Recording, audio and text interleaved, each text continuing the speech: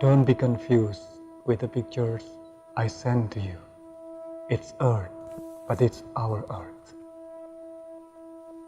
But by the time you see this, our Earth will be long gone, replaced by your Earth, horrible Earth. And to you, the future generations, we are deeply sorry about that. So many beautiful things that we have now, and all good things that nature has granted to us that you won't be able to have, to see, you won't be able to touch. Sorry, we have polluted your air for a long time. Sorry for our production and consumption habit bring damage to your earth. Sorry that we can't stop ruining the oceans, the forests, and the soil. Sorry for the carbon dioxide we kept releasing. We see the signs, but we decide to do something else in the name of civilizations. We forget what's good of that if there will be no future.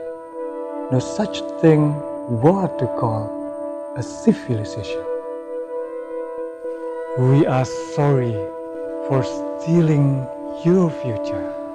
Above all, we are sorry that the whole world can do enough to give you a beautiful and safe planet that you can call home.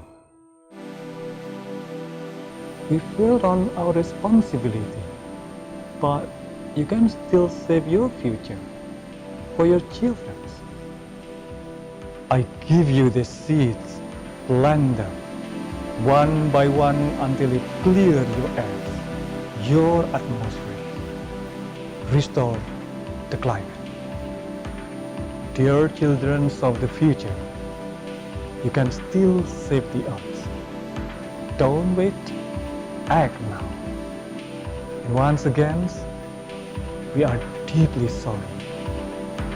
Do not repeat our mistake.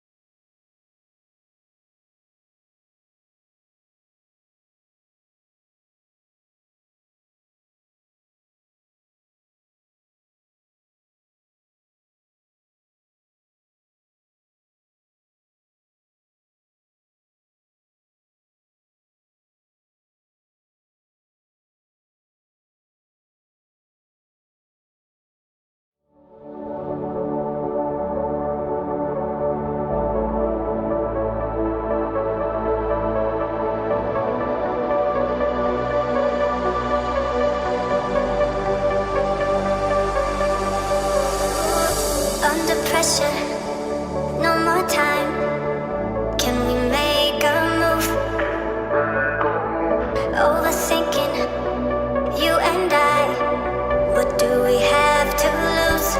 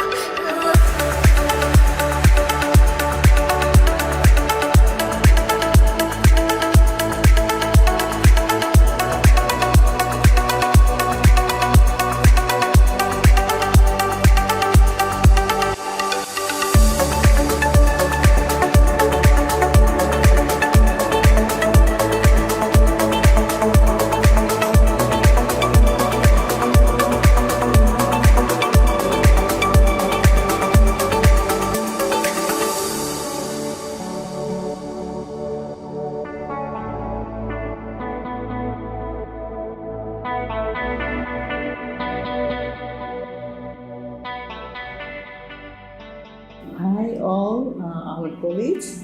Nice to meet you all, and I hope that all of you are still healthy in this pandemic of COVID-19.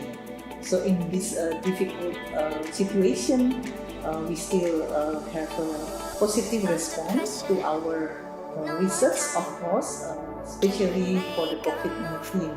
So my name is Nyoman. I'm the head of Research Center for Biomolecular Engineering.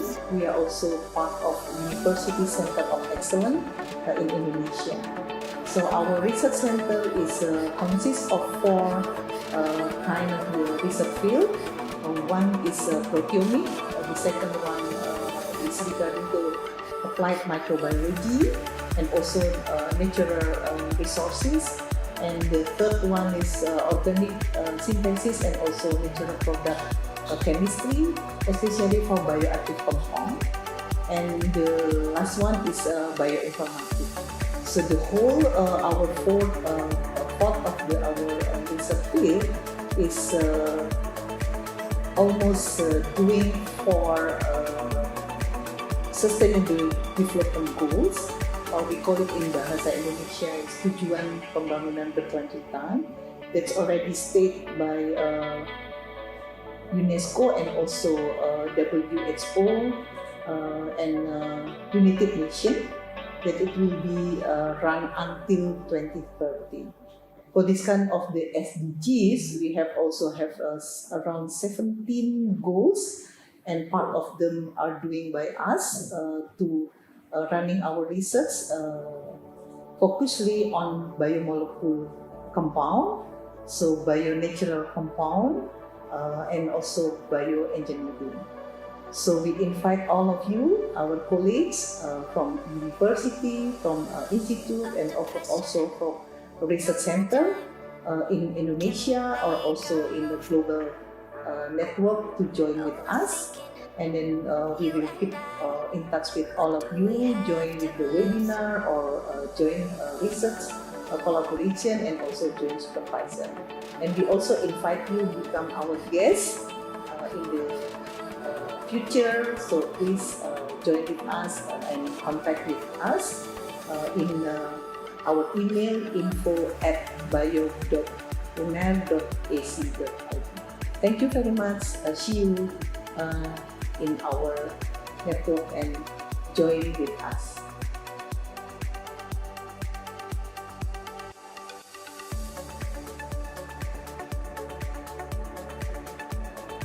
All of us know that since December 2019, we have an outbreak of COVID-19. So then our research center is very seriously keep attention for this kind of the COVID-19 pandemic.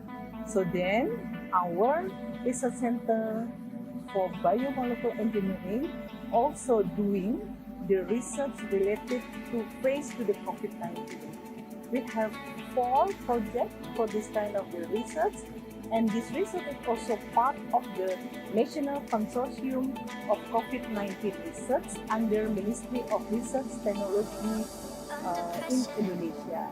So we have four. The first one is very important is vaccine development for COVID-19 with the platform of viral vector recombinant. So also part of vaccine therapy in Indonesia. And the second one, our research is also drug development related to anti-COVID-19 for inhibitory of main protease and also inhibitory of RNA polymerase. So the third one, our research related to COVID-19 is about developing of biosensor based on the RNA to as a diagnostic kit for COVID-19. And the last one, we also analyze the variant or mutation that exists in our sample COVID-19 from Indonesian patient, especially from Surabaya and east of Java. We hope that these four of our research related to COVID-19 can also very meaningful impact to our society and also for Indonesia. Assalamualaikum warahmatullahi wabarakatuh. Hello, I'm Ali Rahman, the coordinator of Proteomic Labs in the Research Center for Biomolecular Engineering, Universitas Airlangga. People also call this research center as BioMe. People in Proteomic Lab start working together since around 12 years ago, and in 2018 we consolidated with other research group in Universitas Airlangga to establish BioMe. In Proteomic Lab, we basically work with proteins. Our research fields include bioinformatics, enzyme finding and engineering, biochemical and structural enzymology, and nanobiocatalysis and immobilization. Currently, we focus on lignocellulosic enzymes such as cellulase, hemicellulase, pectinase, and ligninolytic enzyme. This enzyme take a part in biomass degradation and play a crucial role in developing bioenergy from a sustainable source. Since the biomass degradation sometimes requires extreme conditions like high temperatures, high pH, or high salinity, we also do research in the field of extremophilic lignocellulosic enzymes.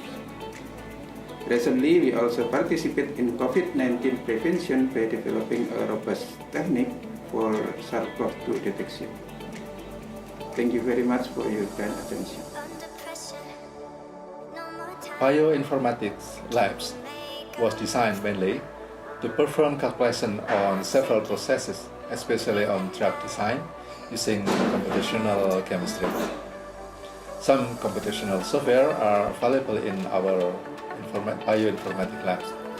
We use some open sources or free software, for example, Chimera, PyMol, PMD, Doc6, and Ember. But we also Dear ladies and gentlemen, may we have your attention please? As we like to start the agenda in 15 minutes, I would like to remind all of participants, please kindly remain online and do not forget to switch your microphone to silent mode. And let me give some announcement to our participants that we invited all of participants to visit our virtual exhibition at the links event.biome.unair.ac.id. The committee will inform the links on the chat box as well.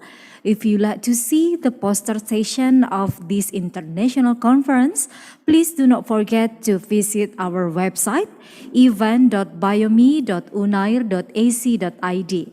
Please do not forget as well, as we would like to start the agenda 9 a.m. sharp. Thank you so much.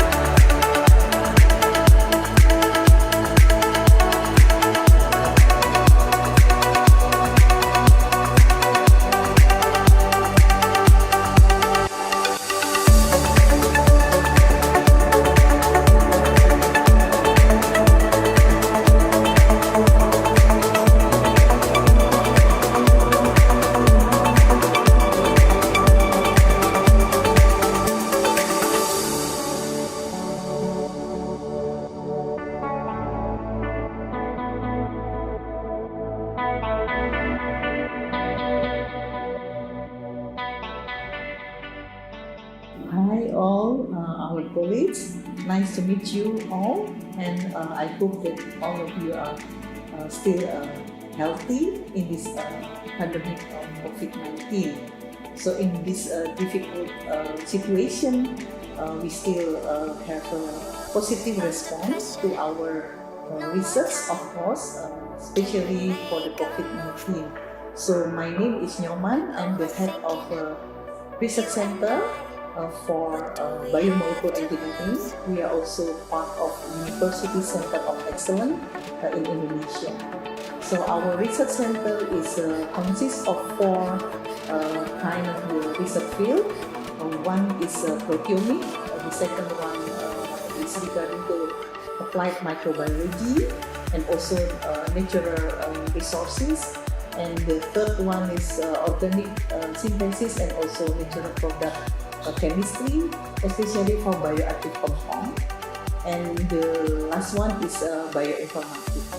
So the whole our fourth part of our research field is almost doing for sustainable development goals. We call it in Bahasa Indonesia is tujuan pembangunan berkelanjutan. That's already stated by UNESCO and also WHO and United Nations that it will be run until 2030. For this kind of the SDGs, we have also have around 17 goals, and part of them are doing by us to running our research focusedly on biomolecule compound, so bio-natural compound, and also bioengineering. So we invite all of you, our colleagues from university, from institute, and also from research center in Indonesia or also in the global network to join with us. And then we will keep in touch with all of you, join with the webinar or join research collaboration and also join supervisor. And we also invite you to become our guests in the future. So please join with us and contact with us in our email info@bio.uner.ac.id. Thank you very much. See you in our network and join with us.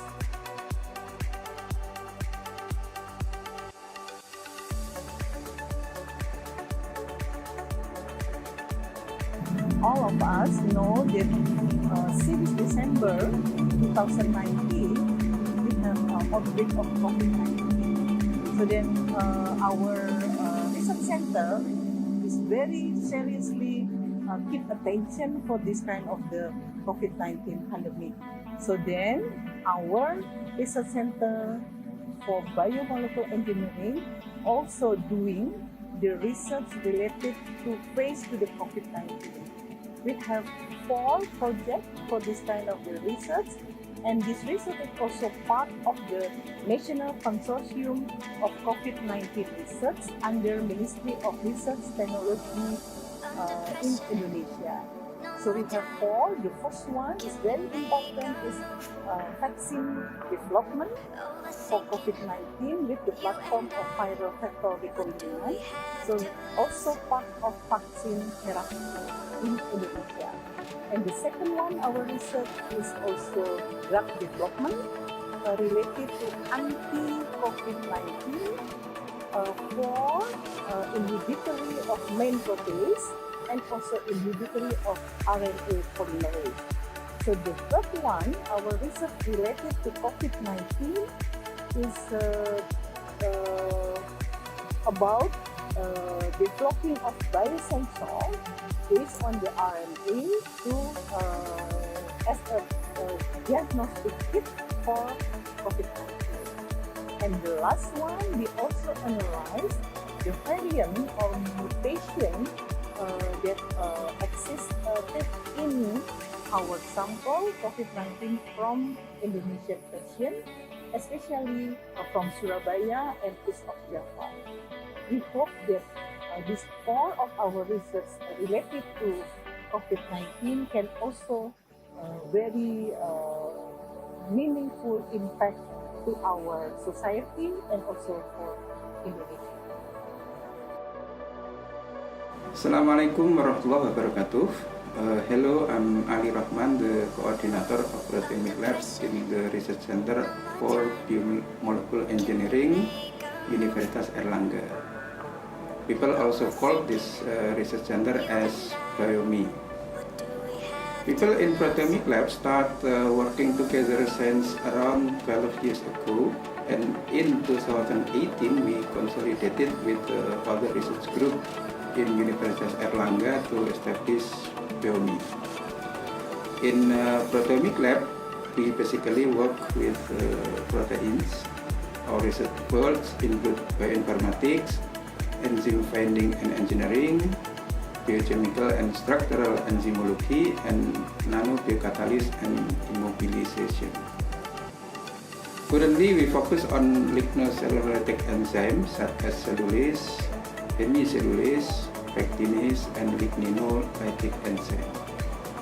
This enzyme take a part in biomass degradation and play a crucial role in developing bioenergy from a sustainable source. Since the biomass degradation sometimes requires extreme conditions like high temperatures, high pH, or high salinity, we also do research in the field of extremophilic lignocellulosic enzymes. Recently, we also participate in COVID-19 prevention by developing a robust technique for SARS-CoV-2 detection. Thank you very much for your kind attention. Bioinformatics Labs was designed mainly to perform calculation on several processes, especially on drug design, using computational chemistry. Some computational software are available in our bioinformatics labs. We use some open sources or free software, for example, Chimera, PyMol, PMD, Doc6, and Ember. But we also installed some licensed software, for example, Hypercam and Gaussian. Our recent research is about the invention of new drug for COVID-19, starting from designing hundreds of virtual compounds, and then the virtual compounds are optimized using molecular mechanics calculation, and then refined using quantum mechanics calculation. Virtual screening and then conducted to eliminate most compounds that possess low potential inhibition, while the higher strength compounds then validated using molecular dynamic simulation. Thank you very much for your kind attention. Research group of applied microbiology and bioresource technology is one of research groups in Center for Excellence Research Center for Biomolecular Engineering in Universitas Airlangga. This research group focuses on the several activities, starting the exploration of potential microorganisms from different types of ecosystem, like moraine, mangrove, polluted soil and water, animal, and natural land. From this research, we get several microbial formula consisting of bacteria, yeast, and mold, and also a variety of microbial products such as biosurfactant, enzyme, and also hormone. Several topics that we are developing currently and right now related to implementation of microbial formula to increase plant productivity, like cultivation of vegetable and fruit crop. Also, bioremediation of the environment polluted by oil, detergent, pesticide, heavy metal by using microorganisms. We also are developing bioconversion of living cellulose waste to be useful beneficial product like enzyme and biosurfactant. Also, we conduct the research about the prospect of endophytic bacteria from Juniper Balikpapan in producing the antimicrobial compound and microbial in the reservoir area as biofertilizer agent. We also doing this research about the biological control of dengue-bearer mosquito by microorganisms. And now we do the research about the prospect of endosymbiont bacteria from the gut of the macrofauna decomposer to produce the potential enzyme. We store our potential microbe like bacteria, yeast, and mold in a microbial culture collection in Universitas Airlangga. And we are happy. We are very happy because some of our products have proven to be beneficial for farmers, and hopefully they can help increase the welfare of society.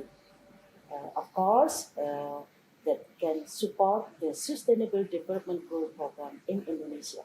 Thank you.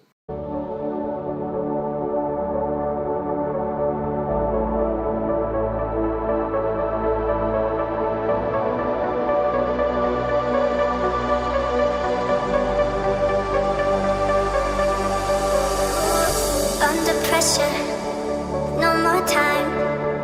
Can we make a move? Overthinking, you and I. What do we have to lose?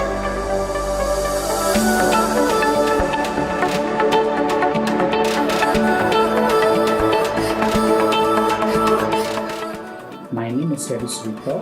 I'm person in charge from the Division of Exploration and Synthesis of Bioactive Compounds. And there are also two other members. There are Mr. Riku Ramadan and Mr.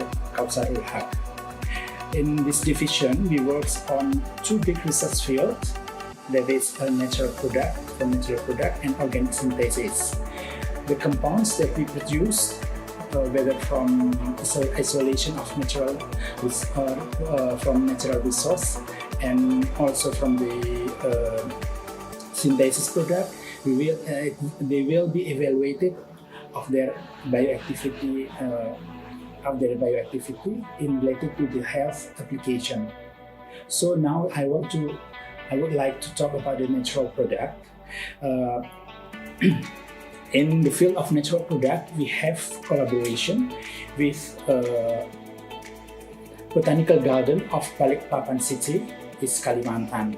So therefore, we explore the natural resources and use them as research objects. And then in organic chemistry, and especially in organic synthesis, we explore the bioactive compounds possessing bioactivity. Then the procedure or the steps or phases that we conducted is firstly is we design the active compounds related to the enzyme or protein as a target. And then we perform the computational experimental through docking experiment, and then the candidate compounds we obtain from the docking experiment. Then we perform the molecular dynamic simulation to make the candidate is narrower. Then after that, the compounds we obtain from the molecular dynamics simulation, then we will synthesize. After synthesizing, we get usually more than 10 compounds as candidate, then we perform the bioeffectivity test through the various kind of bioassay. That is Bumper lagi ya? our job or our activity in the division of exploration and synthesis of bioactive compounds in biomed. Thank you. Can we make a move? Overthinking, you and I. What do we have to lose?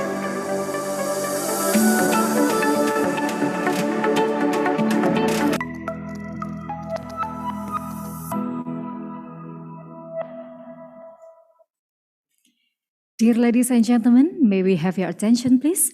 As we are about to begin, please remain online and kindly switch your microphone to silent mode. Thank you.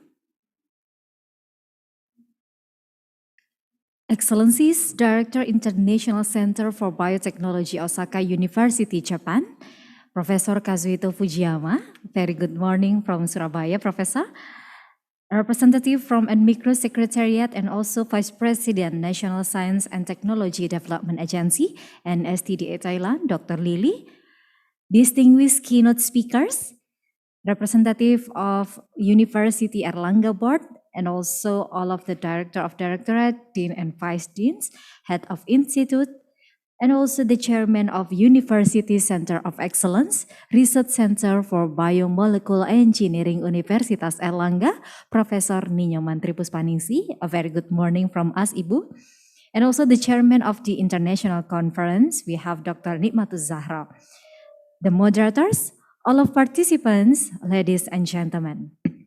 Assalamualaikum warahmatullahi wabarakatuh. A very good morning from sunny Surabaya, Indonesia. May peace be upon us. On behalf of the organizing committee, I would like to extend a very warm welcome to you. We appreciate you taking time off your busy schedule to join us in this international conference, the Third Molecular and Cellular Life Sciences 2021. We hope you find the program that we have lined up for you to be fruitful and engaging. Ladies and gentlemen, this event is proudly presented by University Research Center for Biomolecular Engineering, Universitas Airlangga. Please allow me to introduce myself. My name is Mustafira Yusuf. I will be the master of ceremony for today's event. It is our privilege and honor to have you all today. Hopefully everyone is keeping safe during the pandemic, and it is such a pleasure for us to meet you in this event virtually. Ladies and gentlemen, as the opening, I would like to invite all of participants to stand up and singing Indonesian national anthem, Indonesia Raya. May we all rise. Indonesia Raya.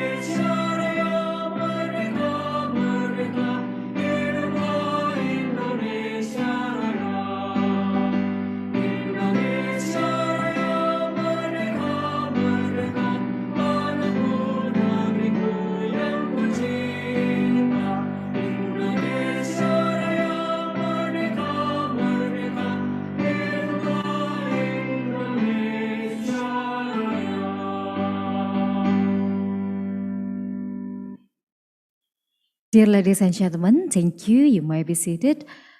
So before we proceed to our main agenda, we will have an opening remarks.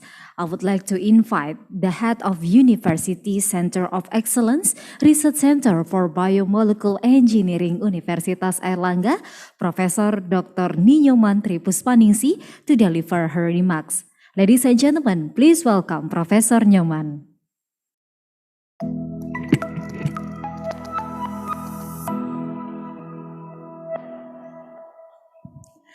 Assalamualaikum warahmatullahi wabarakatuh. Assalamualaikum warahmatullahi wabarakatuh. Very good morning, very warm greeting from Universitas Airlangga to our honorable keynote speaker, our colleagues from Osaka University, Professor Kazuhito Fujiyama, Professor Atsushi Nakagawa, and also Professor Genji Kurisu. And also from University of Groningen, Professor Freya, and our speaker from Universitas Airlangga, Dr. Ali Rohman, and also Dr. Rico Ramadan, all the prominent speaker also from the ASEAN Network, and also microbial utilization, researcher, academia, and ladies and gentlemen. Welcome to Universitas Airlangga.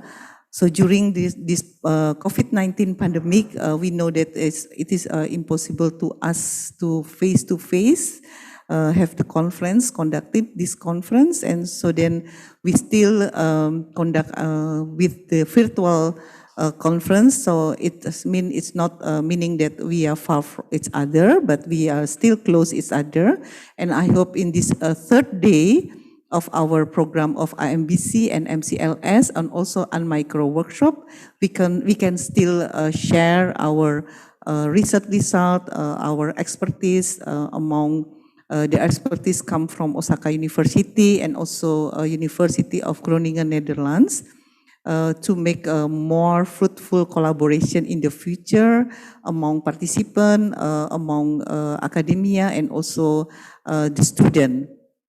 Thank you very much for joining with us in this AMBC and MCLS conference. That we know that yesterday, Professor Kazuhito Fujiyama also already mentioned with Dr. Lily that the friendship is very important to especially again of the COVID-19, the research also will be more developed for finding the novelty of the biomolecule among us. So let's join this program. So for the 3 days MCLS, MBC, and also workshop, we have around 400 participants, and they will join in this area and also the expo or exhibition of the biome. So thank you very much for joining us, and please enjoy the conference today, and I hope that in the future we can make a more strengthening collaboration. Thank you very much. Wassalamualaikum warahmatullahi wabarakatuh.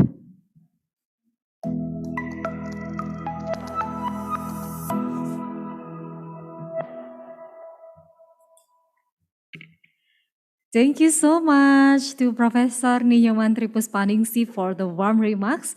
I do believe some of participants is already meet each other virtually yesterday and the day before yesterday in Monday. I do believe some of the people is already make some relations and make some discussion as well. So for make us more energized to start this conference, I would like to invite all of participants to kindly turn on their camera, and the committee will take a screenshot of us. Please be ready, everyone. I saw some of participants is still off the camera, but I saw the other is also already turning on the camera. Yep, yeah, I already saw in here Professor Genji, Professor Kazuhito. Thank you so much for turning on your camera. Okay, be ready everyone, and give your best smile in 1, 2, and 3. Cheese, yeah, another pose maybe, yeah. Please make sure that everyone's still seated. Okay. Be ready. We got 60 participants in today's opening. In 1, 2, 3, and check it. Okay. Another one? Okay, thank you so much, everyone. You may big applause for all of us. Thank you so much, everyone. Thank you for still with us in 3 days conference, consecutive days. I do believe all of these people is really, really excited to be part of this international conference. Okay, without any further ado, I would like to start our first session of the keynote speakers, but I would like to invite our moderator for today's event. Please welcome Mr. Rico Ramadan. Okay. Good morning, ladies and gentlemen. Warm greeting from Surabaya. My name is Rico Ramadan, and I will be moderating this keynote speaker session. Today, we are pleased to welcome our 5 keynote speakers in the ASEAN Microbial Biotechnology Conference, AMBC, in conjunction with Third Molecular Cellular Life Science, MCLS 2021. For our first speaker is Professor Atsushi Nakagawa from Institute for Protein Research, Osaka University, Japan. This is his career path. Now he is a director of Institute for Protein Research, Osaka University, Japan, and he got PhD from Graduate School of Science, Osaka University. Many scientific output that he's produced until now, such publication and books, and also his research interest on structure biology, protein crystallography, and cytokine radiation. Incompletely, his career like we are seeing now in the slides. Professor Atsushi Nakagawa will deliver his presentation with the topic hierarchical assembly mechanism of rise of virus particle. Now, let's see, please welcome our first presenter, Professor Atsushi Nakagawa from Osaka University. Time is yours. Thank you very much, Chairman. And first of all, I'd like to thank the organizers, especially Professor Newman Sensei, to invite me at this very important symposium. So, we have been a good collaboration with the Indonesia and Japan, but this symposium can be another milestone for our collaboration. So, can you see my slide? Yes, it's okay. Clear. Okay, it's okay. Okay. Then I'd like to start my talk. Yes. So again, I'm Atsushi Nakagawa from the Institute of Protein Research. And today I'm talking about the hierarchical assembly mechanism of rice-draft virus particles. Before starting my talk on structural studies on rice-draft virus, I'll briefly introduce our spring-rate beamlines called a beamline for biological macromolecular assemblies, BL44XU at spring rate. It is also called an IPR beamline. So maybe you know that many number of the protein structures are solved, especially the number of the structures are increasing dramatically since the middle of the 90s. Because of the development of the many technologies. So first, the development of the synchrotron radiation, very high brilliance X-ray source, and also the computer technologies, and of course the production of the proteins, important the key point to develop the increasing the structure biology. And quite recently, many number of the proteins are solved by the cryo-electron micrography.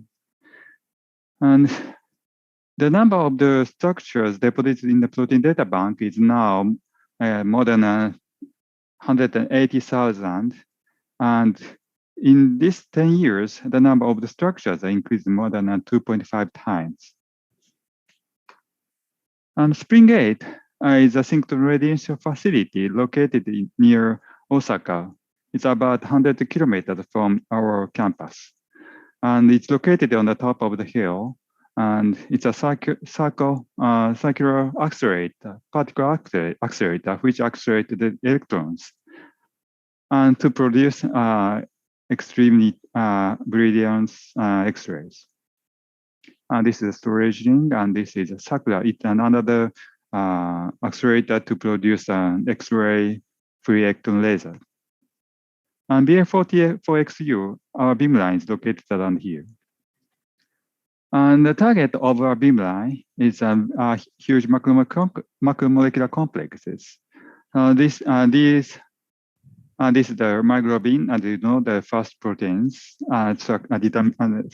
first structures of the proteins. And from Japan, this is the first protein structure, cytochrome C. Compared to these molecules or the ordinary proteins, and ribosome is a very huge particles. And also we can target it on these bigger than the ribosomes.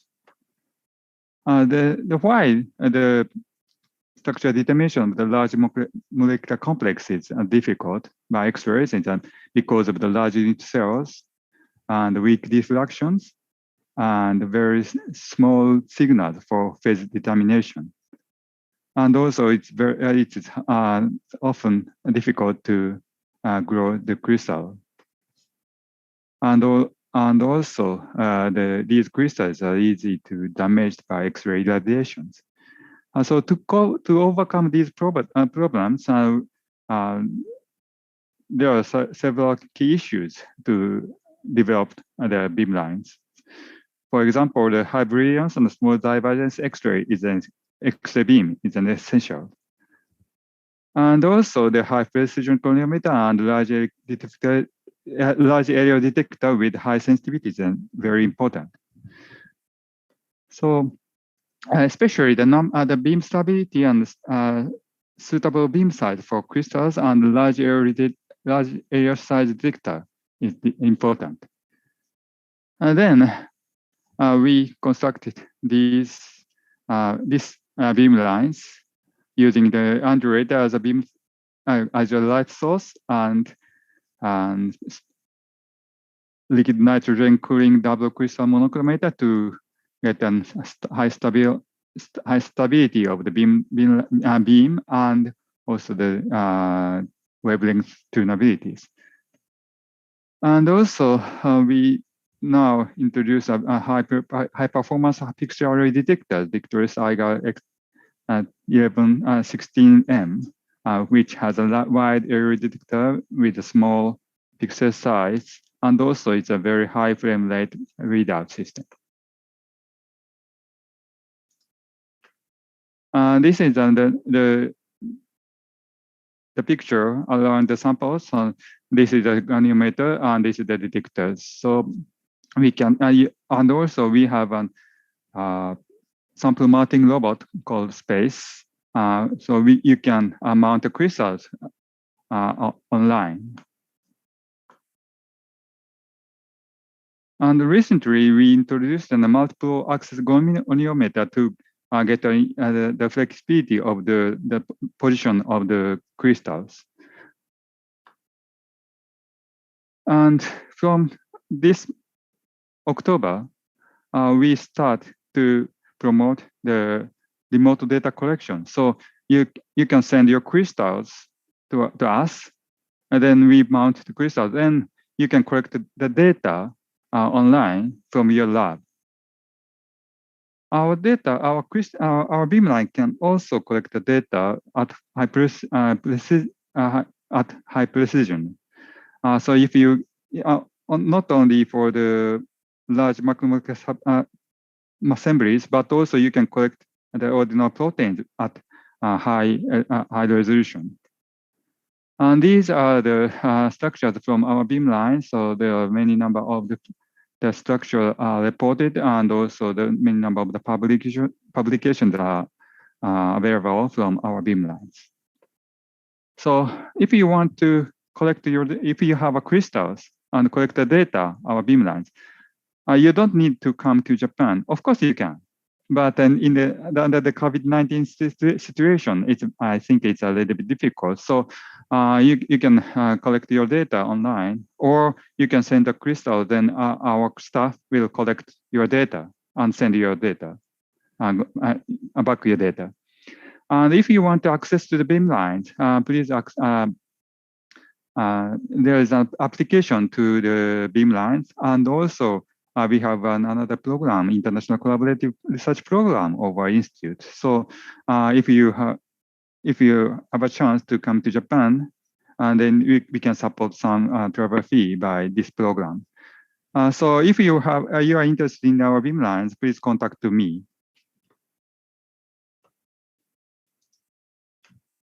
And our beamline, so these two people, Professor Eki Yamashita and Dr. Sakurai, are working on our beamlines. And also many people supported our beamlines. And also some grants supported our beamlines.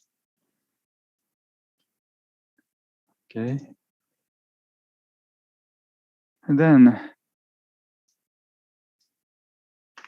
let's move on to the topics on the hierarchical assembly mechanism of live draft virus. The live draft virus, called an LDV, is the virus which infects the rice, wheat, barley, and other gramin through the insect vectors. And the infection of the live draft virus causes the chloride effects on the leaves and standing on the plants. And this is the low resolution negative stained electron micrograph images of the live draft virus. And you can, of course, recognize the shape, the overall shape of the particle, and also you can see that the particle shows the double layer. This is the inner core, and this shows the outer shell. And the inside of the particle, the RNA genome are packaged in the particle. So this is the schematic presentation of the rice draft virus particle, which consists from the 7 different protein subunits named from P1 to P9. And the genome of the virus is a double-stranded RNA with 12 segmented. The inner core consists from 120 copies of the P3 proteins. And inside of the inner core, there are transcription complex consists from the P1, which is 164 kilodalton RNA polymerase, and P7, which is an RNA binding protein with 55 kilodalton.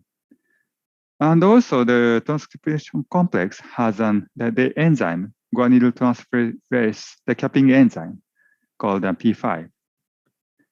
The outer capsid, the main component of the outer capsid is a P8, which is a 46 kilodalton, and it's important for the infection. And the P8 form the trimer. In addition to P8, the particle has a P2, which is important for vector transmissibility. And one more, P9, the function is still unknown, but and also the number of the copies on the particle is still unknown. Anyway, we can purify the virus particle from the infected rice, but during the purification process, this P2 were removed. So the sample contains these 6 protein components except P2. This is the crystal, typical the crystal of LDV. If you can purify the sample, then you can obtain a very nice crystal, which sometimes will grow larger than 1 millimeter. But still, the unit cell, the units of the crystal is very large, about 100 angstrom. But because of the good quality of the diffraction data, you can visualize the electron density like this. And this is the overall structures. The main chain trace structures of the rice virus. This shows an inner core, and this shows an outer core.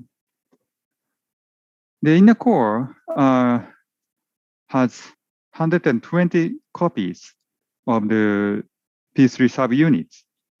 Because this particle has an oxyhedral symmetries, and the oxyhedral symmetry has a 60-fold symmetries.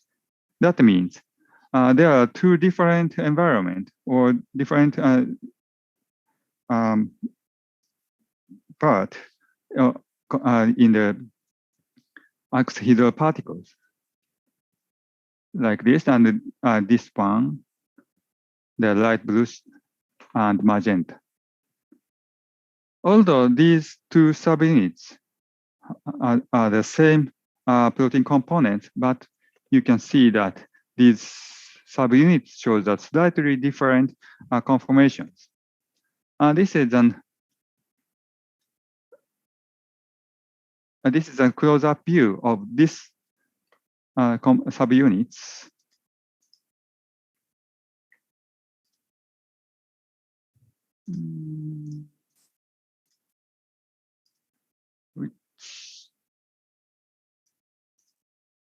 Okay. The P3 subunits show the very thin flat plate structures like this. And these, as I said, P3 has two different conformations. We now call P3A and P3B. And these two, of course, and these two structures are similar, but slightly different. The overall shape of P3A is, P3B is a little bit bented compared to the subunit A. And also these subunits also show the flat shape, but the P3B is much thicker than P3A. And this is an outer shell structures. And this component, the P8, 780 copies of P8 are located in the outer shell. And that means there are 5 different, each subunit forms an thermic structures as shown in this. So these triangular structures is a trimer of the P8. And according to the oxyhedral symmetries, there are 5 different environment on the outer shells. So showing the blue, green, yellow, orange, and red. But these trimer are slightly different conformations, but not so much different compared to the P3. And if you pick up one of the subunits, this is the thermic structures. So you can see that these structures form a very tight thermic structures. So each subunit has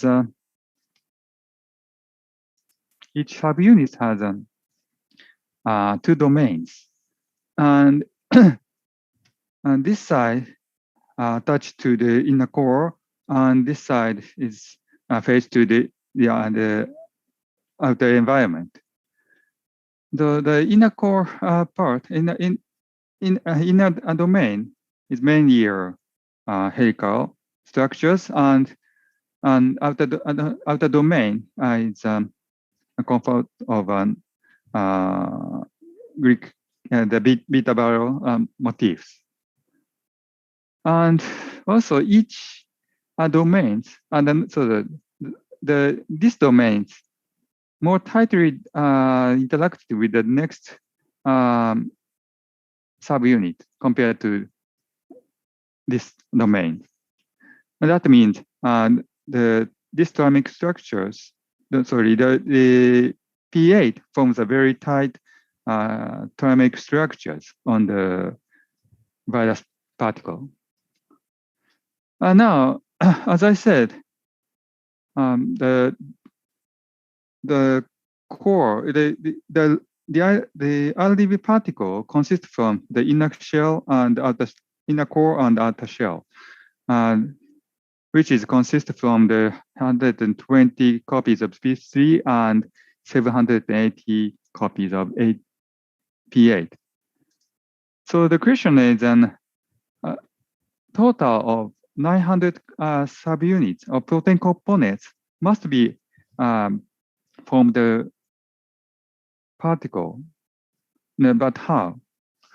If the interaction of each subunits are very strict, like a jigsaw puzzle, then of course you can create strict structures like this. But of course, no one can help to build such jigsaw puzzle in the cell. And also, if the interaction or the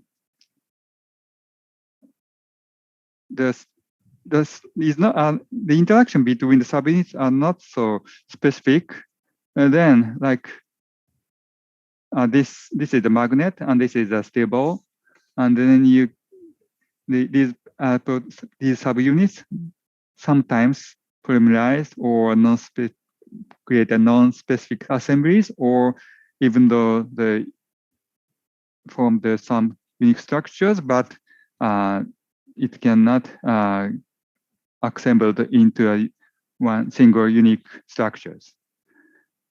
So the question is how these particles are assembled from only two protein components. So it is an hypothesis that the particle at first assembled, the inner core first assembled, then the outer shell assembled after the assembly of the inner core.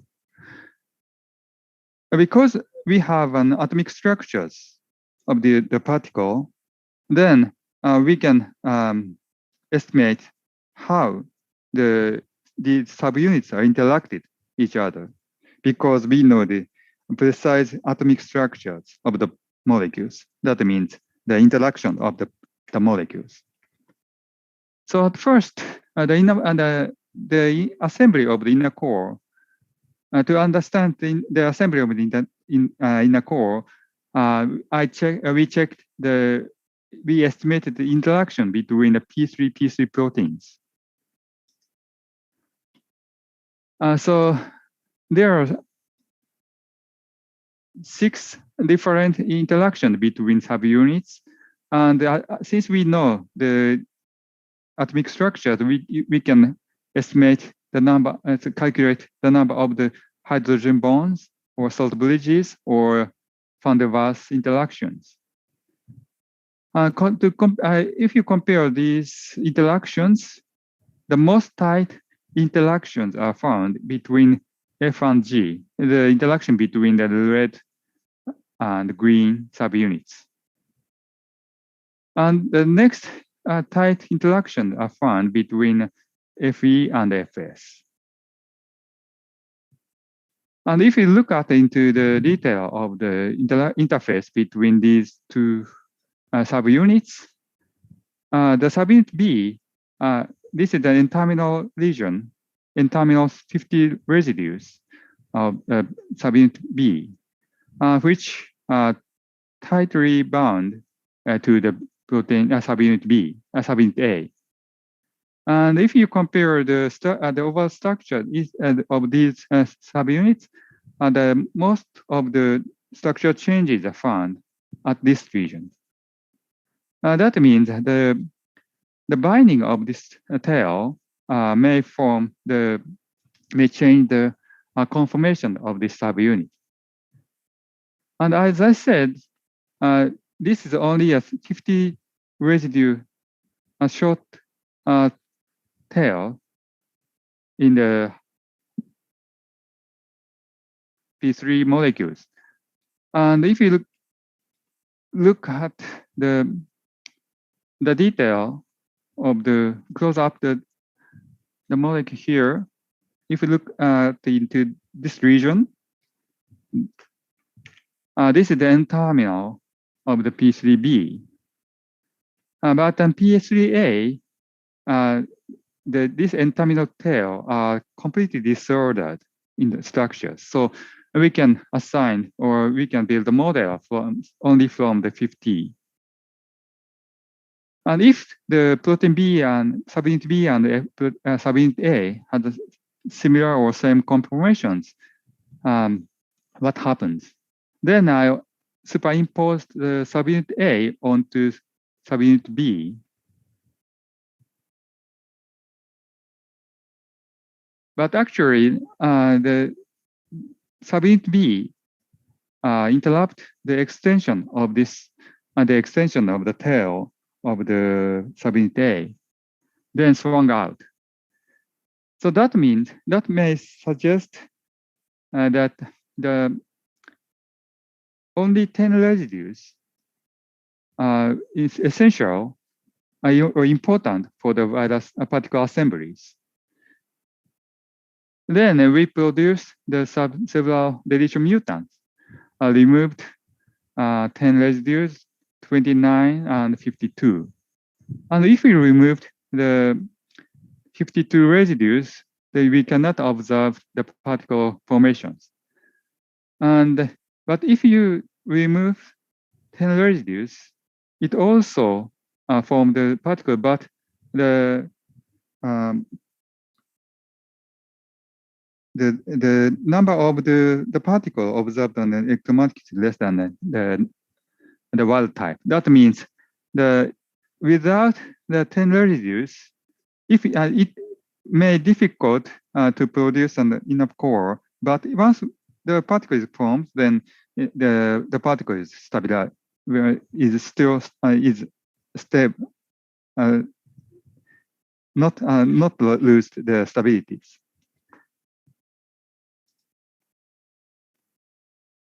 And using this idea and also using the axihedral symmetries, this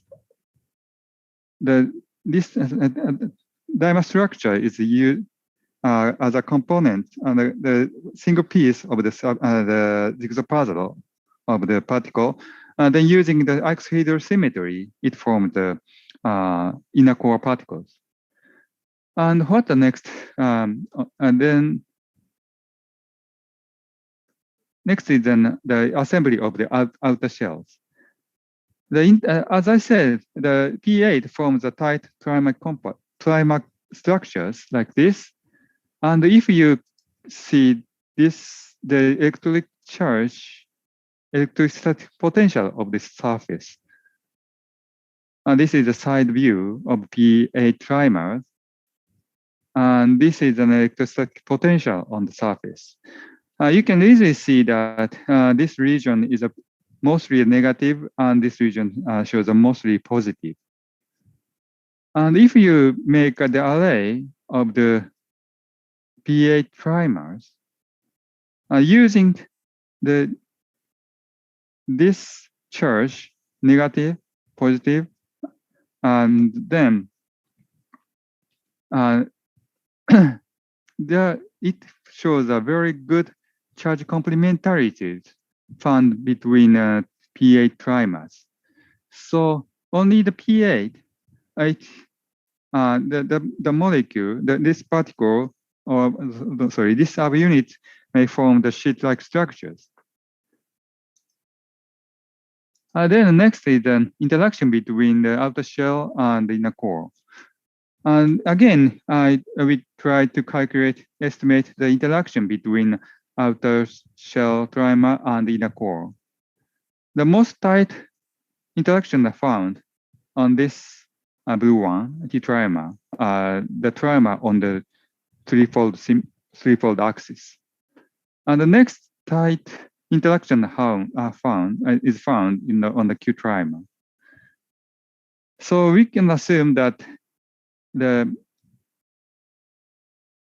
T trimer is attached on the inner core first. And again, we estimate if we see the charge electrostatic potential on the interface between the inner core and outer shell trimers.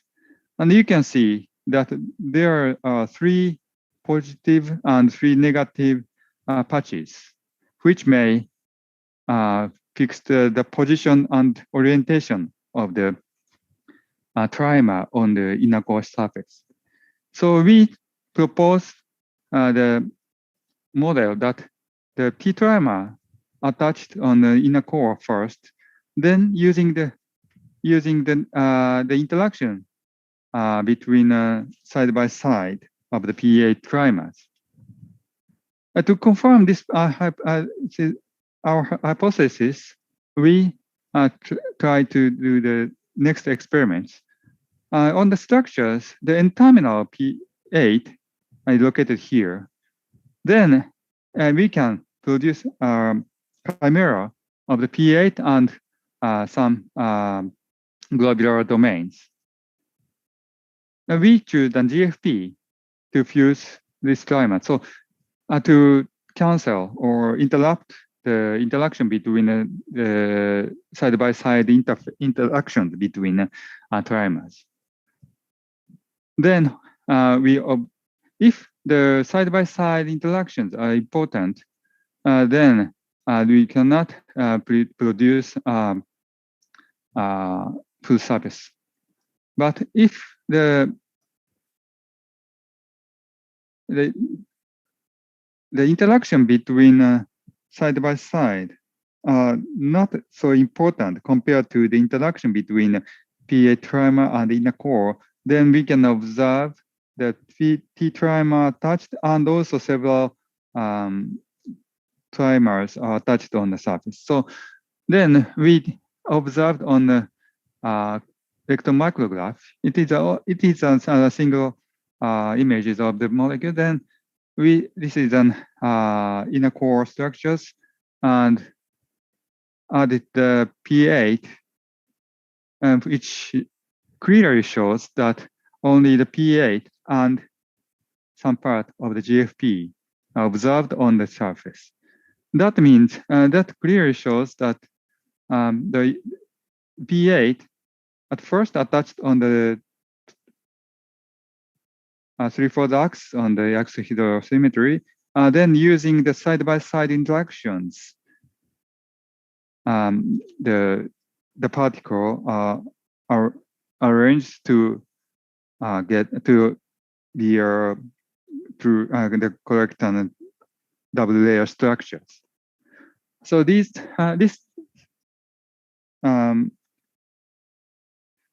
research is a very long history and many people are contributed. So mainly Dr. Akifumi Higashiro and Dr. Naoyuki Miyazaki worked on the project, and Dr. Nakamichi and Mr. Tsutsumi contributed to the project. And also many people contribute, many collaborators from the National Institute of Agricultural Research Center and National Institute for Physiological Sciences. Okay, thank you very much for your attention. Thank you very much, Professor Asushi Nakagawa, for your excellent presentation. So we will going to the second keynote speakers. He is the Professor Kenji Kurisio from Institute for Protein Research, Osaka University, Japan. His brief career is he's got PhD from Osaka University. Now he is professor in laboratory of protein crystallography and protein database, Osaka University. Many scientific output that he produced until now, such publication and a book chapter also. His research interest in protein crystallography, crystal structure analysis, and protein database activities. So it is commonly his career like we are see now in the slide. Today, Professor Kenji Kurishi will deliver his presentation with the topic structural basis for the interaction between higher plants heme oxygenase 1 and ferredoxin. Now, let's please welcome our second presenter, Professor Kenji Kurishi from Osaka University. Time is yours. Thank you very much. Can you hear me? Yes, very well, Sensei. Okay, thank you. And also, can you see my slide? Yes, very well, Sensei. Okay, thank you very much for inviting me to this MCLS meeting. Good morning, everyone. I'm really happy to join this meeting, and also I'm happy to wear the Indonesian clothes, which was a gift from my former Indonesian PhD student, who is currently working in Uppsala University in Sweden. Okay, let me start my talk today. Today's title is the structural basis for the interaction between higher plant heme oxygenase 1 and ferredoxin.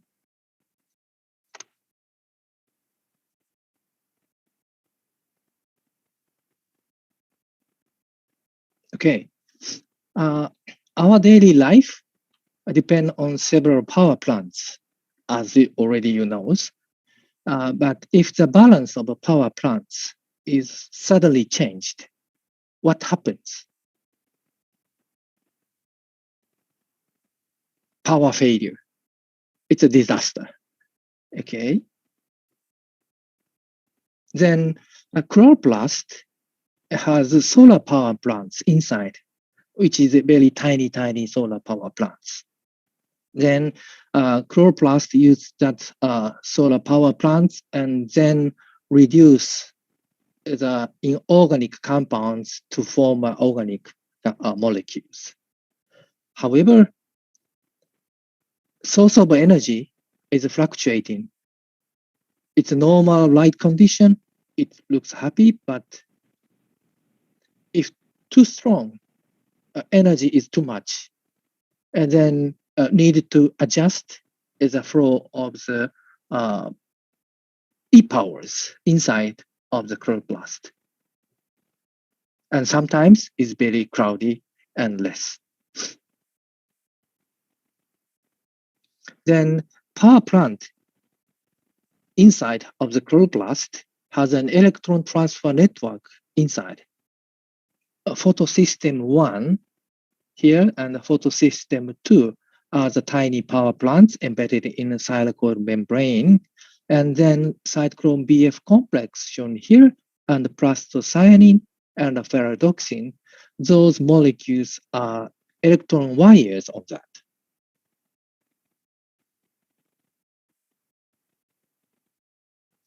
Then ferredoxin is used to tune the electron transfer network in the chloroplast.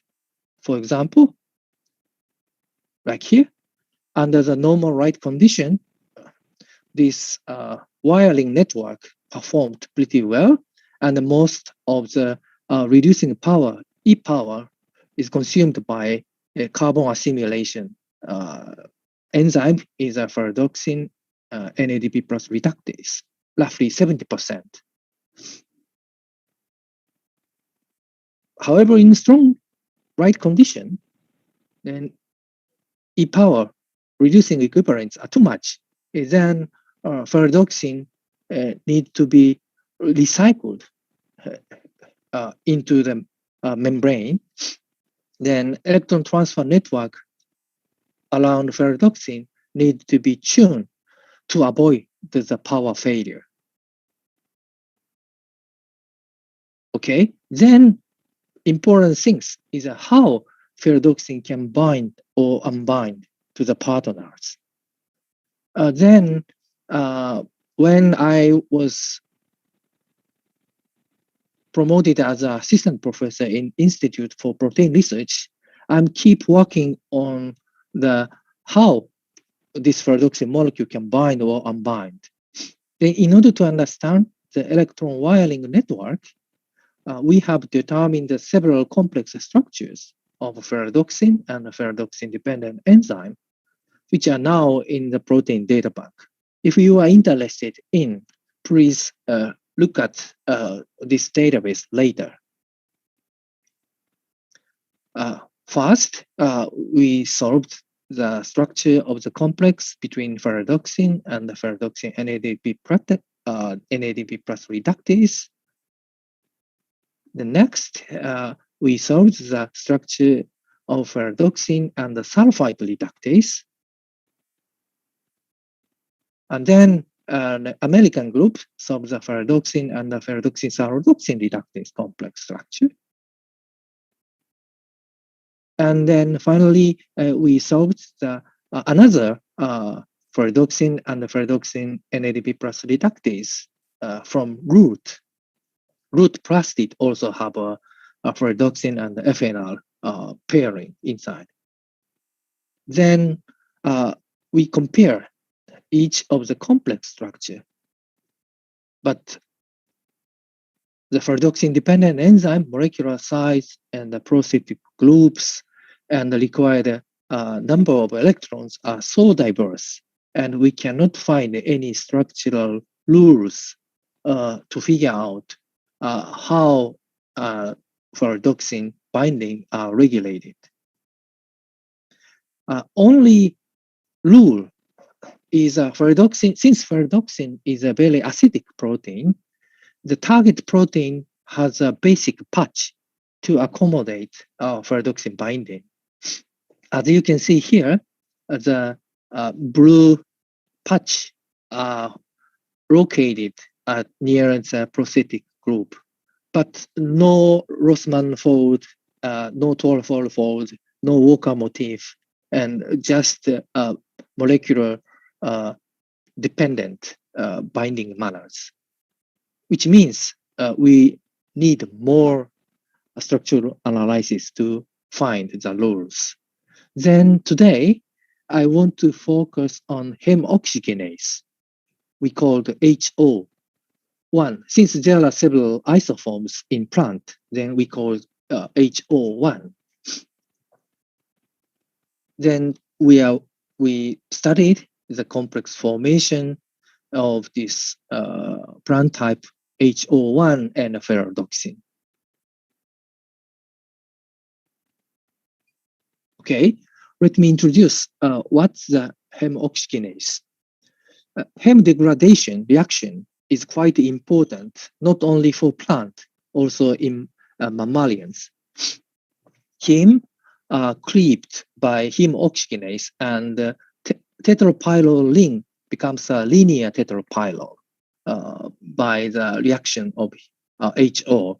And in the plant, and further modification can be catalyzed, but in this case, in a phytochromobilin synthase, can tune this linear tetrapyrrole to the specific tetrapyrrole molecules.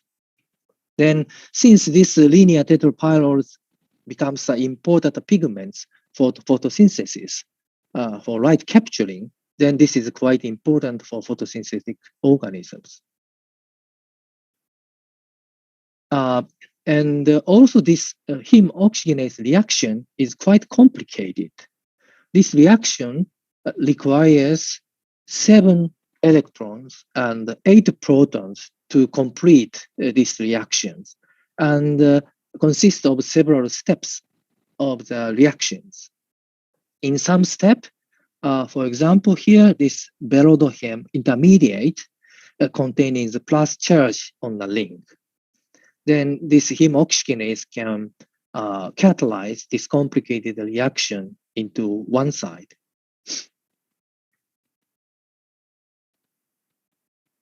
Okay, then let's go to the structural analysis. But before structural analysis, let me briefly introduce the background before structure become available.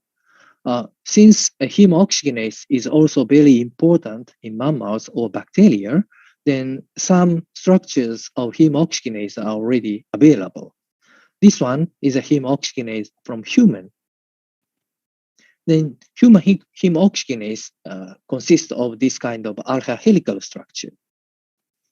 However, based on the sequence alignment, plant heme oxygenase, in this case, is a soybean glycine max GMHO1, has a less sequence identity to human and bacterial heme oxygenase, even in a cyanobacterial heme oxygenase.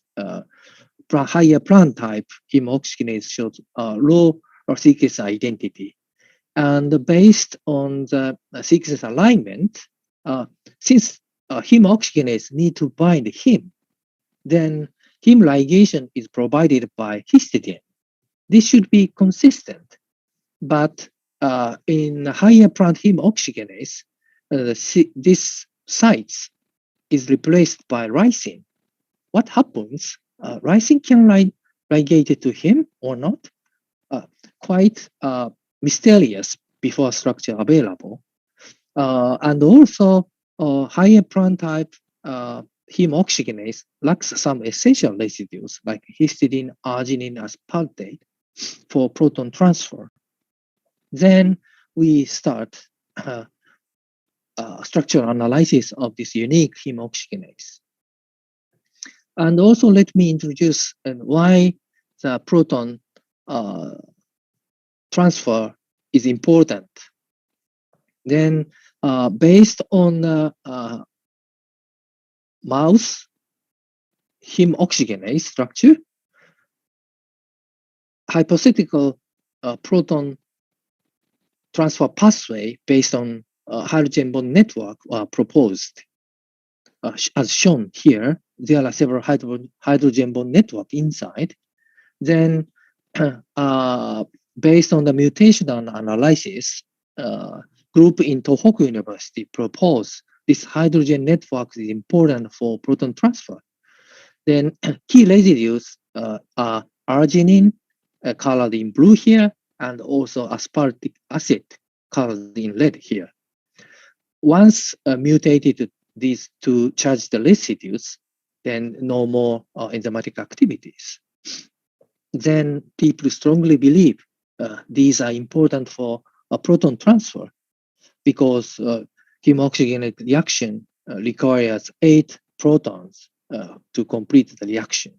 However, again, based on the amino acid alignment, higher plant heme oxygenase lacks these very important charged residues. What happens again?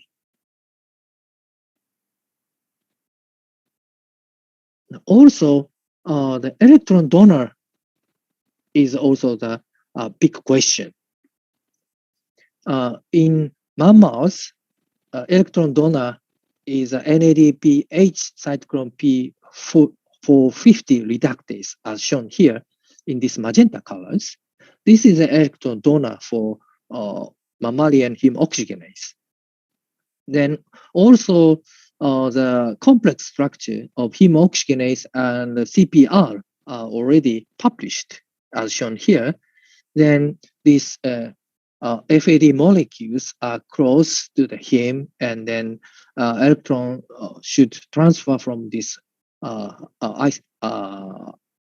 flavin ring to heme based on this electron transfer complex.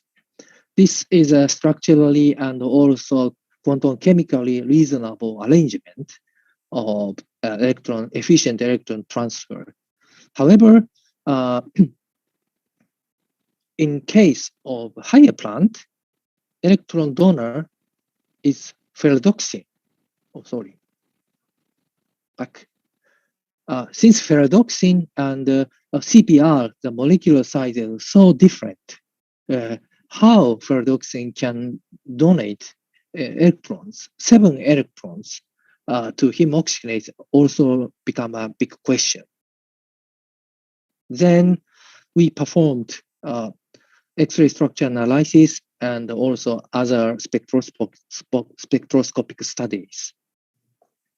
Then my former PhD students expressed proteins and purified and make a heme bounding hollow states and crystallize it. And then finally we can get X-ray structures. The X-ray data are taken at Spring 8 IPR beamline, as already shown by Professor Atsushi Nakagawa. And then we can get very high resolution data, 1.06 angstrom data of this plant type, soybean, heme oxygenase, and heme complexes. And also phase problems can be solved by ion single anomalous dispersion method. Usually nowadays, many of the protein molecules, a template are available from protein data bank. That template can be used for initial phasing usually. Roughly, I think now more than 80% of structure are solved by molecular replacement method, which is a method to refer the already available structures.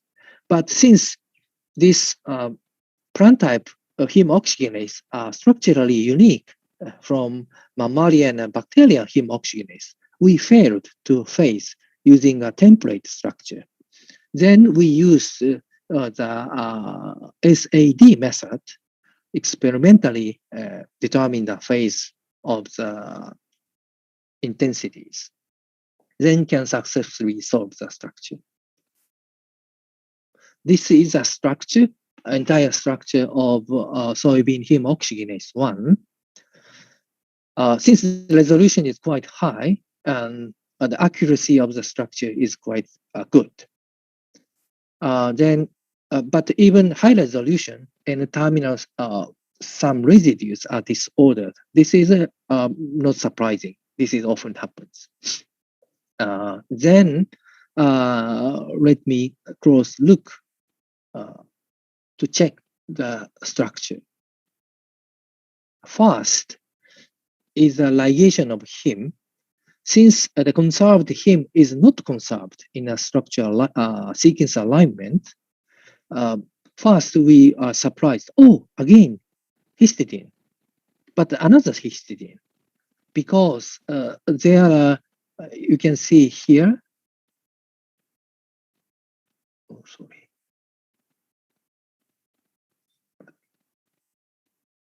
Oh, here. Irregularly structured region inserted just after the first alpha helix. Then sequence alignment is not fit well. Then another histidine can be shifted and also unable to ligate to heme. Okay. Then number of alpha helices when compared to the other available heme structures are different, and also identity are different. Okay.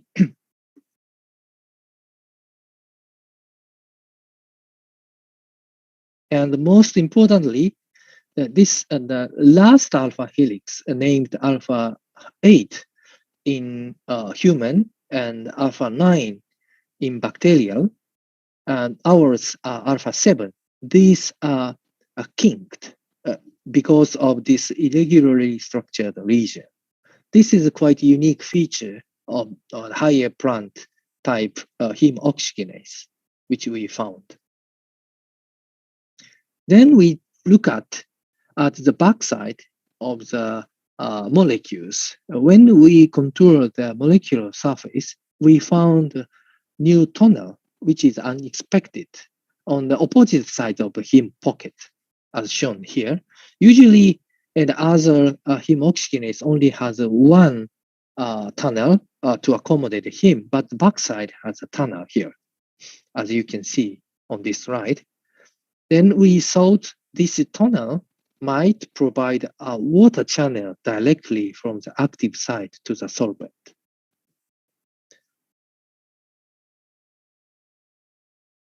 Okay, then let's go back to the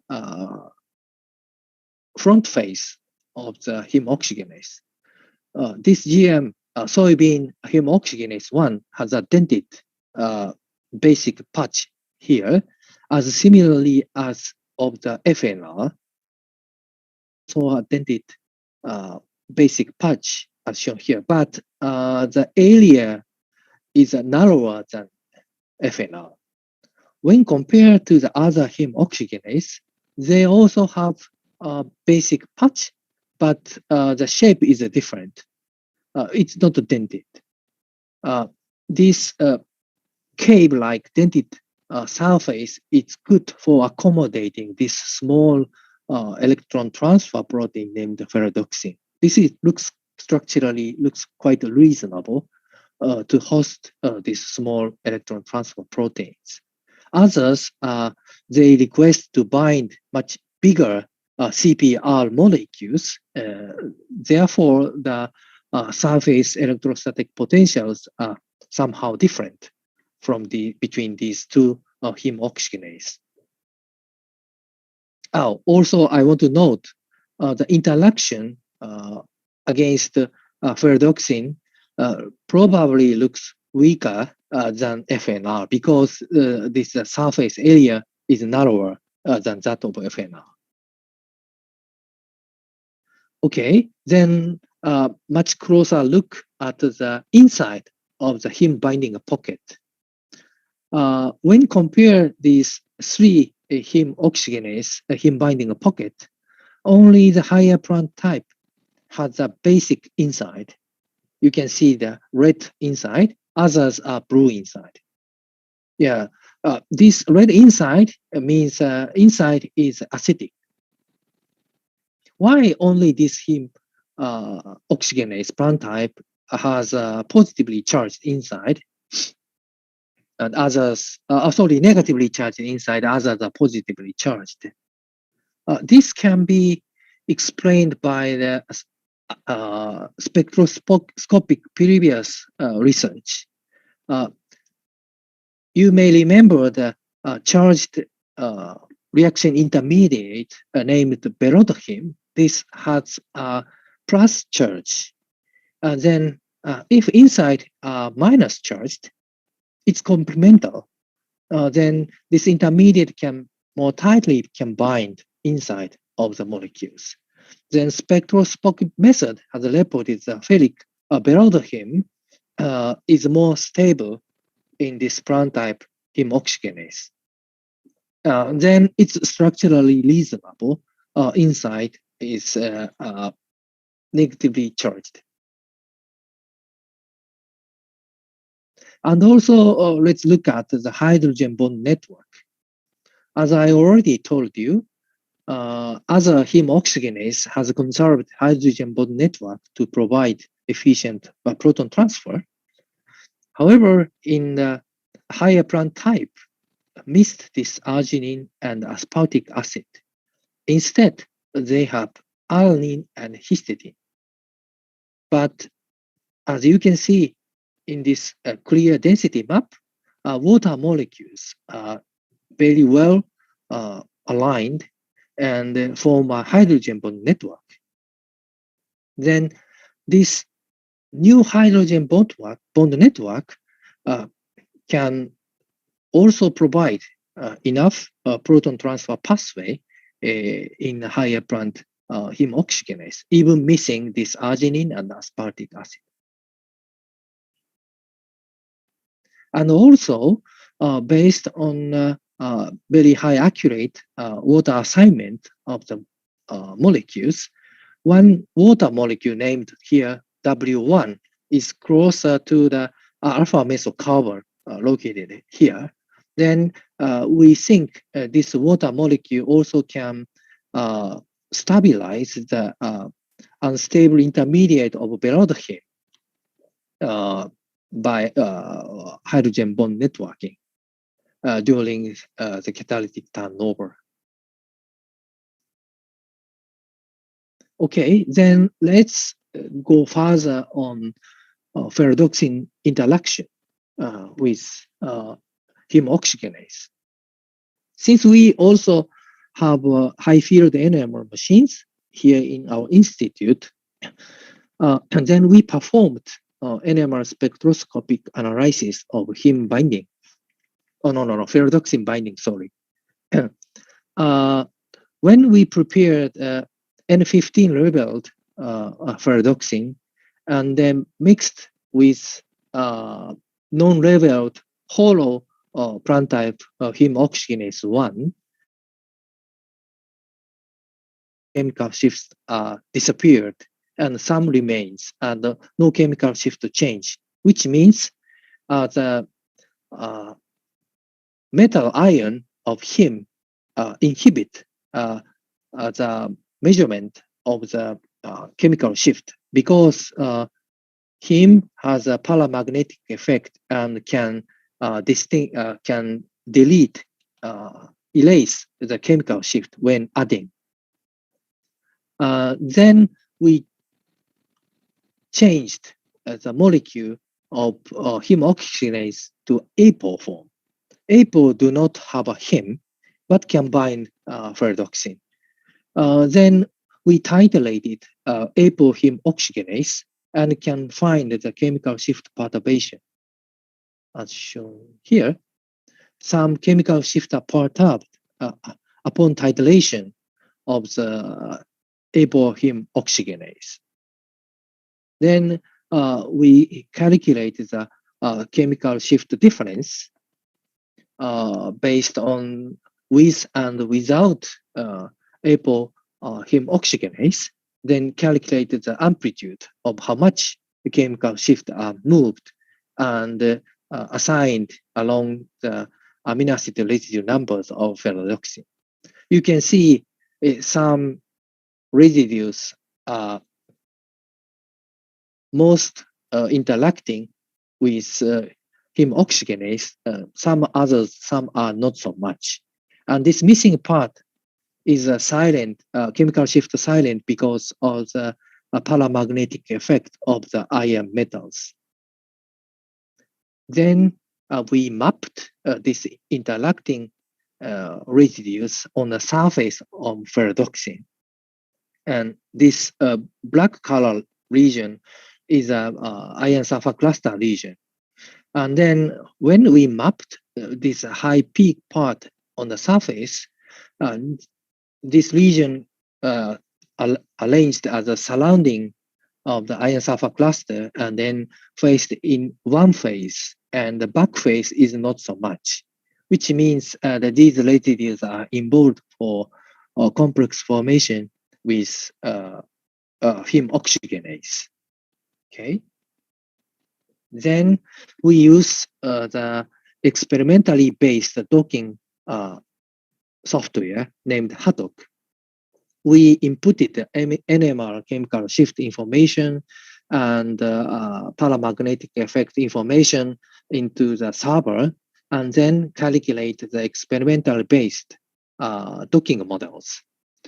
GMHO1 are colored shown in the molecular surface presentation, and here ferredoxin molecules are shown in liver model here. Then HADOC software predict several candidate molecules, several candidate simulated molecules. Then top 3 of the prediction we show here almost similarly docked into this dented basic patch of the heme oxygenase, which is predicted based on our electrostatic potential analysis.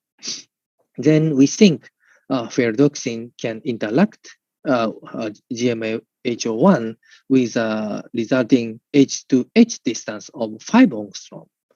5 angstrom allows high efficient electron transfer through space. And also this predicted partly is supported by experimental data quite equivalent to the mammalian electron transfer complex formed by CPR. In case of CPR, isoalexylene ring of flavin is close vicinity to heme distance is 6 angstrom. In our Doppler model, distance is 5 angstrom. Then means the electron transfer itself is quite similarly may happen. Even the electron donor are totally different.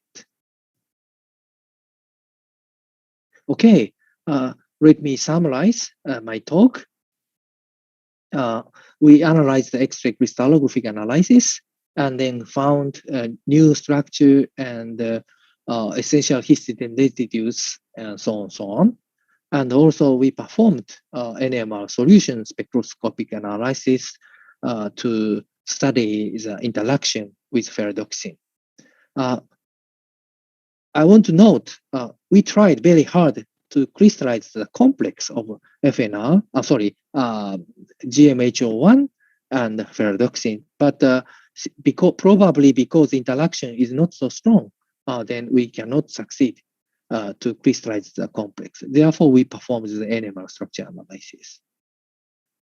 Last, I want to acknowledge many collaborators, especially Dr. Ray Toda, who was a former my PhD student. Now he's working in Okazaki, Aichi Prefecture as a postdoctoral fellow. Oh, thank you very much for your kind attention. Thank you very much for excellent presentation, Professor Genji Kurishu. Now we're going to the Q&A session, Professor. So in the chat box, I have several questions that deliver from participant. This is a question from, the first question is from the Susetio from Universitas Airlangga for Professor Kenji Kurisu. What is different ferredoxin in IDPH reductase from the roots, and this one is done come from the roots? Oh, okay. Yes. Yes. Ferredoxin reductase, in higher plant, there are several gene products. And in chloroplast, for example, in case of maize, the corn has 3 FNR in chloroplast and 2 in other plastid, for example, in root or fruit. But in root or fruit also have a ferredoxin dependent assimilatory enzymes. Then FNR can reversibly catalyze from NADPH to ferredoxin to reduce ferredoxin to deliver the reducing equivalent to the other assimilatory enzyme. Then sequence is different, and also physiological function is different, but biochemically it's the same enzyme. Is this answer? Yes, yes, yes, Sensei. So the second one is from Miss Hamida Nurlaila from Brawijaya University. Have the question that what the ferredoxin always binding with the reductase protein, and that is can binding with another type of protein?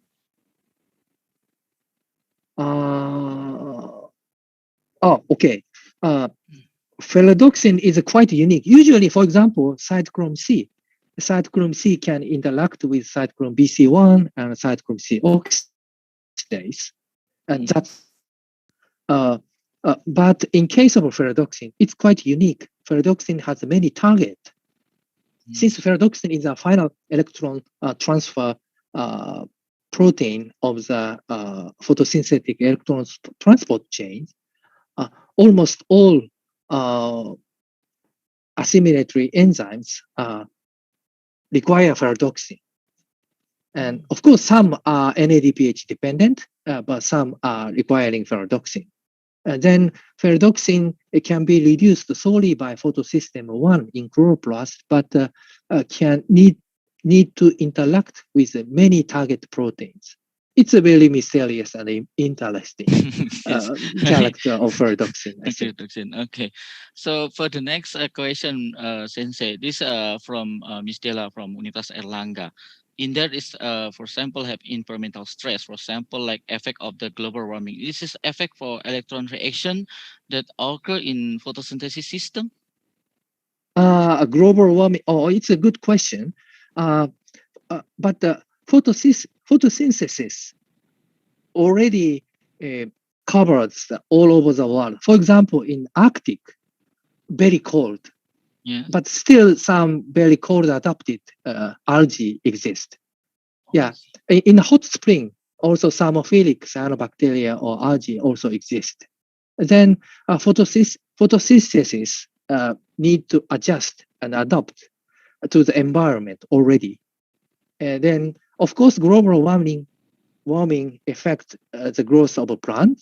Yeah. Yeah, but if, for example, and if we can correctly engineer the enzyme, and then I think we can tune the photosynthesis to adjust the change of the environment.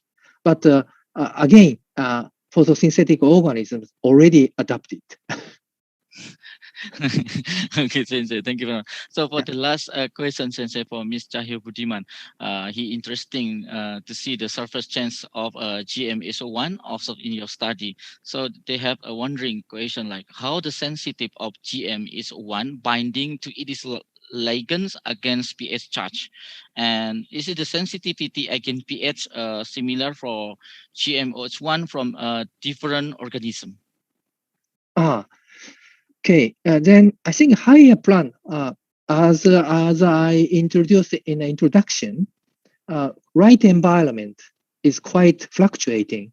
Suddenly sunny, suddenly cloudy. Okay, Indonesia may have a sudden shower. Yeah. Then Yes. if suddenly sunny, then right abundant of light energy can be captured. Then what happened is suddenly the luminal side of a thylakoid becomes acidic. Yeah. Then inside of the chloroplast, the pH range is up and down, depending on light. It's quite different from other organisms. In bacteria or mammalia, doesn't depend on light. Only food. Okay. Yeah. Yes. Yeah. Then photosynthetic organisms need to adjust such kind of very dynamic pH range inside of the chloroplast. I think that's why photosynthetic HO1 need to evolve more finely adapt to the pH sensitive environment. That is my current understanding. But of course, need to study more to confirm my idea. Okay. Okay. Thank you very much, Sensei, for all explanation. This is all the question that from Pasitwan in chat box. So, yeah, this is the last hour section in this session. So, I would like to say thank you to Professor Genji Kurishu and then Professor Atsushi Nakagawa for the first keynote speaker session. Thank you very much, Sensei, for all of your sharing knowledge for this session. Thank you very much. Thank you very much. So for the next section, we will going to the second keynote speaker session. So I would like to invite Professor Kazuhito Fujiyama. He is the Director, International Center of Biotechnology, Osaka University, Japan. And then he got a PhD under supervised Professor Hirosuke Okada and Professor Atsuhiko Shinmyo. Many scientific outputs that produced until now, such publication and books, and his research interest on glycoengineering, heterogeneously produced recombinant protein, plant glycobiology, and applied microbiology. In complete his career is like we are seeing now in the slide. Professor Kazuhito Fujiyama will deliver his presentation with the topic characterization of splicing variants of glycylation enzyme and acetyl glucosamine transferase 2 in Bombyx mori. Now, let's please our third presenter, Professor Kazuhito Fujiyama from Osaka University. Time is yours. Thank you very much. Can I show my slides? Yes, Sensei. Oh yeah, thank you.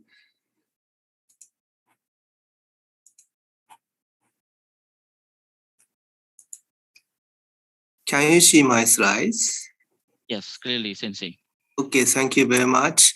I'm very happy to deliver my talk today, and also I would like to express my sincere thanks to the organizing committee, particularly Bu Ibu Nyoman and Pa Ali.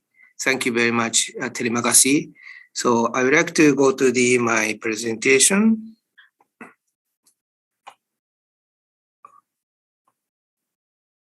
So yeah, so greeting from Osaka. So this is the photos of Osaka. So I hope we like to host your visit at Osaka, particularly at Osaka University. So I hope we could make some research discussion at Osaka University soon. Sorry. Yeah. So now I like to talk about the silkworm Bombyx mori today. So so far you use this silkworm for the silk biofactory.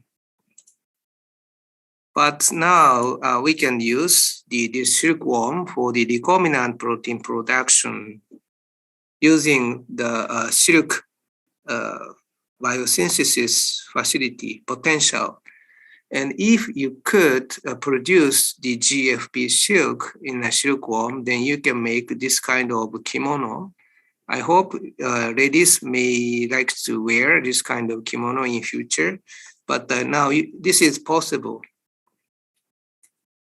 And in Japan, Sysmex company produce this kind of products, Lebohem PT. So what is Lebohem PT? This protein is the plasma thrombin, a recombinant plasma thrombin. Then you can use the measurement of plasma thrombin type. And why we can direct to produce these recombinant proteins using silkworm? The merit is previously they used the animals, including rabbit brains or human placentas, but they always have to worry the stable supplies. And the second merit is we can reduce the differences between lots. The number 3, superior solubility and post-resolution stability. So that's why the Sysmex company use these production systems. And this is silkworm, the production merits. So silkworm can be alternative host for the recombinant protein productions. So this is an example of interferon beta production. The left one is silkworm, and this is SF9 insect cell line, and this is Chinese hamster ovary cells. So compared to this cell suspension culture cells, silkworm can produce plenty of recombinant proteins in a small facility. So you don't need to the fermenter, you don't need to the steel facilities. Maybe you can just grow the silkworms in a tiny space. Then you can get a lot of the recombinant proteins in a couple of months. And before going to start my talk, I'd like to just review a very simple idea on a central dogma. Probably all students could know this central dogma. So you have a DNA molecule and RNA molecule is synthesized from DNA, and the protein is synthesized based on the RNA informations. Then in the case of E. coli, this protein could show the biological activity. But in eukaryotes, there is another step that is post-translational modification. So in the case of eukaryotic cells, modified protein or post-translational the translationally modified proteins show the biological activity. So one of the post-translational modifications today I like to focus on the protein glycosylations. Again, this is a central dogma. Then after the post-translational modification, actually glycosylations, now we can get the glycosylated proteins. Then this glycosylated protein sometimes go to the lysozyme and sometimes secrete out into the blood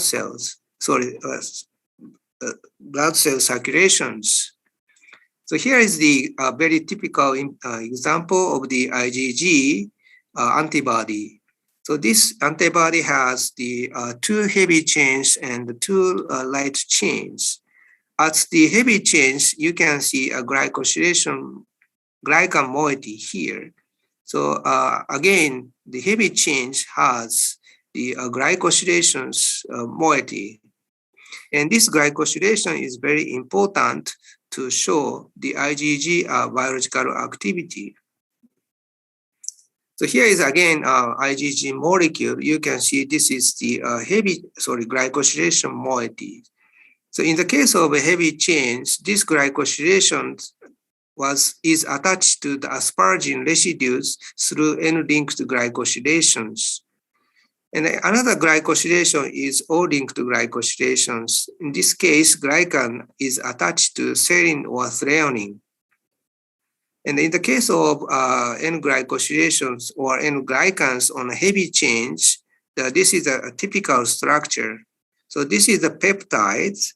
Then you can see 2 N-acetylglucosamine residues and 3 mannose residues and 2 N-acetylglucosamine residues and the galactose residues. So this is very typical structure on the heavy chain of the IgG molecules. And these galactose residues sometimes contribute to the stability of IgG molecules. Then I would like to go back to the silkworm story.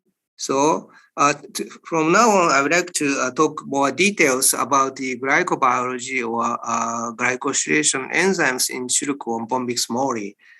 So first of all, I would like to general introduction of the glycosylations. Then I would like to move on to the glycosylation enzyme. Then finally, I would like to focus on the N-acetylglucosamine transferase 2 today. So this is a glycosylation pathway. So the pathway itself is very complicated, but please look at there are 2 parts, the ER and Golgi. I'm sorry, I still left the Japanese. This is Golgi. So in the ER, the glycan moiety is synthesized on a dolichol residue. This is a lipid. And once this very complex structure is synthesized in the ER, this complicated structure is transferred to the peptides co-translationally by oligosaccharide transferase.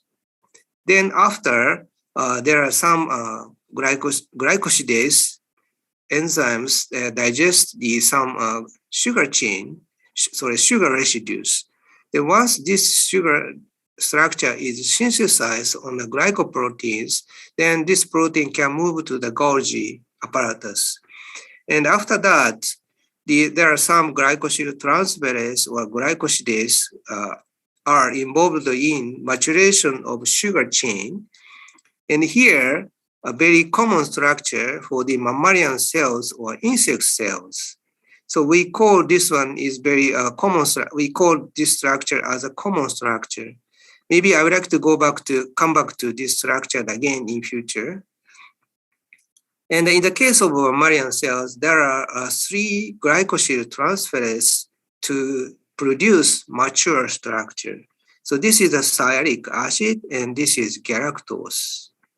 In the case of insect cells, there are 2 glycosyl transferases. But this N2N-acetyl-glucosamine sometimes digested by this glycosidases. So in the case of insect cells, sometimes we can see this tiny molecule, tiny glycan molecules on the glycoproteins.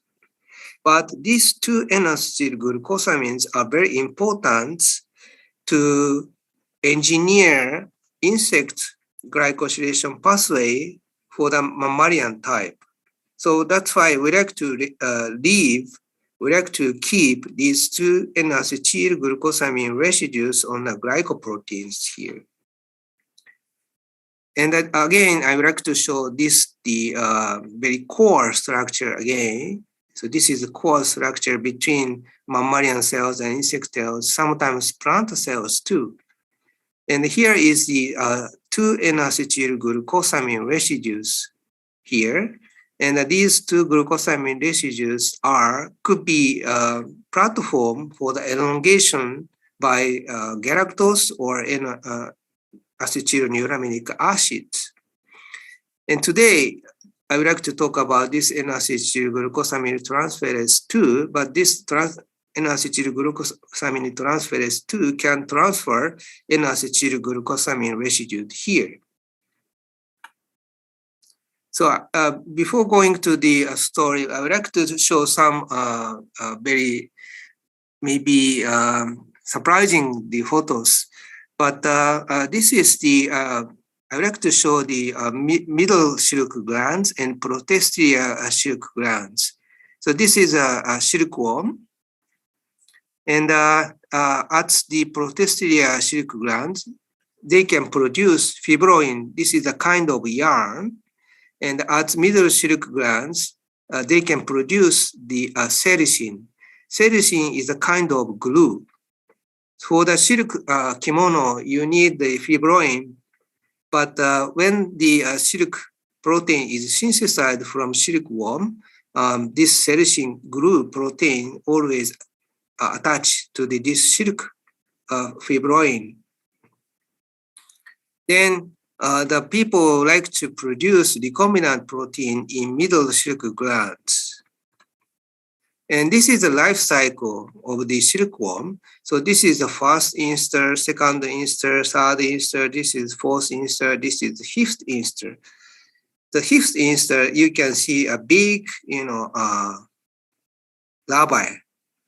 And after the, at the fifth instar, they try to change their shape. Then they can make a cocoon. Then from the cocoon, you can see the moth. Then they can make eggs. So this is their life cycle.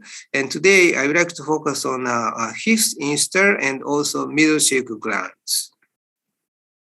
So this is the Bombyx mori glycans, the profiles from many organs or many stages of the silkworm. So this is the pupa, larvae, and you can see this is the sericin, the silk, and the serum, and middle gland, the posterior gland, fatty body.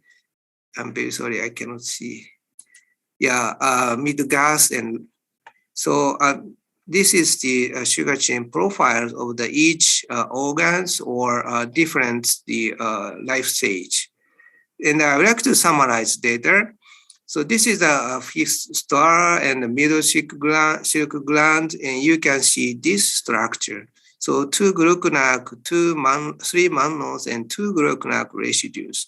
So the silkworm can produce this structure at the in the middle silk glands at fifth instar. So from now on, I would like to abbreviate this structure. So 2 N-acetylglucosamines, 3 mannose, and 2 N-acetylglucosamines. And when we compare this structure again with human structure, we can meet, there is two important sugar residues are missing, galactose and N-acetyluramic acid. So this is the example of the recombinant proteins produced by silkworm. So I would like to show the IgG molecules. So this is the paper I would like to talk about today. So characterization anti-IgG monoclonal antibody produced by transgenic silkworm. So this is a middle silk glands. Then this is cocoon. Then they try to purify the enzyme, and this is the CHO produced the monoclonal antibody. Then the same antibody is produced by a middle silk gland or cocoon. Then they analyze the sugar chain structure. So I would like to skip this figure, but I'd like you to look at the this 1 N-acetylglucosamine and 3 mannose residues, 2 N-acetylglucosamine residues. So this is a dominant structure when you produce the antibody in the silkworms. So this is middle silk gland or cocoons. So as I told you, the common structure should have 2 N-acetylglucosamine here, but unfortunately, when you produce the IgG molecule, the dominant structure could be this, single N-acetylglucosamine residues. They expected this structure as a dominant in a silkworm, but unfortunately, dominant structure was this just single N-acetylglucosamine residues. So when you look at the enzymes which can transfer N-acetylglucosamine to the sugar chain, this is GNT1, N-acetylglucosamine transferase 1, and this is N-acetylglucosamine transferase 2. So maybe silkworm cannot produce the enough N-acetylglucosamine transferase 2 enzyme in a middle silk gland. So that's why we are interested in the how N-acetylglucosamine transferase 2 productions was by synthesis in a middle silk gland or silkworms. So now I would like to focus on the N-acetylglucosamine transferase 2. So this is our publications. So again, I would like to show the glycosylation pathway. So GNT 2 N-acetylglucosamine transferase 2 is stay here. So this N-acetylglucosamine transferase 2 can transfer this N-acetylglucosamine residue here. Again, this is a GNT2 product. And N-acetylglucosamine transferase 2 enzyme reaction is shown like this. So this is acceptor substrate, and this is the donor substrate. Donor substrate is UDP N-acetylglucosamine. And this enzyme transfer to this gluconac residues here.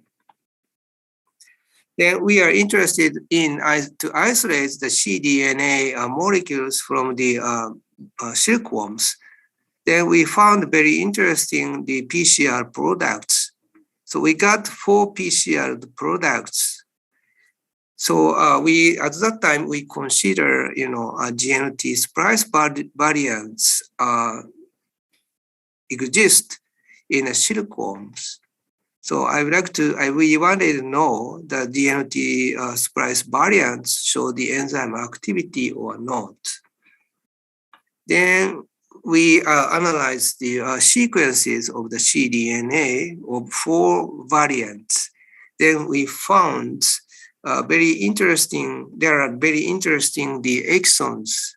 So exon 2 and exon 9. So maybe you can look at the exon 2 found on A isozyme, A variant and B variants.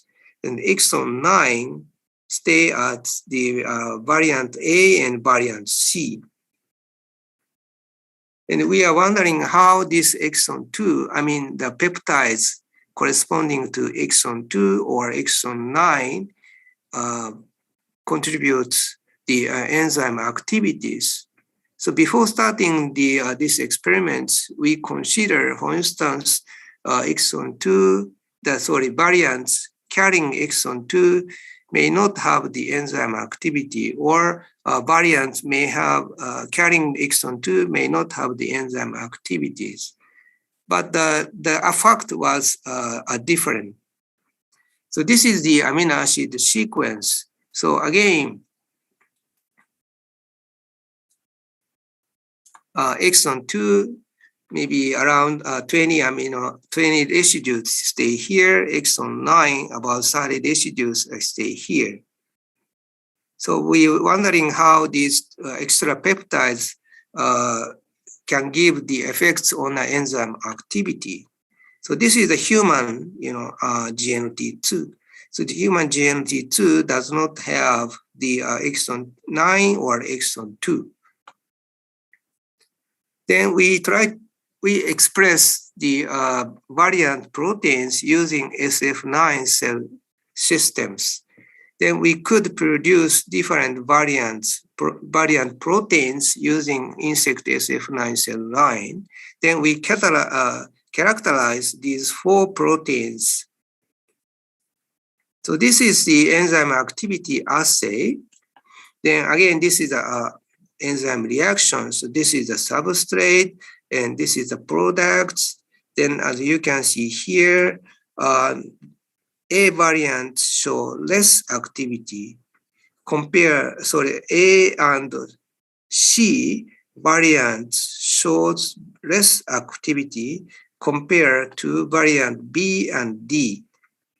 So variant B and D show more activity compared to variant A and C. So then you can find this is a exon number. So variant A has 2 exons, 2 and 9, and C variant exon 9. So this data means exon 9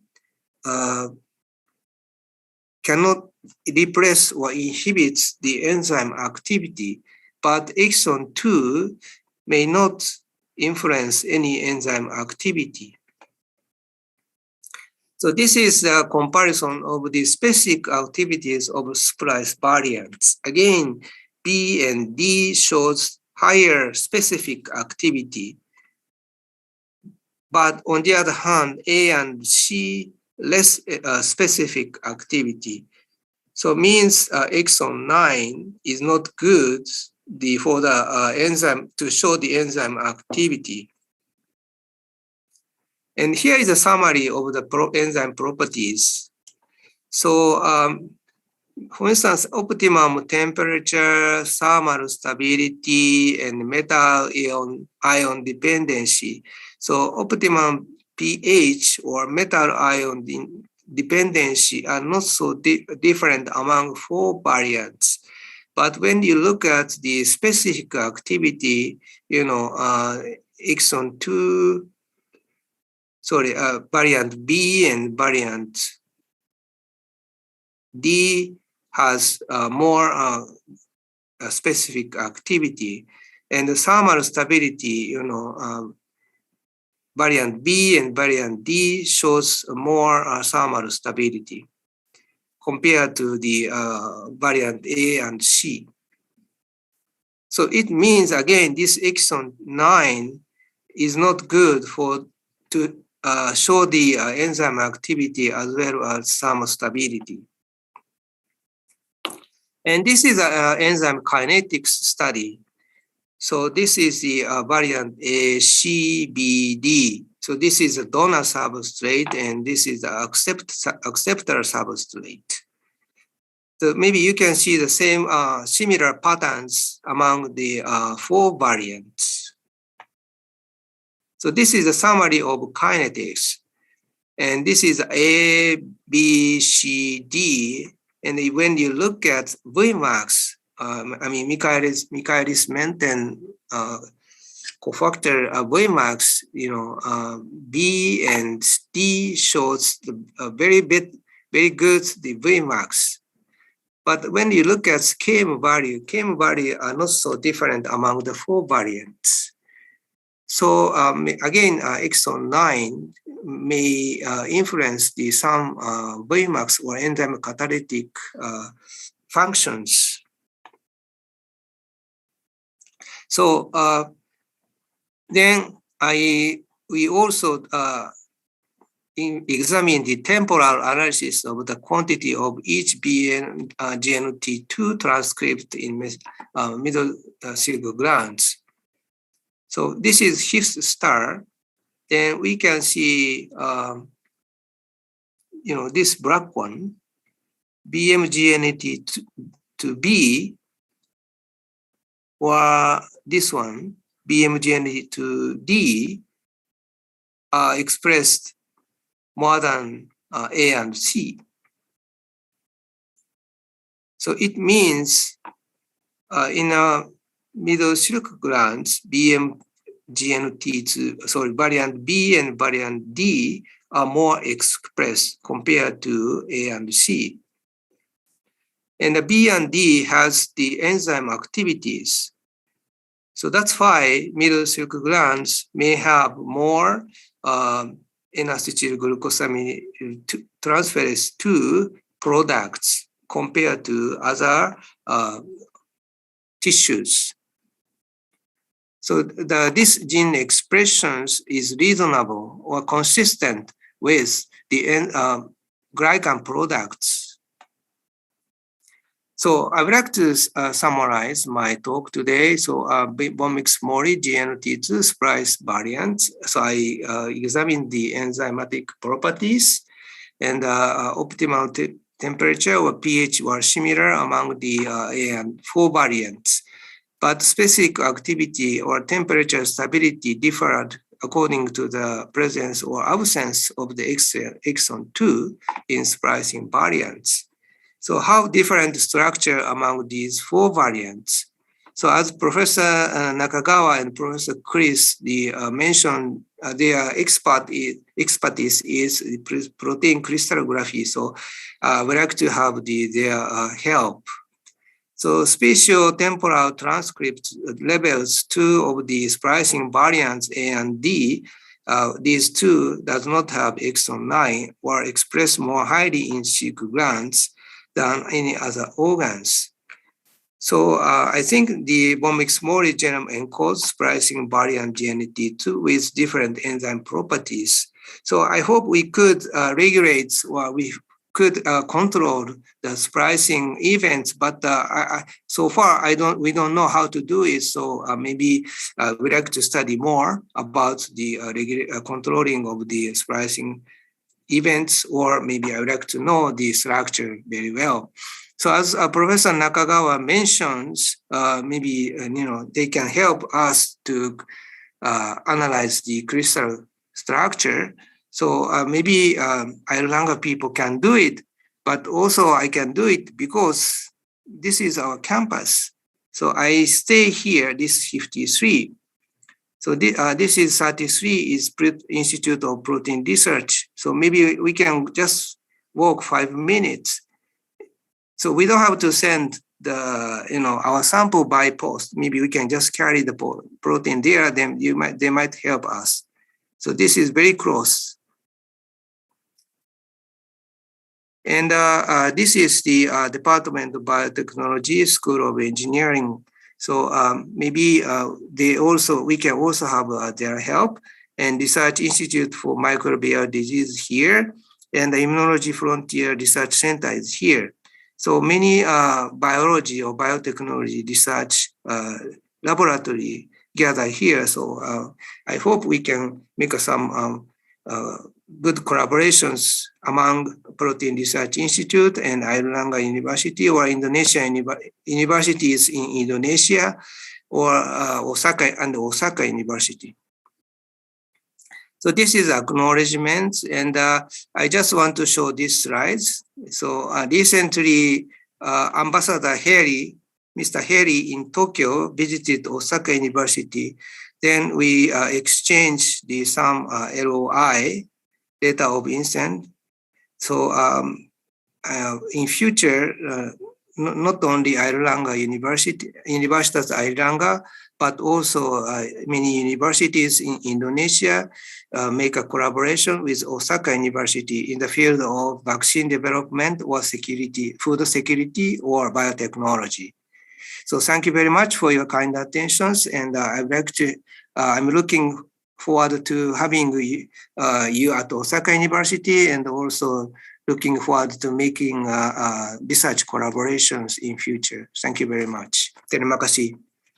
Thank you very much, Sensei. It's good, excellent presentation and offer for collaboration in the future during University of Indonesia. So, in the chat box have 3 questions for Fujiyama Sensei, but we will hold in the Q&A session, Sensei. So for the next session, I would like to invite Professor Marco Fragi, professor in Molecular Enzymology Group, University Groningen, Netherlands. He got PhD from Department Biochemistry, University of Wageningen. Many scientific output that is produced until now, such publication, books, and patents. His research interests on engineering and application of redox in the enzymes. So incompletely his career, like we are seeing now in slide, Professor Marco will deliver his presentation in the topic of toward industrially relevant redox enzymes. Now let's please welcome our presenter, Professor Marco Fragi from University of Groningen. Time is yours. Yes, thank you for introducing me so kindly. And I would like to know whether you hear me well. Yes. Do you hear me? Yes, Okay, yes, very well, Professor. okay, great. Good to hear. Great to be here. I'd like to start with thanking the organizers for inviting me to contribute to this conference. And why I decided to present some work that we have done in my group that focuses on enzyme engineering. So I will start sharing my screen. Let's see whether that works. Okay, it's clear very well. And let's take a pointer. Good. So that the topic of my work my talk of today is engineering enzymes, and we do this in my group with often the focus on applications. So the projects are often also together with other parties, including companies. And I'll show today some examples of what we have achieved and what tools we use to do this. This is all done in my group here in the Netherlands, in Groningen, is in the north of the Netherlands. And the focus is on redox enzymes. There are many enzymes around, as you all know. But already from the start of my PhD, I have always been intrigued by redox enzymes. And this is also an interesting class if you think of applications. A little bit of introduction into which enzymes we focus on. Most projects, I would say, focus on flavin-dependent enzymes. So here you see the core of a flavin cofactor, where we are interested in enzymes that can do selective oxidations or oxygen insertion reactions or reductions, often reactions that are difficult to do by chemical means. We also look at other redox systems, other redox enzymes, including nicotinamide-dependent enzymes, so NAD or NADP-dependent enzymes. These enzymes are a little bit more restricted in what they do. They can do oxidations and reductions, but that's it. Still, also these enzymes are used on large scale in industrial processes. A little bit forgotten group of enzymes are the deaza flavin-dependent enzymes. We work on those since a few years now. I have to admit that for these enzymes, there are no real biotechnological processes yet, but we think that there is also a future for those. And the last class that we also look at are the heme-dependent enzymes. We have seen already heme before in this symposium, but here the cofactor that is used also by many enzymes in nature for a variety of different reactions. Today I will focus on a couple of enzymes that we have studied and that we are still studying. Flavin-dependent ones, as you can see in yellow. I will also touch upon an enzyme that is using NAD, and I will end not really with a classical enzyme engineering example, but with a new approach, another approach to make an enzyme more stable. A common theme for today is that we look at enzymes, natural enzymes, and try to improve them for properties that are required or desired for biotechnological processes. We often do that based on structures that by inspecting structures, we make mutants. And more we use also computational power to help us in guiding the engineering work that we do. The first type of enzymes to be discussed this morning are the oxidases. And oxidases are the enzymes that use oxygen as electron acceptor, hence its name. And upon oxidation of the substrate, the two electrons are transferred to the oxygen and you form hydrogen peroxide. This on paper seems to be a straightforward reaction. Still, it is chemically quite a challenge, but also it's not so a logical reaction in nature because you lose your electrons immediately to hydrogen peroxide without using them to generate useful molecules or to use its energy. And hydrogen peroxide is in fact a toxic molecule. So that's also probably the reason that there are not so many oxidases in for example, bacteria. So we struggled a little bit there to find oxidases, though if you look specifically at, for example, fungi or plants, you can find quite some oxidases. Still, we do a lot of engineering to make oxidases that can be used for a biotechnological process. If you look at the flavin-dependent oxidases, there are 6 structural families of flavor proteins that contain oxidases, and a couple of them are in fact already well known. So glucose oxidase is used in many different applications for food production, for biosensing, but also a few others have been used quite a bit in biotechnology, like cholesterol oxidase and methanol oxidase. Now, one wish from the industry that I was aware of was that one would like to have a glycerol oxidase. The glycerol oxidase activity has been reported in literature, but the enzyme that had that activity had never been isolated until a few years ago. Well, I have to add that we also once looked at an oxidase that showed a little bit activity on the glycerol, so a Kcat, a rate that is okay-ish, but a Km that is relatively high. But at some point, about 10 years ago, there was a group that reported on a real natural, sorry, that is this one. No. In 2014, there was a paper on an enzyme isolated from a fungus that normally can, for example, degrade lignin.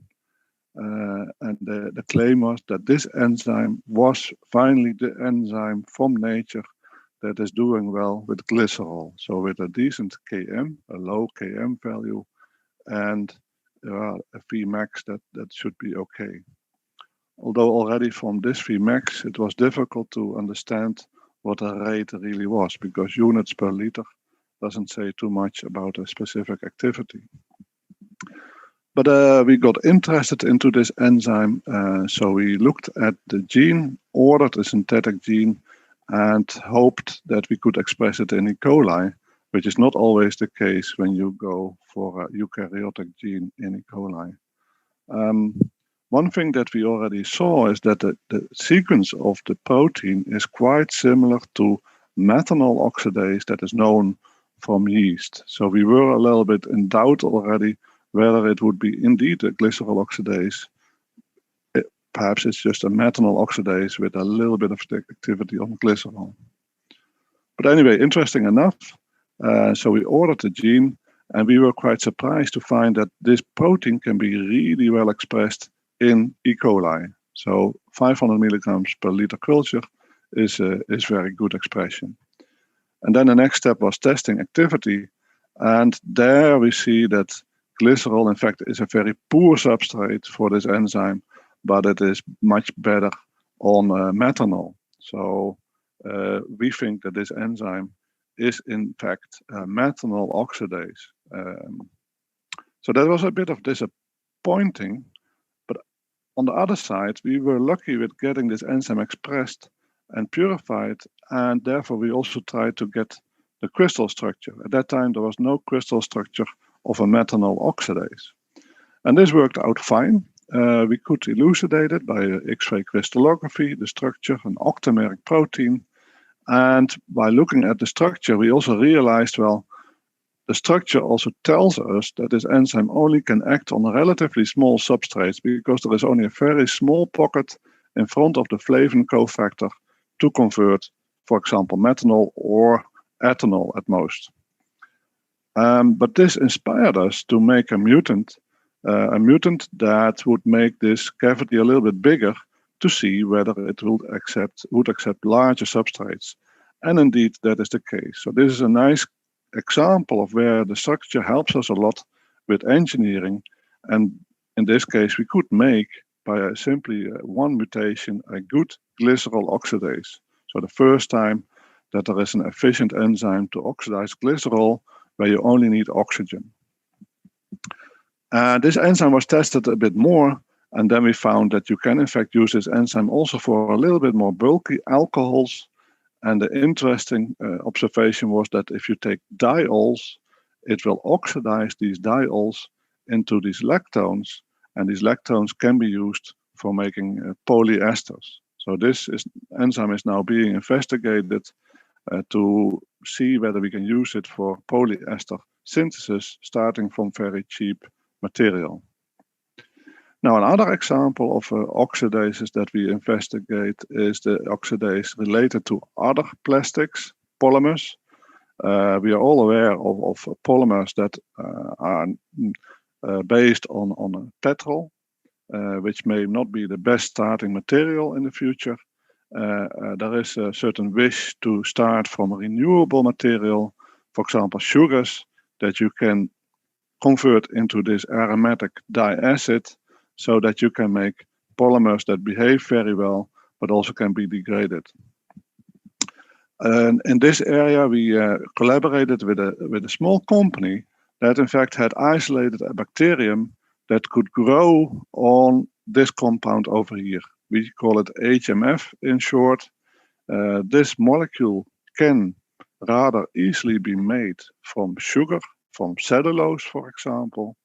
The challenge there is to convert this molecule into FDCA, the diacid, so where you have two acid functionalities on both sides.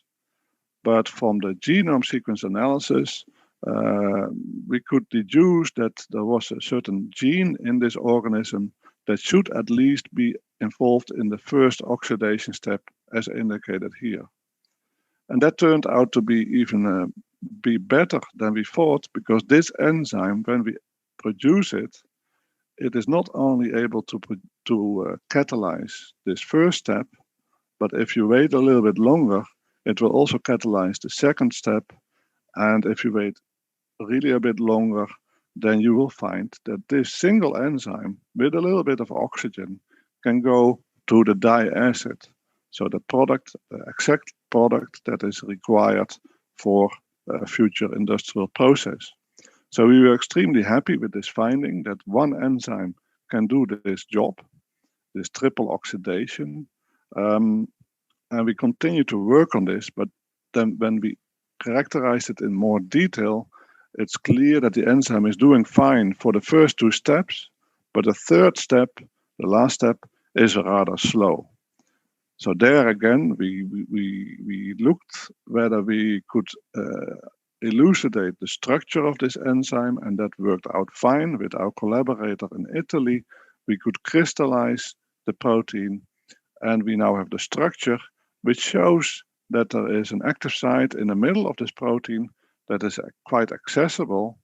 And we now know exactly which residues are involved in binding the substrate. And by just investigating the structure, we predicted which mutations to make to facilitate binding, better binding of this last substrate. So we made a double mutant, introduced an arginine to bind the acid functionality and a tryptophan to phenylalanine mutation to make a little bit more space. And that indeed results in a variant that is 10,000 times more active on this substrate here. So now this last step is also at a decent rate, and we can do conversions.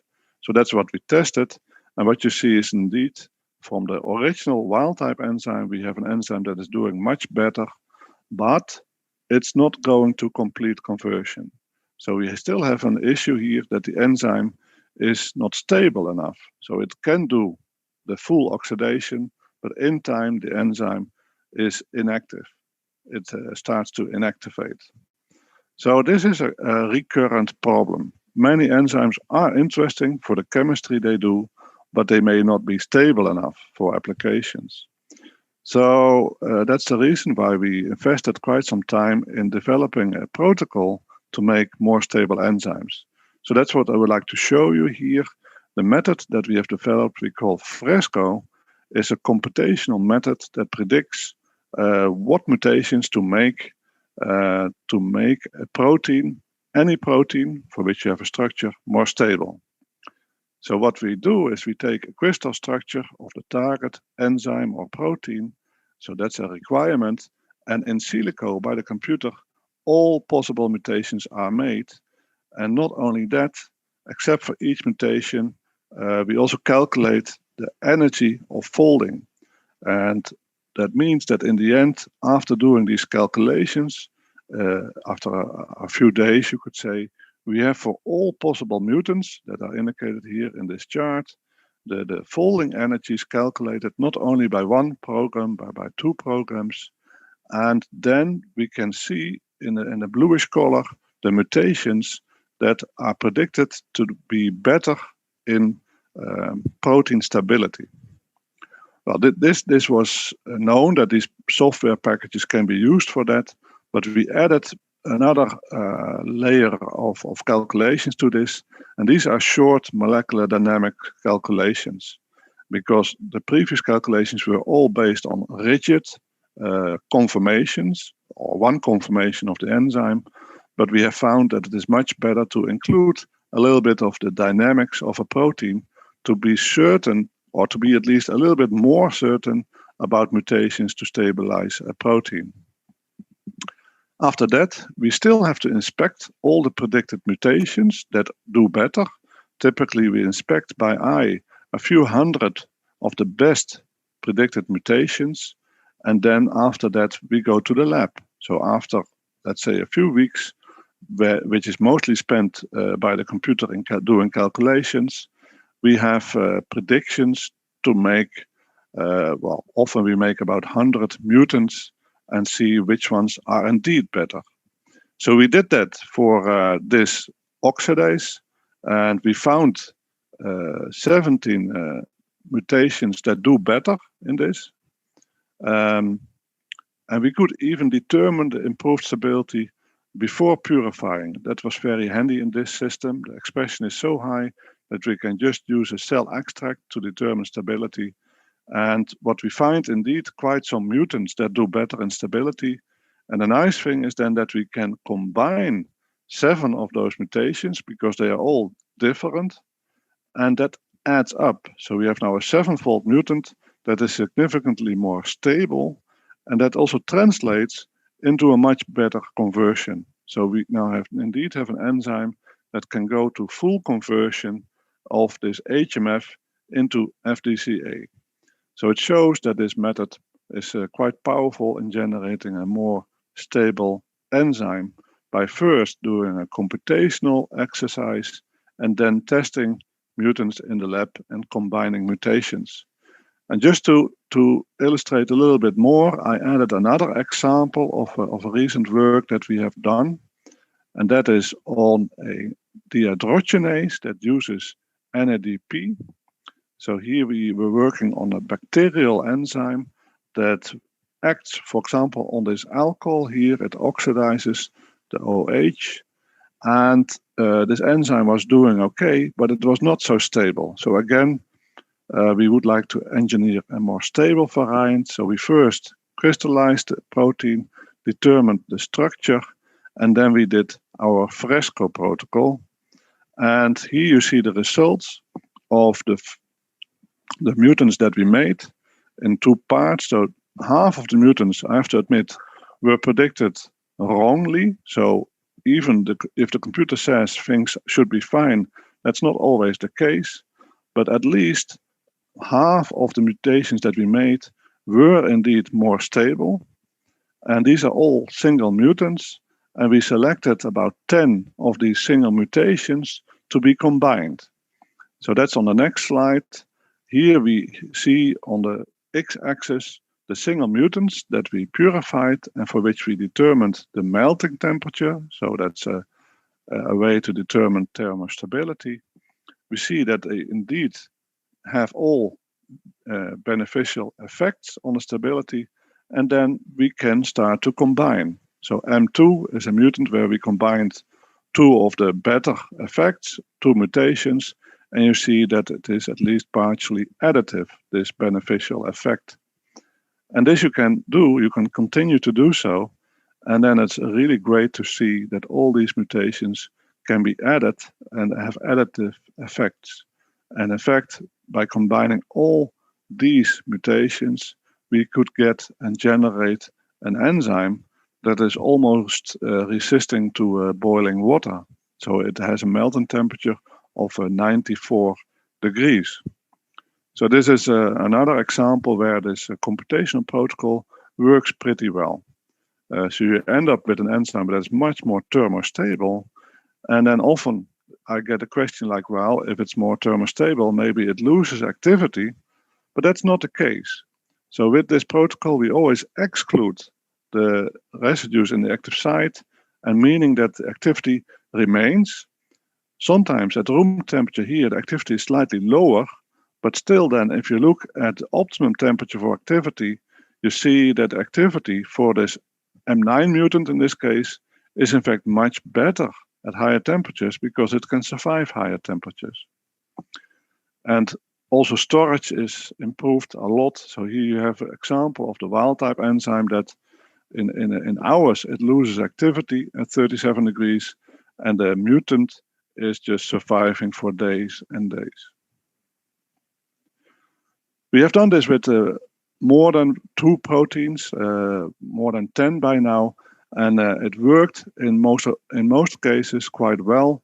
We see some trends that, well, perhaps it works better with oligomeric proteins, and it doesn't work too well sometimes when you have a protein structure with a cofactor bound.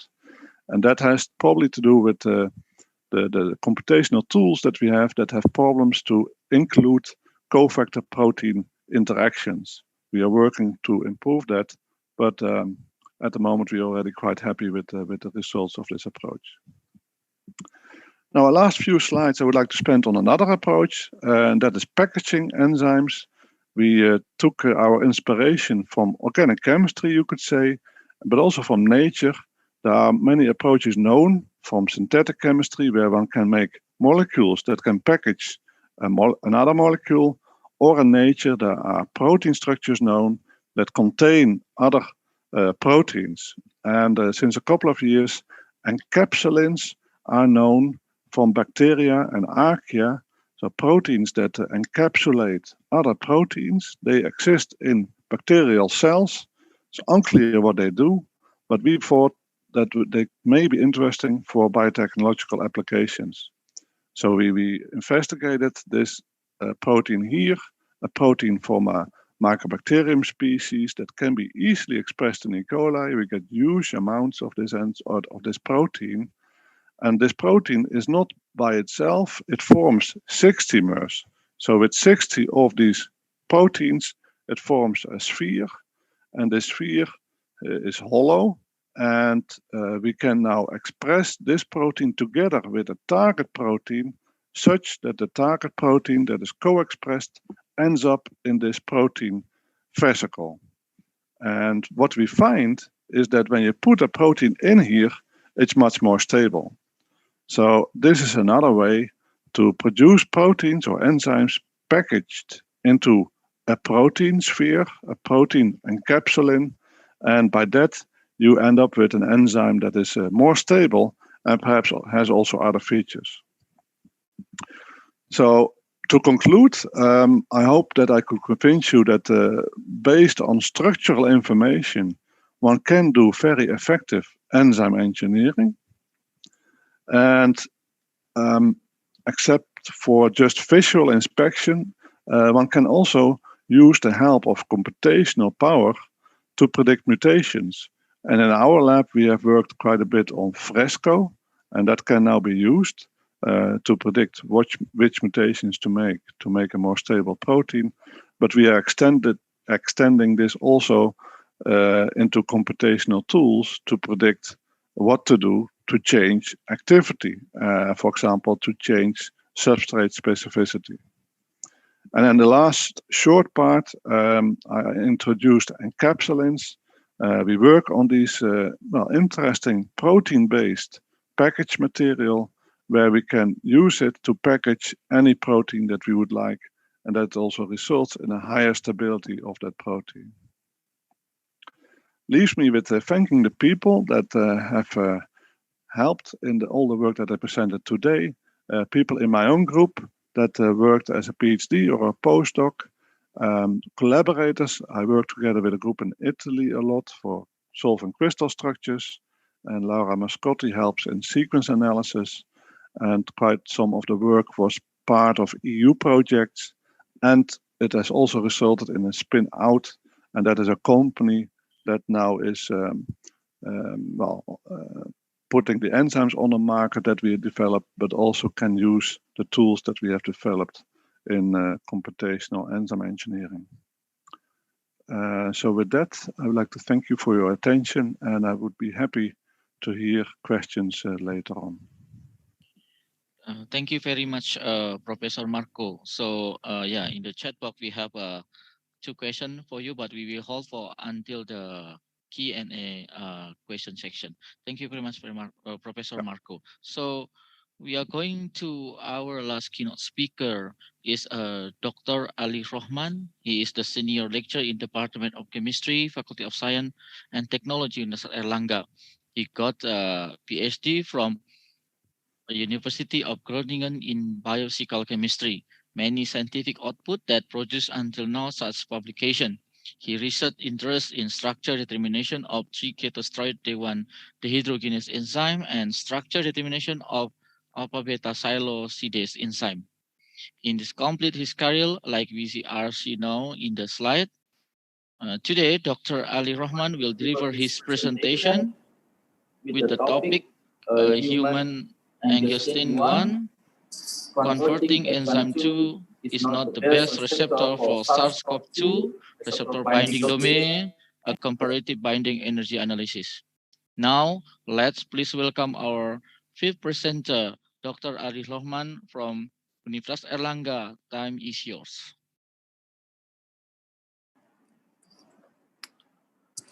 Okay, thank you very much, Pak Riko, for introducing me. Assalamualaikum warahmatullahi wabarakatuh. And good afternoon for Fujiyama Sensei in Osaka, also Professor Kurisu and Atsushi, Professor Atsushi. Also, good early morning for Professor Marco in Groningen. I hope you already had some coffee because it is very early morning then. Okay, yeah. And Professor, Gurus, and ladies and gentlemen, I'm Ali from Universitas Airlangga from the Department of Chemistry, Biomolecular Engineering. And I would like to share my screen. Pak Riko, is possible? Okay, yeah. Hey, where is my screen? Oh, this one. Is it good? Yeah. Okay. Yeah, this good. Okay, so this presentation, I would like to discuss about interaction of receptor binding domain of SARS-CoV-2 toward angiotensin converting enzyme 2. So we did in silico analysis about the interaction of these two proteins, and interestingly, we got that human angiotensin 1 converting enzyme 2 is not the best receptor for SARS-CoV-2 receptor binding domain.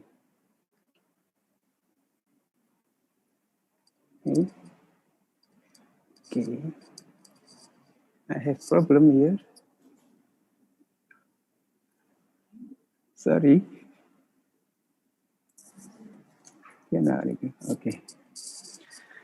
Okay, so angiotensin converting enzyme 2 is a receptor for SARS-CoV-2 RBD, and it is the virus is the etiology of the COVID-19 diseases.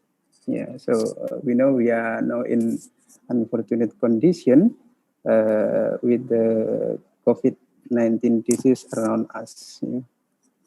So let's start with the COVID-19 statistics. So so far we have data that around 220 million people are infected. Yeah, at least have been infected by this virus. It is about 2.8% of the global population. And unfortunately, from the total infection, there are about the disease claim about 4.5 million people. Then it is about 2.1% of the cases. Yeah. If we see the percentage, it's not high, but 4.5 million people is not a small number. Then it is very dangerous. And in addition, the disease, the pandemic, also have a very bad impact to our social and economy. So here we are going to discuss a little bit about this virus. So the etiology of the COVID-19 is the coronavirus SARS-CoV-2. So the virus can be transmitted from one person to another by droplet in the air, and if the virus come into respiration tract, then it will reach to the receptor, to the cell receptor, and it will infect the host cell, particularly in the lung and several tissue. And if the patient cannot defend by their immune system, then the infection lead to COVID-19. So let's see here. Okay, this is the short explanation about SARS-CoV-2 genome. So the virus bring a single-stranded positive sense RNA.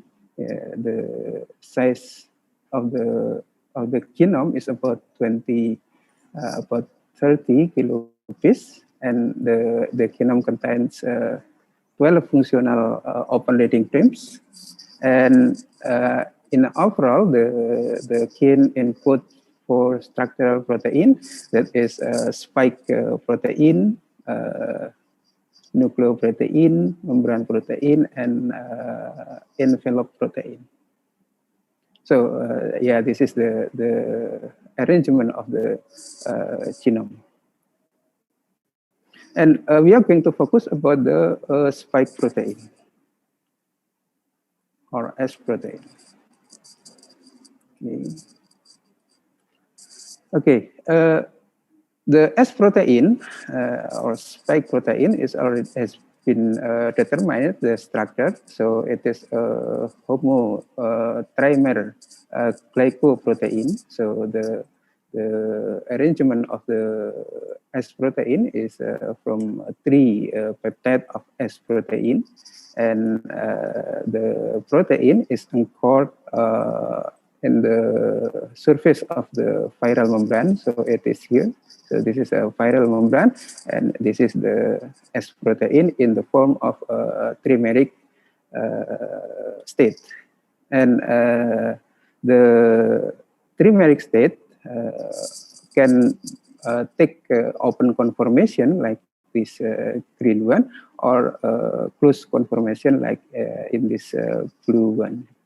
So this is the appearance from the side, and this is from the top. So the protein is in the trimeric form, and it may take open conformation or closed conformation.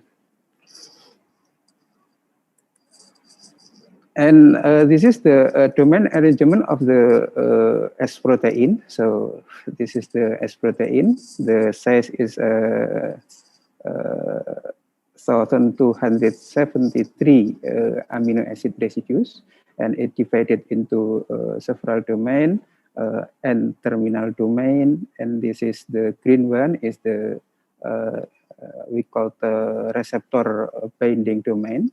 The receptor binding domain can take, as I mentioned before, that it can take the close conformation or open conformation. And in the protein, there is also several protease cleavage sites. Yeah? S1, S2 is one protease cleavage site, and S2 prime is also the protease cleavage site. Okay, and it was identified that the receptor binding domain of the SARS-CoV-2, this domain, in the during the infection, it can recognize and bind to the cellular receptor, the host receptor, which is angiotensin converting enzyme 2. So the structure is already available a long time ago at the early start of the pandemic. Then it is facilitated us to analyze the interaction between the S protein and angiotensin converting enzyme 2. So the physical and chemical structure of both enzymes are in complementary. So it is so this is the concave, and this is can interact very good, or they interact strongly.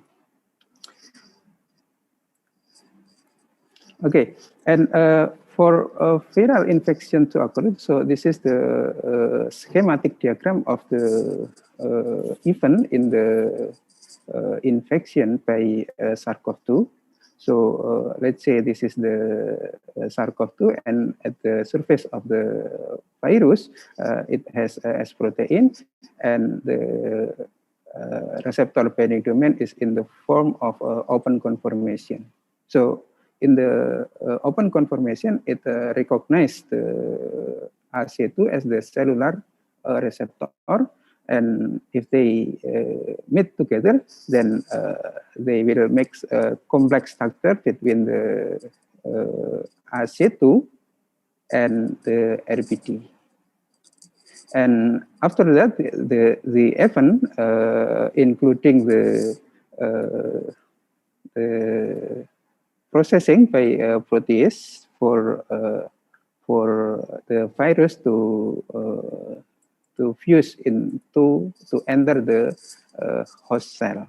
So after binding to the AC2, then it's followed by protease processing, and then the virus can enter into the cell. So there are many factors that influence the infectivity of the virus, but we can say that these factors are from host factor. So the first factor is about the receptor of the virus. In this case, it is angiotensin converting enzyme 2. And of course, because for infection, it need activity of protease, then the host should have the protease that can cleave the S protein. Also, host should have a viral replication machinery for the virus, and if the host cannot handle the infection, I mean that the host has no antiviral immune response, then the virus will replicate in the cell and leading to COVID-19 symptom. So the interaction of the virus and the receptor is in the first step. So this is the the structure of the interaction. Let's say this is the, for example, this is a human AC2, and this is the SARS-CoV-2 RLPD, and they interact. So this is the residue at the interface of the proteins. So if we visit the GISAID database, then there, in addition to human as the host of the virus, then we can find many other animals. So we can find that gorilla, which is close to human, it also infected by the virus. Yeah, the infection at some point it's very dangerous, but sometimes it is very light. Then maybe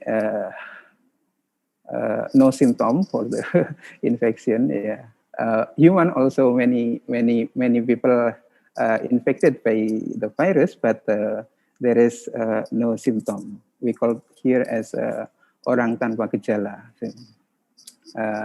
Likewise, in the animal, there is also symptom or no observable symptom. Even the virus is not afraid to the dangerous animal like lion. So it can also infect lion and also tiger. So it is very, yeah, we can say quote unquote nasty virus. So it can infect many animals. So what makes this virus can infect the animal? One of the answer is because they have the common angiotensin converting enzyme 2.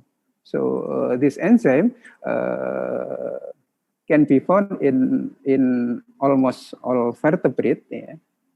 So it is common in vertebrate, the enzyme. And actually, they are highly conserved across the vertebrate. So if, let's say, we compare the enzyme, the AC2 from human and chimpanzee, yeah, it is very similar. The identity is about 99%, more than 99%. Then from this similarity, we difficult to say that chimpanzee cannot be infected by SARS-CoV-2. Yeah, actually, the chimpanzee can be infected by the virus. And if we compare the human ACE2 to the most divergent ACE2, then the identity is still high. It is 56%. So the enzyme is very conserved across the vertebrate. Then that's why we see here in the key site that there are many animals can be infected by the virus. Okay, then based on the sequence similarity, at the early pandemic, people start to predict the host rank of the virus, yeah, based on the sequence similarity. So the assumption is human ACE2 is the best receptor for the virus, because the transmission is very massive, etc. Then it is assumed that human ACE2 is the best receptor for SARS-CoV-2.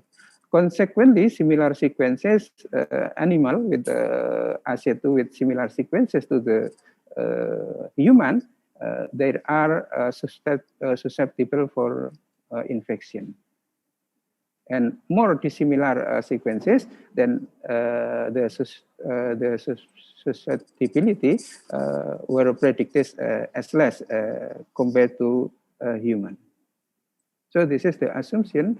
By assuming that human ACE2 is the best receptor, then the consequence is if we have similar sequences like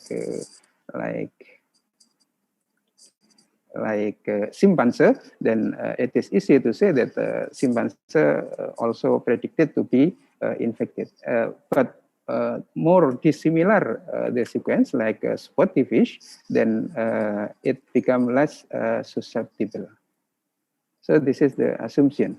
But it is reasonable for us to say that dissimilar sequences maybe if we propose to calculate the binding energy of the complex formation with the assumption that human ACE2 is not the strongest receptor for SARS-CoV-2.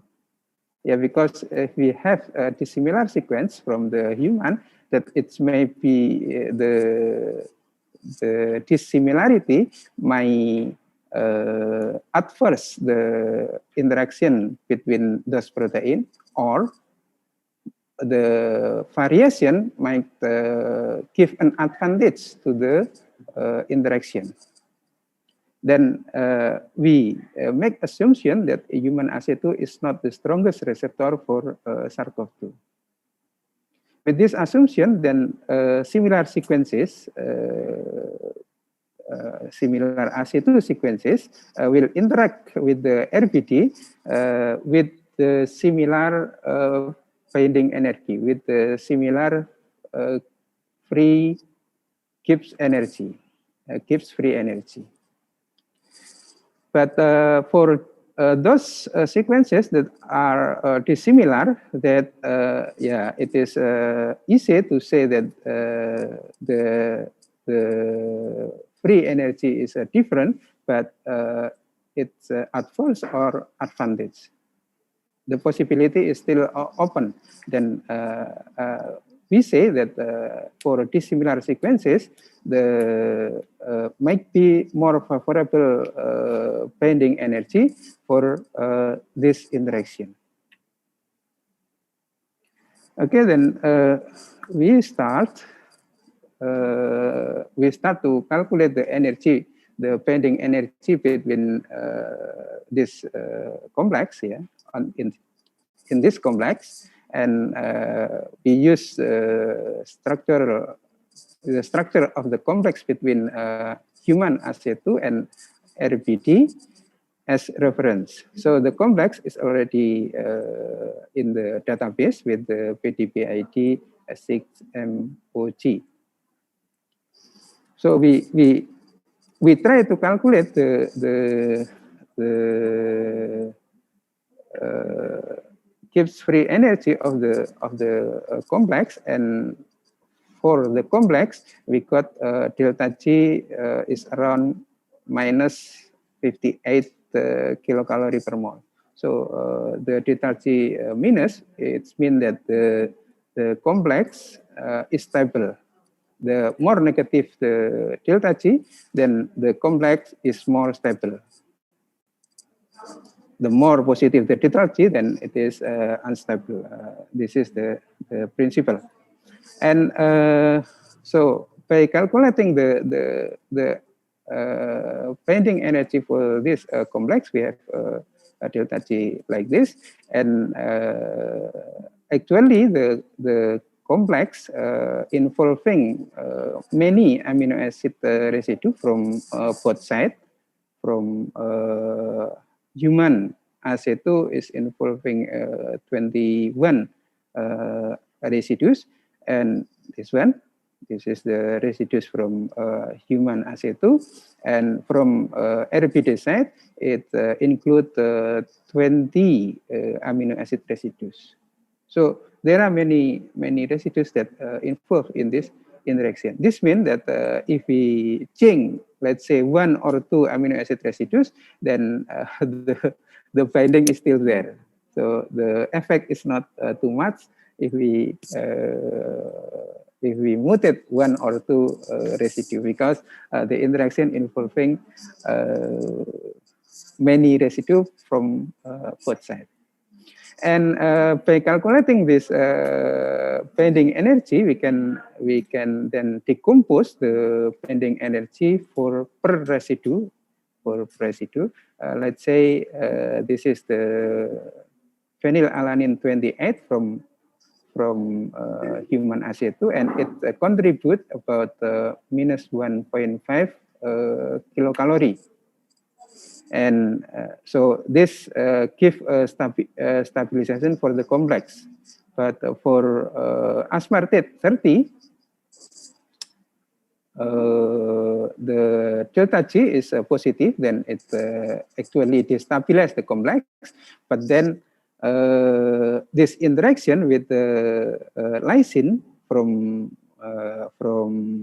RBD, it gives a contribution about 4.6 kilocalorie per mole. Then in total, this interaction is favorable for the interaction.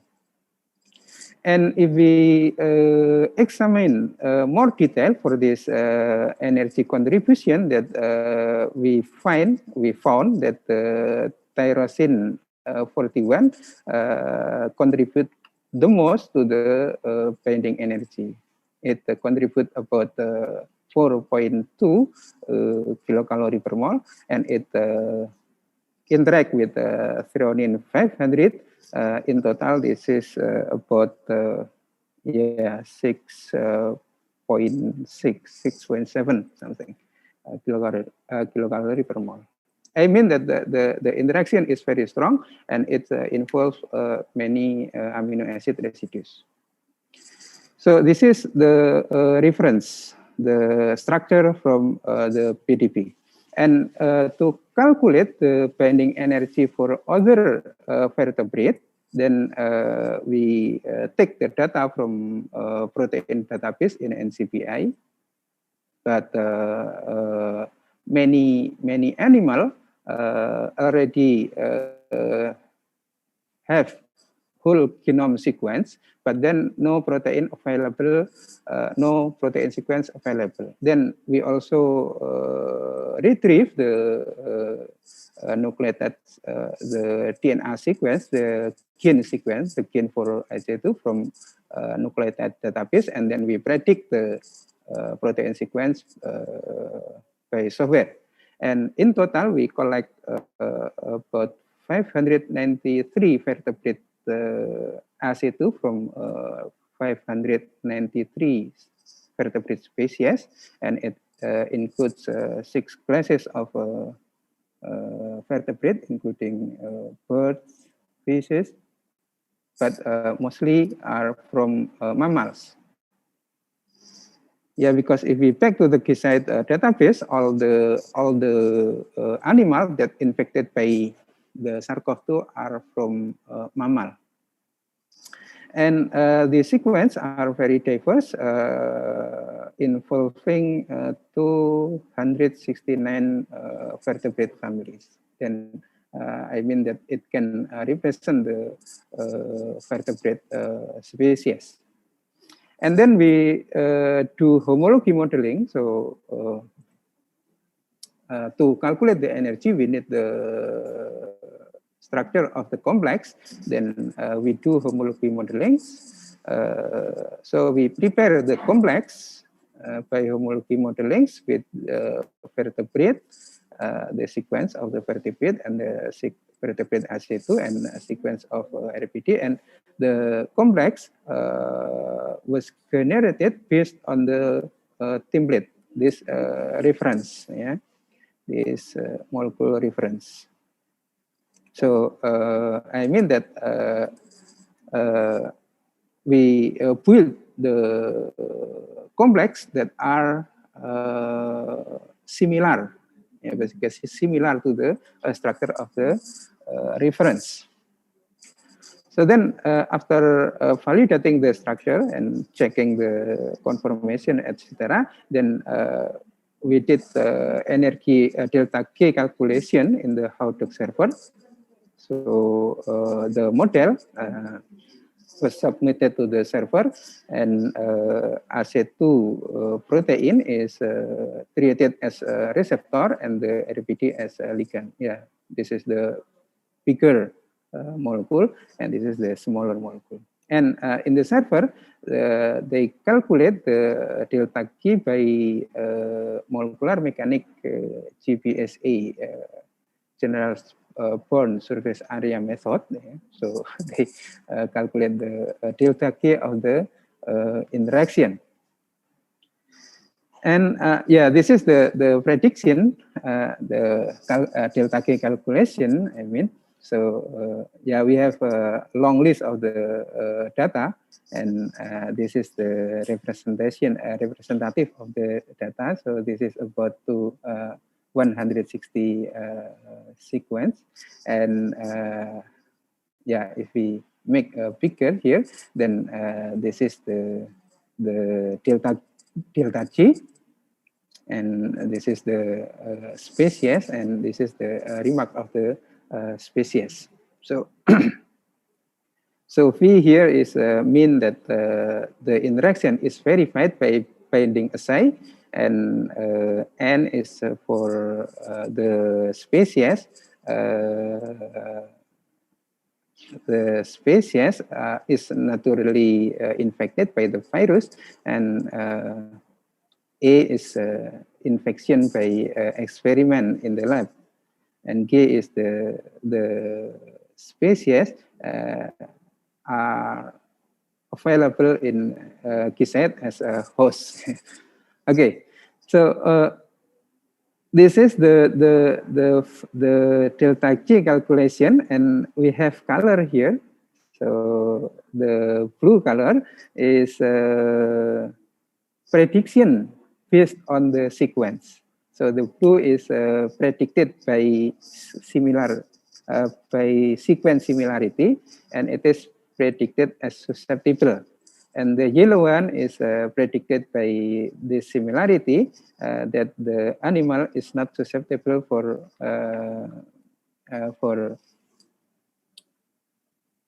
infection.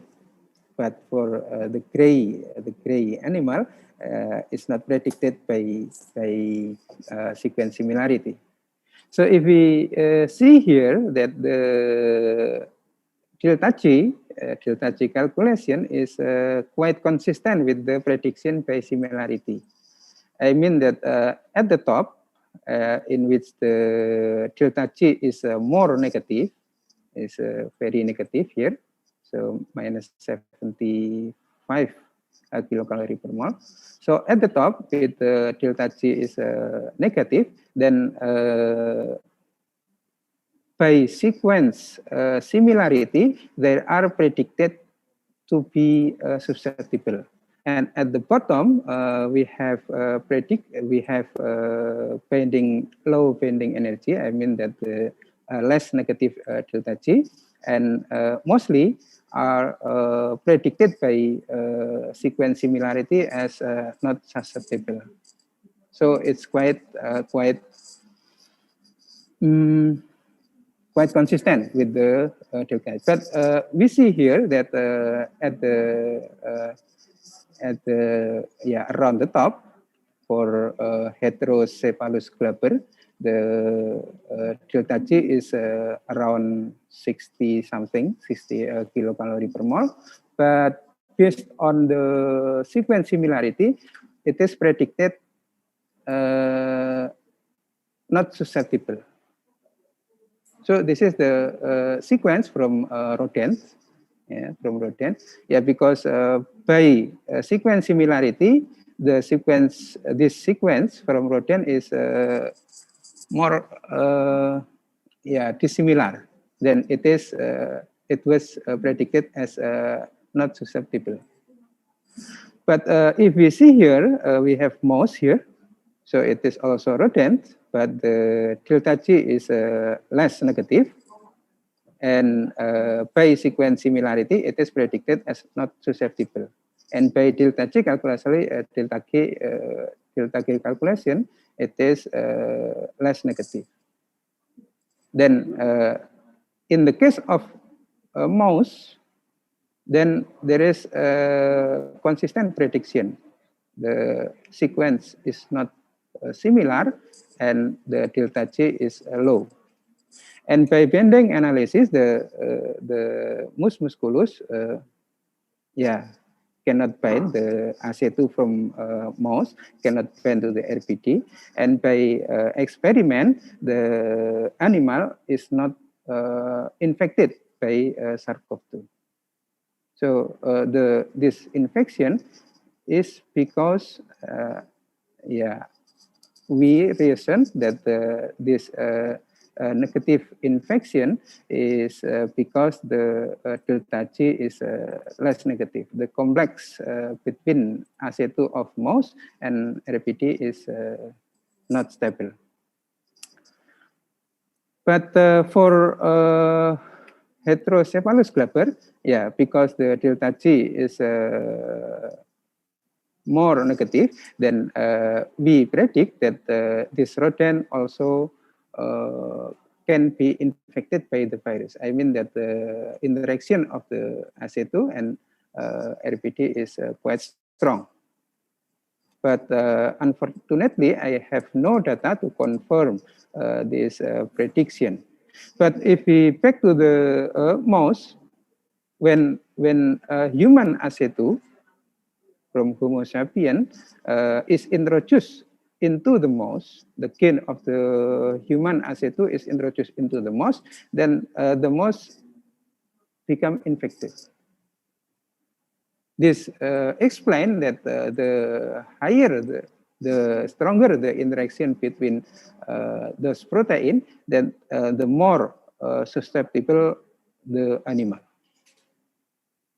So, and also the another example is camel. So camel, because the sequence similarity is low, then it predicted to be not susceptible. But by delta K calculation, it's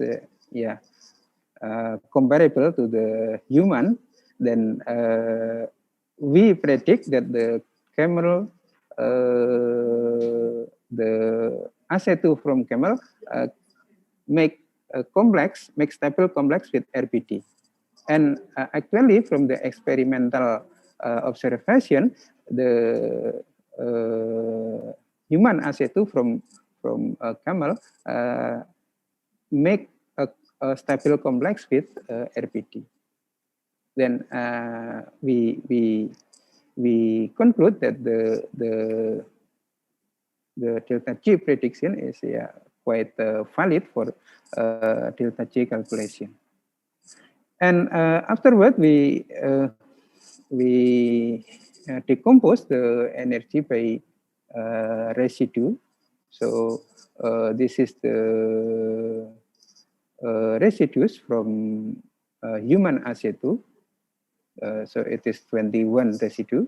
And as I mentioned before, that tyrosine 41. So this is the delta G. So red is minus 7 kilocalorie per mole, and green is plus 7 kilocalorie per mole.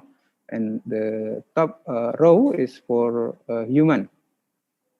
And the second row is, let's say, from gorilla. The sequence similarity is 99%. Delta K is also similar for this protein. But the similarity does not reflect the delta G. For example, here we have 82%. Yeah, similarity to human, 82% for this. For these two species, but calculated delta G is very different. Then the similarity does not reflect the delta G. And from this analysis, we can point which residue take role for the binding energy. So from our data, we have the most negative delta G is from Poecilia mexicana. It is a fish, yeah, a fish with delta G is minus 75.5 kilocalorie. And then we can point out which residue take a role in this binding energy. Okay, this is the calculation by residue, and finally we make a phylogenetic tree for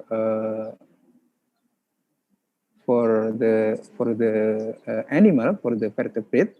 So if we see here, then the sequence, the AC2 sequence from vertebrate can be clustered based on their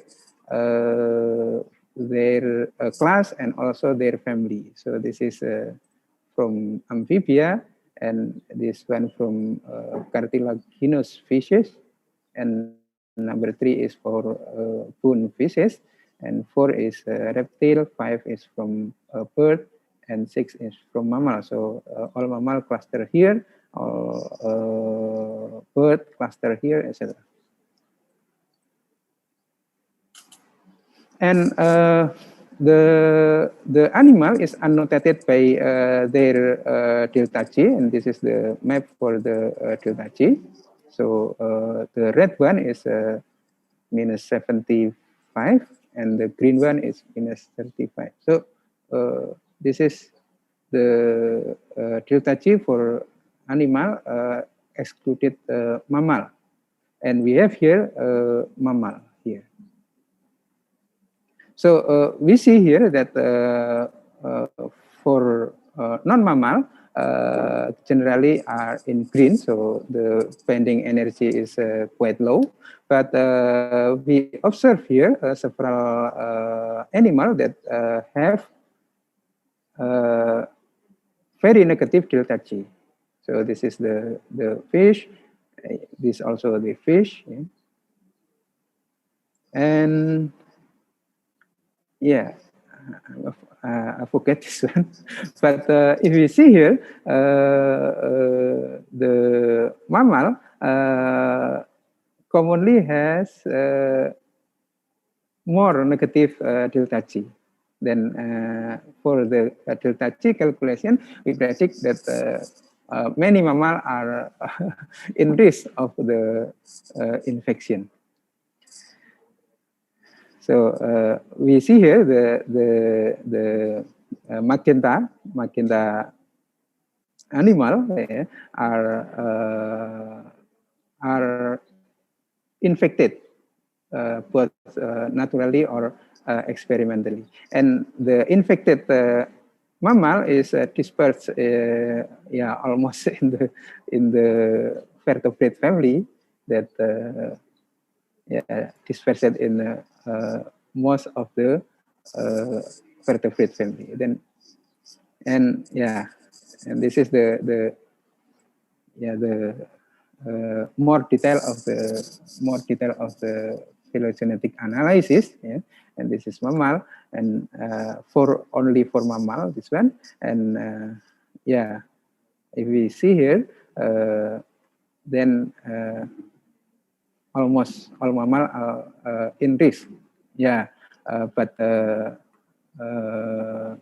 this one is quite negative.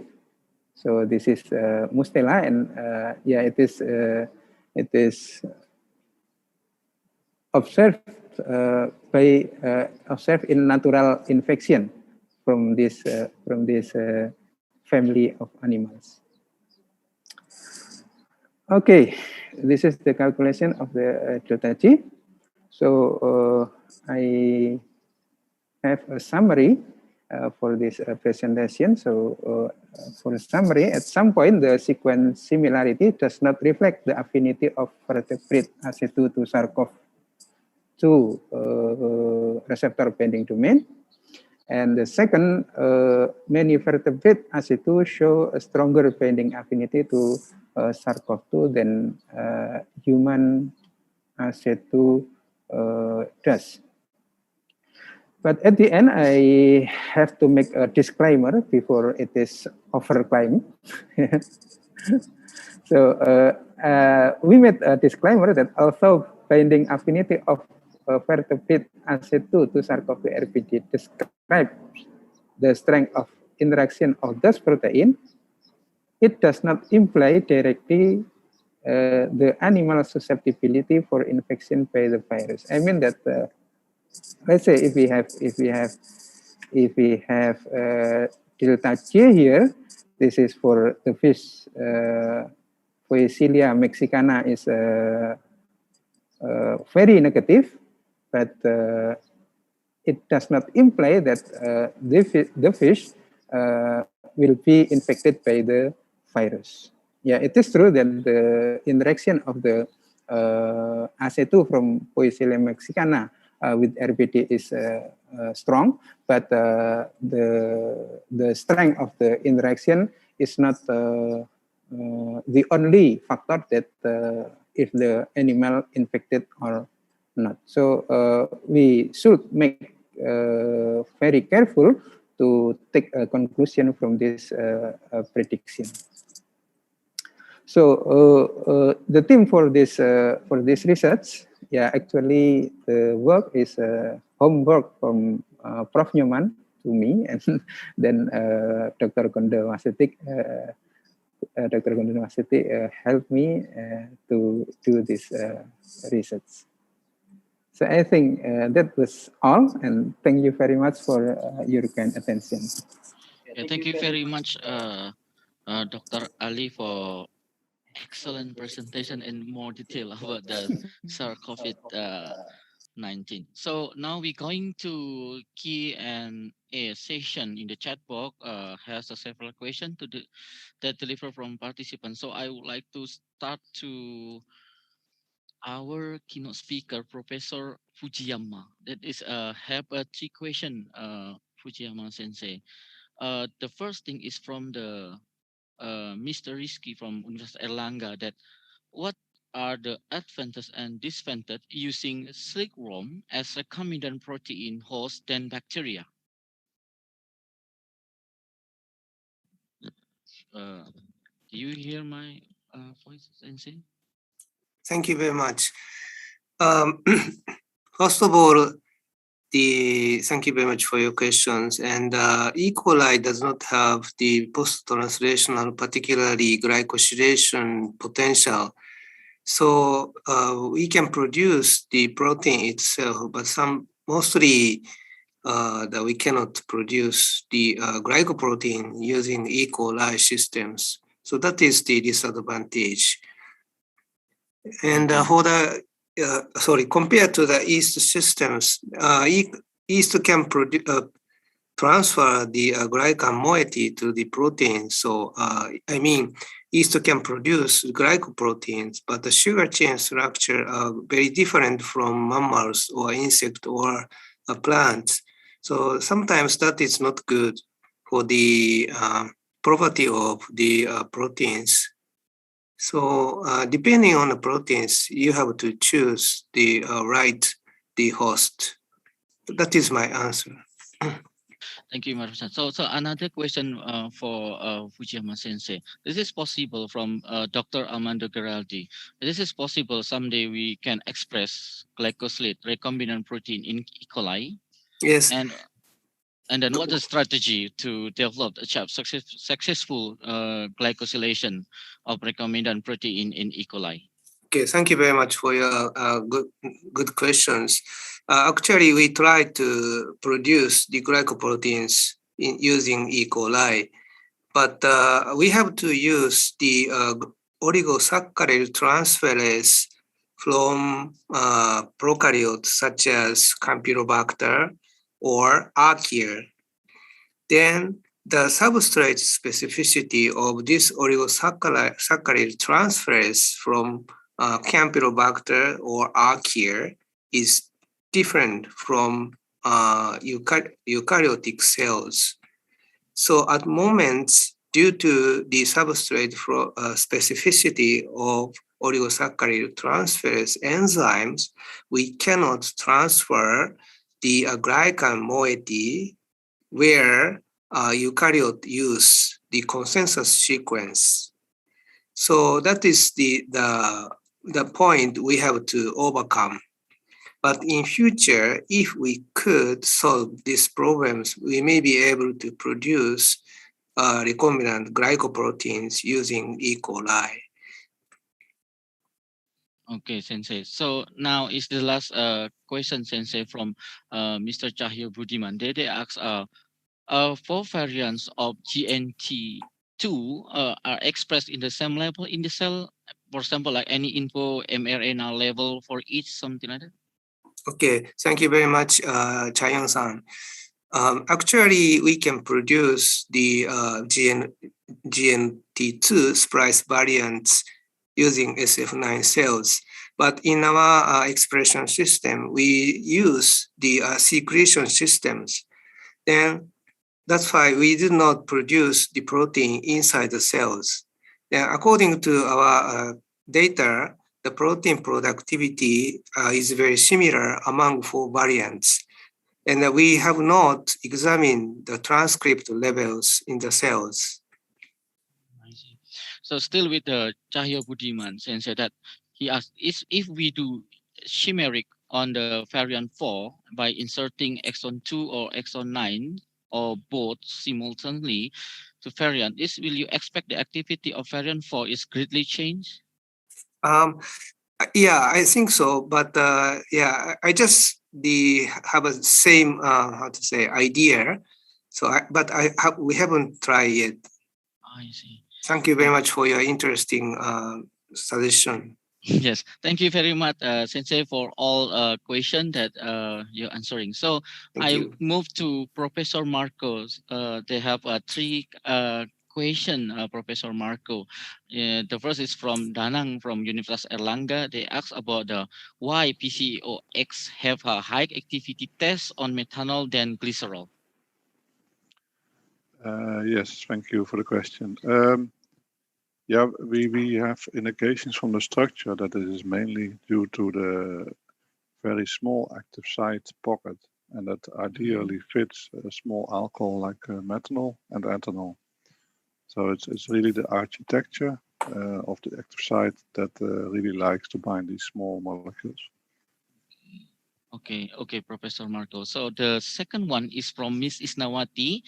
She asked about how to isolate the flavoprotein oxidase from fungi, and then is it possible to produce flavoprotein oxidase in fungi by maybe modify the growth medium?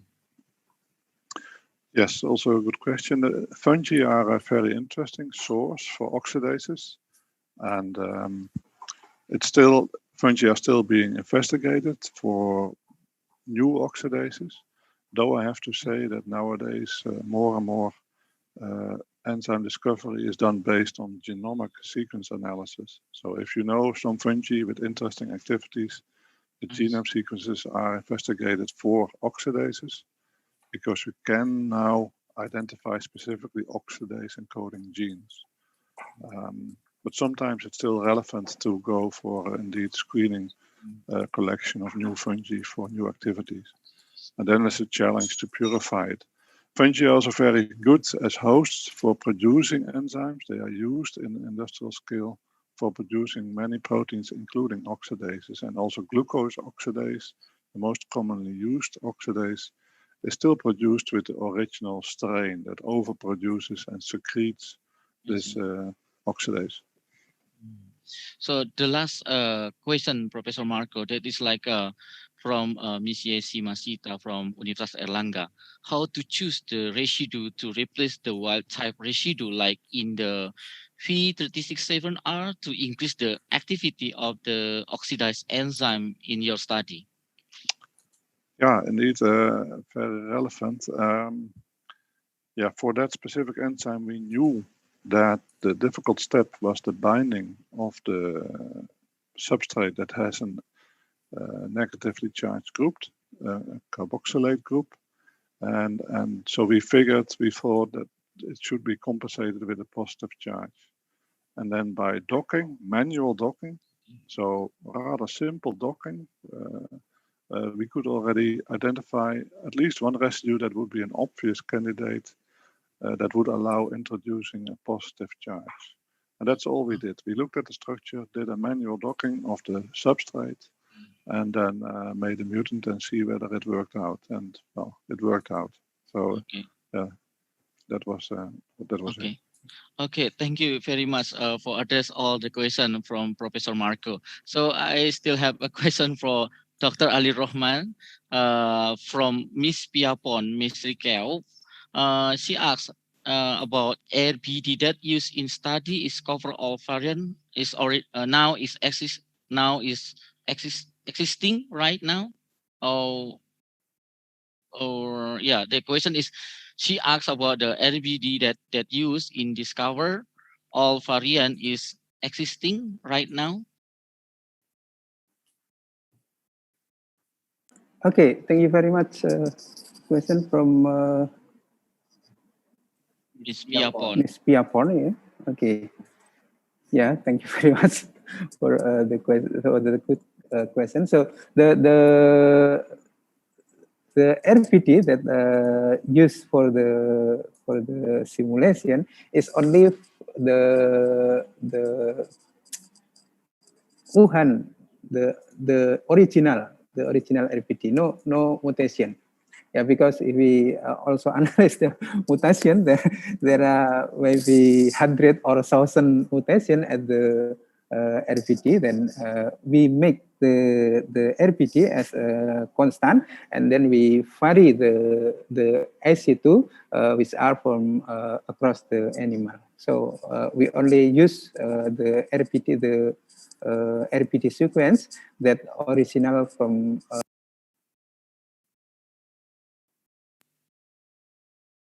Okay. For the next question is from Tias from Universitas Airlangga. She asked that, is there other protein in mammal that have similar sequence with the ACE2 protein, which it can use by SARS-CoV receptor to infect human?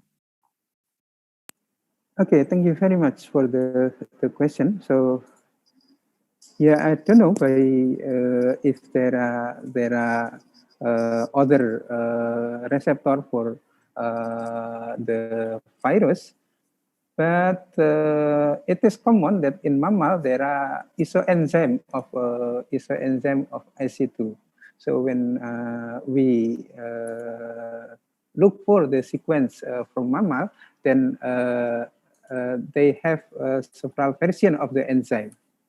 I mean that there are isoenzyme of AC2.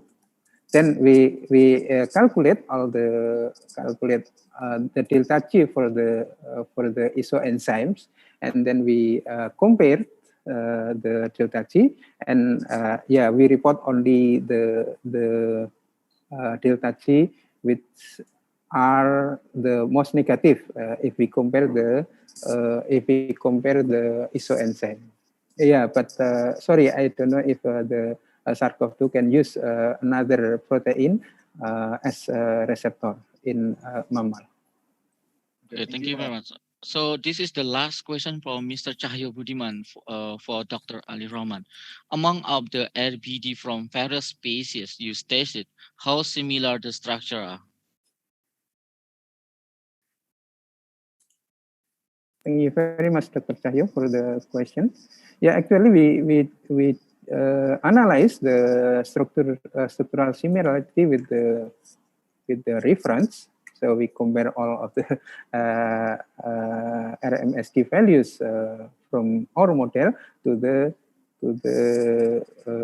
reference. Yeah, but we have the data. But let's say for the AC2, the model with AC2 from Poecilia mexicana, the fish with the highest, with the most negative delta G, the RMSD is around 0.3 angstrom. Then it's quite close.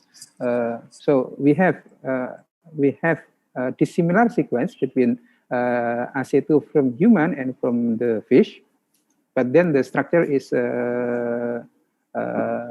very similar. Yeah, the RMSD is 0.3 angstrom. Then it's I think it's okay. Okay. Now, still have one question, the last question for Professor Marco. This is the last question, Marco. So, from Ms. Wipa, have you ever identified the cyto-oligosaccharide oxidase in the bacterial species? What would be possible function of this enzyme in bacteria? Yes, thank you for the question. Yes.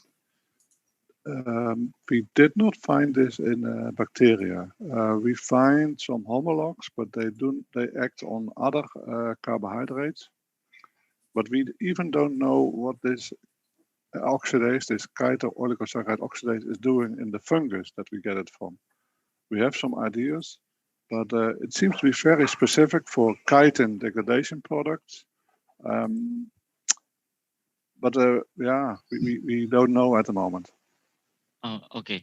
So yeah, this is all the question from the participation of this session. So I would like to say thank you for all keynote speakers today in this section, for Professor Kazuhito Fujiyama, Professor Marco Fajri, and Dr. Ali Rahman. So all deliver a presentation. Hope we can keep more experience, knowledge for around the world.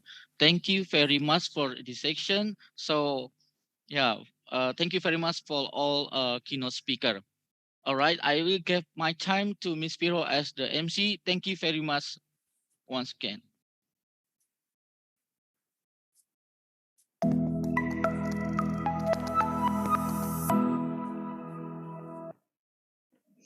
Well done. Thank you so much to Mr. Rico Ramadan for the very fruitful discussion, because I hope there are so many participants is asking their questions to the keynote speakers. Once again, we would like to appreciate our speakers for the very first session and also the second session. Please give applause for the speakers and for you all, guys. Thank you so much. I should remind everyone that we will be seeing you again. If you like to visit the poster sessions, please kindly visit our virtual exhibition on the website event.biomi.unair.ac.id. So all of participants may visit the poster sessions and also another virtual exhibitions that are already established by Biomi Universitas Airlangga. So we expect participants to come forward to these Zoom meetings at 1:30 p.m. because we would like to start the session with the invited speakers, Mr. Rico Ramadan. So I would like to invite everyone to enjoying the break times is around 1 hour by now. If you like to have some tea or coffee, please enjoy. See you around at 1:30 p.m.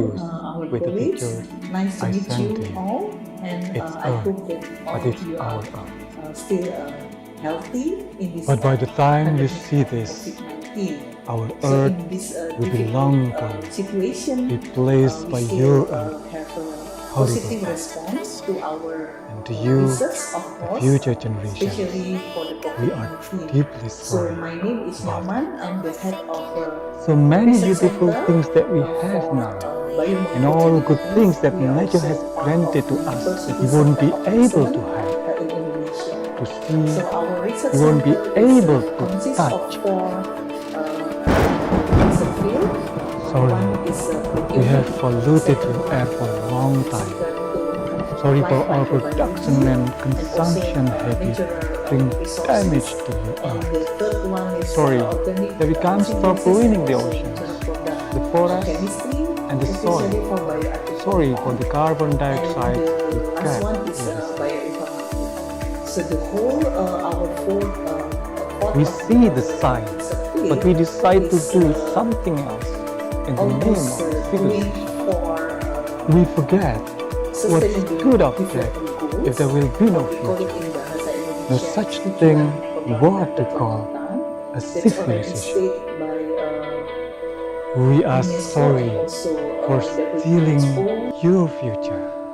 Above all, we are sorry that the whole world can do enough to give you a beautiful and safe planet that you can call home.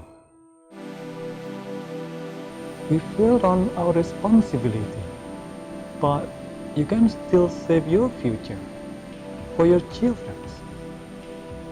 I give you the seeds, plant them one by one until it clears your air, your atmosphere, restore the climate. Dear children of the future, you can still save the earth. Don't wait, act now. And once again, we are deeply sorry. Do not repeat our mistake.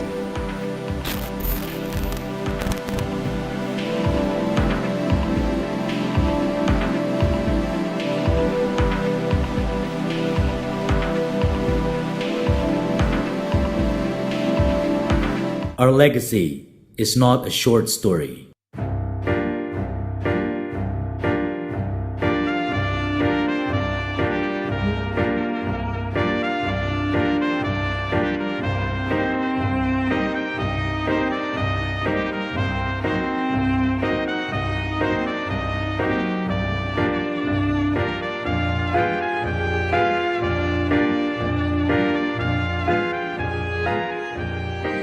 It started long before we gained our name, stretches back more than 100 years ago.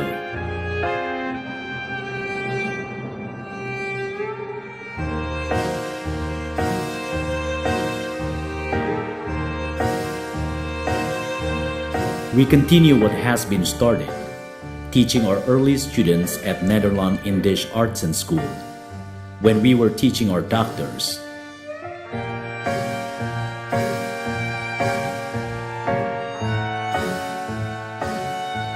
Our legendary doctors that will take part in shaping the future of our country.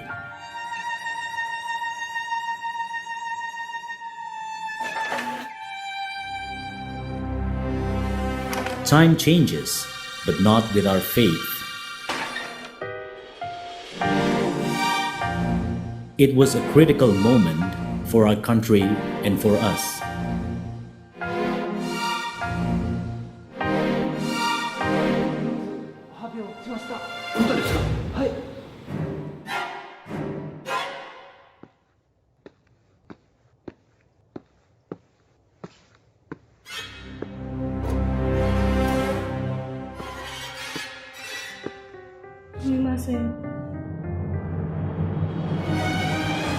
We believe on what we were fighting for.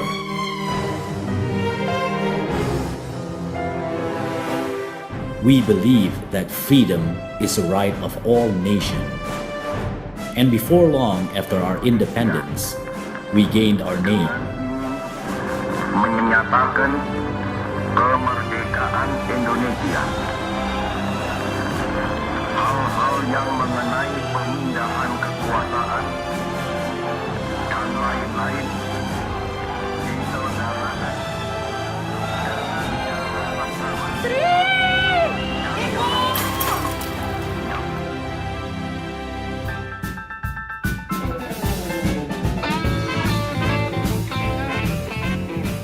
We spread our wing and we spread it wide, establishing more faculties, teaching new students new sciences. And before everyone noticed, we are sending more graduates into the world.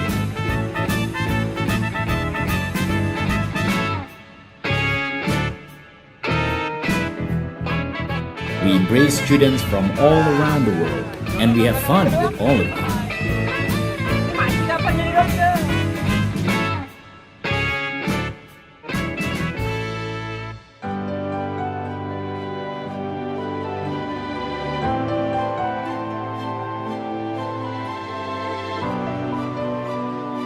We marched on, giving hope, knowledge, and happiness.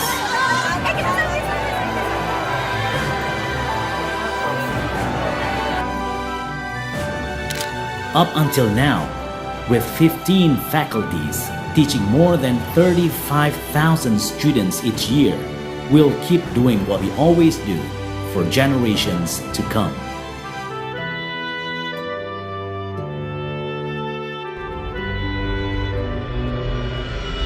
Collaborating with hundreds of universities from every corner of the world, and with thousands of our alumni spreading excellence across the globe, we are ready to march with the rest of the world, cultivating the brightest future of all.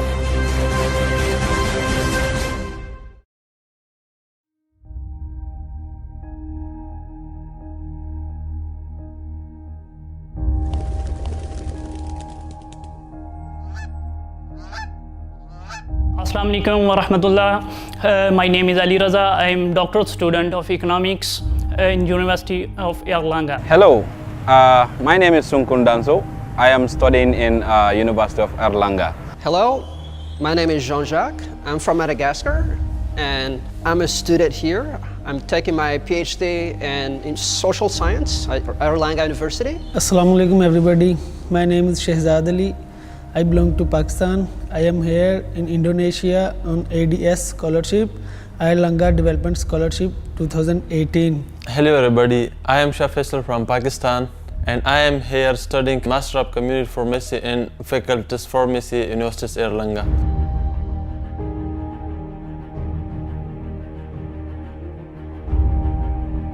The teacher's behavior, the teacher cooperation is really very good. We enjoy. We never consider that we are outside our country.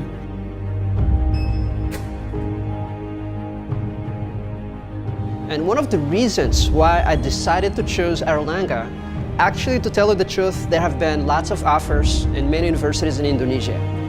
But I decided to choose this university because of certain criteria that I put on. First off, the facility itself, for example, like hospitals, for example, like at each campus, because there are 3 campuses, A, B, and C, and each campus has its own clinic, and it's really facilitating us for if you are sick. My experience in the classes with the teachers, it is very good. All the teachers are very cooperative, and they are doing same as like they are not our teachers, they are our fellows. It's help about you to you about any research type. If you have any difficulty about research, they provide you any type of data and writing facilities and how to write for a good journal.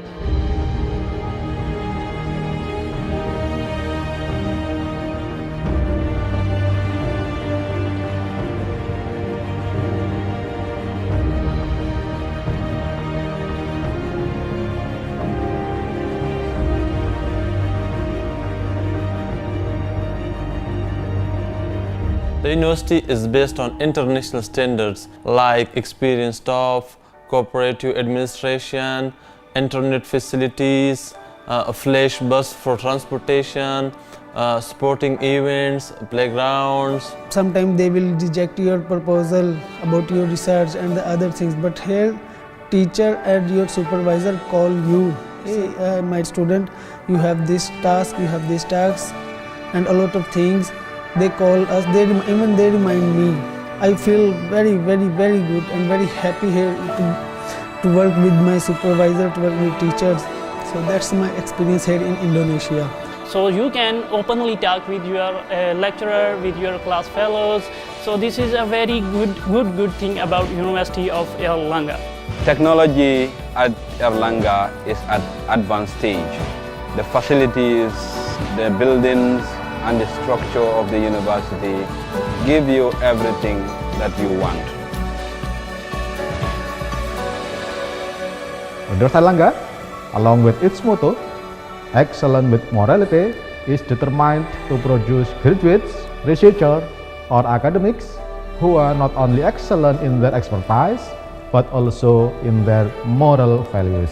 As an autonomous university, Universitas Airlangga is always committed to build and strengthen collaboration with more universities or institutions around the world through academic activities, research, and community services.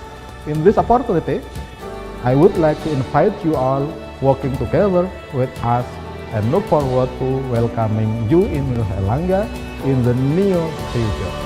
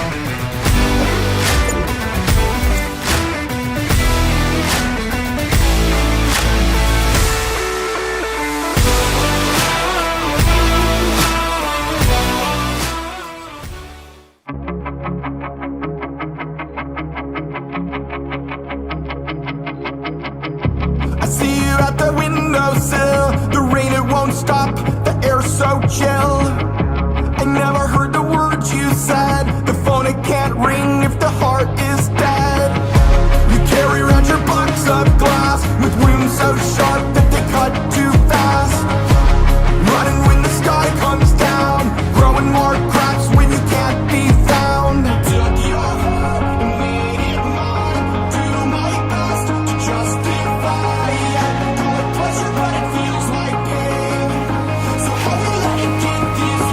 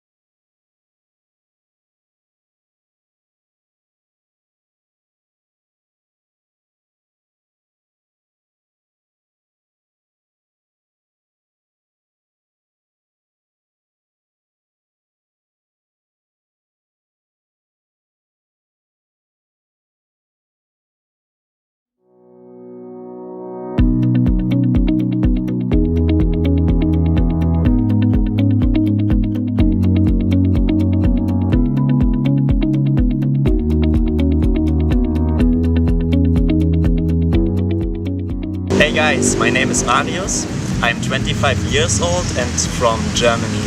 I'm studying in the Netherlands because it's close to the border of Germany at the Fontys International Business School, and my major program is international marketing. I've chosen the Universitas Airlangga UNR in Surabaya because I think that Indonesia is a really beautiful country. The people are so kind and are always smiling, and I've chosen the Airlangga UNR University because I can combine 14 different faculties and choose the courses that I want to study. It's a huge pleasure for me to be part of the Amerta program. I'm studying with lots of different students from all around the globe, and I can learn about their cultures and about their personal experience. My best experience from the program was the free cultural trip to Yogyakarta. We went there by bus with nearly 80 students and staff from the AGE office, and we visited lots of temples and a water palace that was really huge and was so interesting, and we have learned a lot about the culture and we had lots of fun together. The process of applying for visa here in Indonesia is really hard to do it on your own, but the support of the AGE is really huge in this kind of matter. They are helping you, for example, to go together to the immigration office and to help to extend the visa.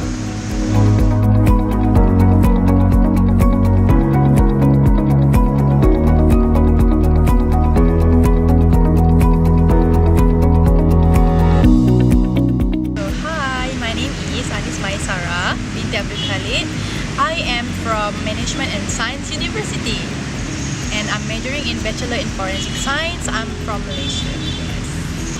So basically, why I choose Surabaya UNR as my destination of studies, because I think it is close to my home, Malaysia, and then I can just go back anytime I want, and yeah, that's good, right? Then I think because of our language is almost similar, so I will be comfortable to talk to the local people, because I think I can speak Indonesian language fluently.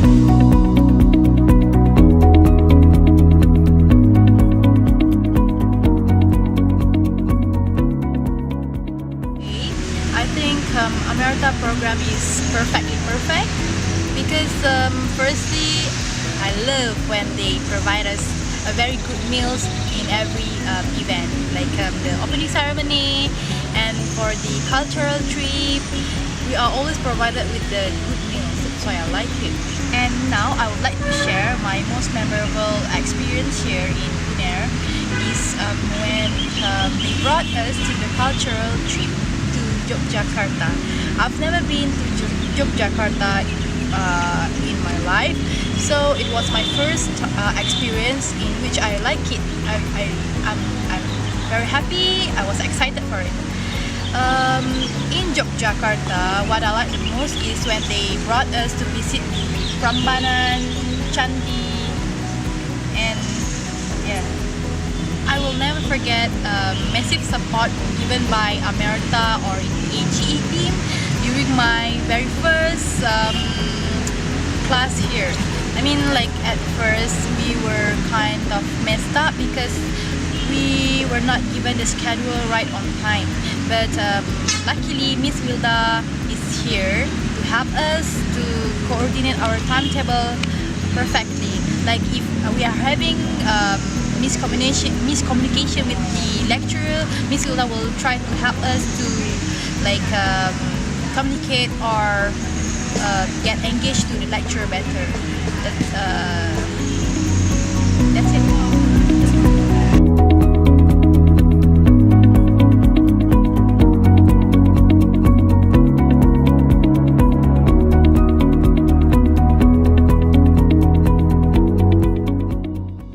Hey, my name is Celeste and I'm from the Netherlands. I study at the Rotterdam University of Applied Sciences and my major is International Business and Management Studies. So I choose Surabaya because my relatives live here, so it's very easy to go here. I don't need to search for housing.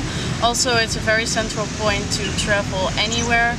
and I choose University because it's a very good university, one of the best of Indonesia.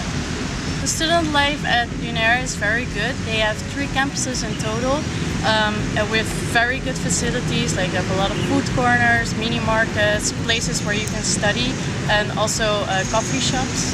So I really like the campus life here. The most memorable thing and experience here is definitely the Gili Labak trip. It was organized by one of our buddies, and yeah, the island was just beautiful. Like, it was really a paradise, and we had so much fun with each other and got to know everyone. So yeah, it was definitely the best experience. HEE gives really good support during the MIRTA program. If you have a problem, they will answer like immediately on WhatsApp. Also, we were given like buddies, so yeah, they would like introduce Surabaya. They would go to show you some stuff. Surabaya was really nice, and also visa extension, pickup service from the airport, and also the housing. If you need to search for a house, they will help you with all of that. So that's really good.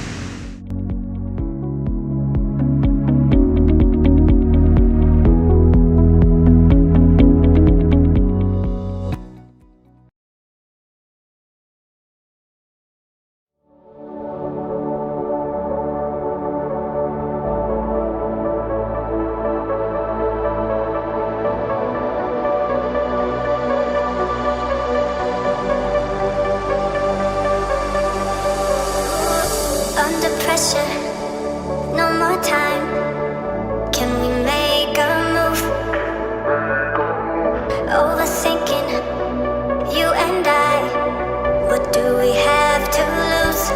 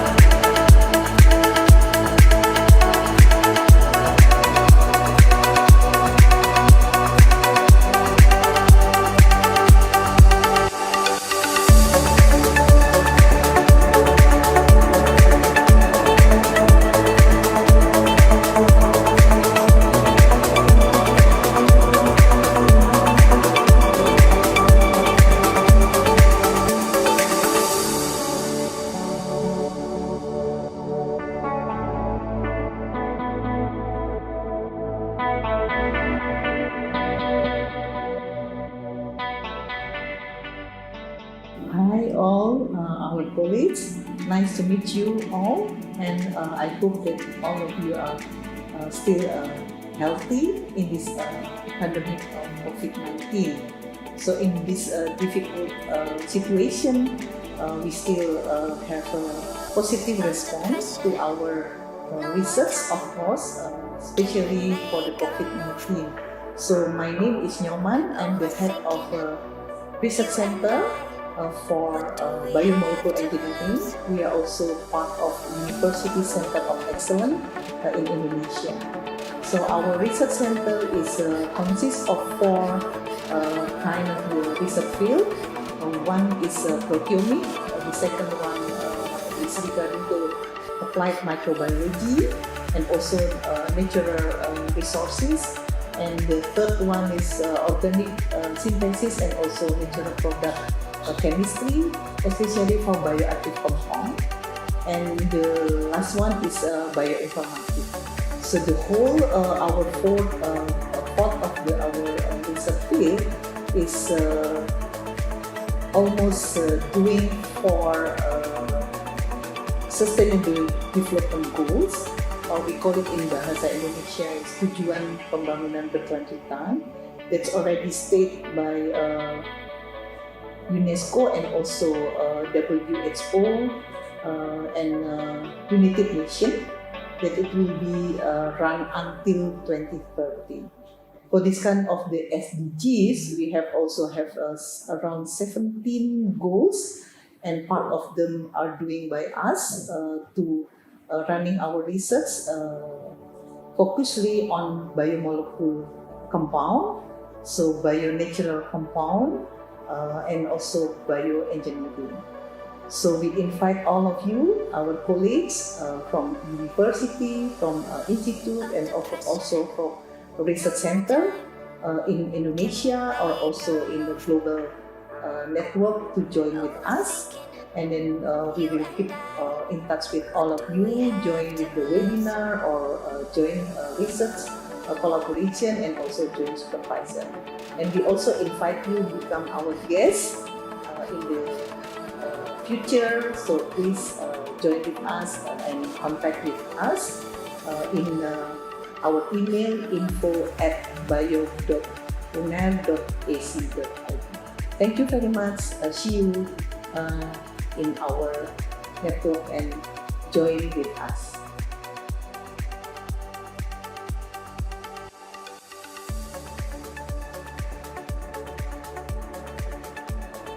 All of us know that since December 2019, we have an outbreak of COVID-19. So then our research center is very seriously keep attention for this kind of the COVID-19 pandemic.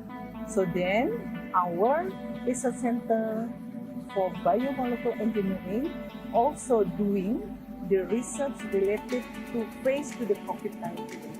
We have 4 projects for this kind of the research, and this research is also part of the National Consortium of COVID-19 Research under Ministry of Research Technology in Indonesia.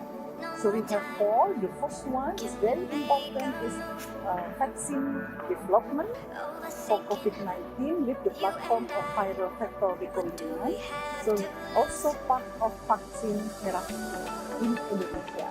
And the second one, our research is also drug development related to anti-COVID-19 for inhibitory of main protease and also inhibitory of RNA polymerase. So the third one, our research related to COVID-19 is about developing of biosensor based on the RNA to as a diagnostic kit for COVID-19. And the last one, we also analyze the variant or mutation that existed in our sample COVID-19 from Indonesian patient, especially from Surabaya and east of Java. We hope that these 4 of our research related to COVID-19 can also very meaningful impact to our society and also for Indonesia. Assalamualaikum warahmatullahi wabarakatuh. Hello, I'm Ali Rahman, the coordinator of Proteomic Labs in the Research Center for Biomolecular Engineering, Universitas Airlangga. People also call this research center as BioMe. People in Proteomic Lab start working together since around 12 years ago, and in 2018 we consolidated with other research group in Universitas Airlangga to establish BioMe. In Proteomic Lab, we basically work with proteins. Our research fields include bioinformatics, enzyme finding and engineering, biochemical and structural enzymology, and nanobiocatalysis and immobilization.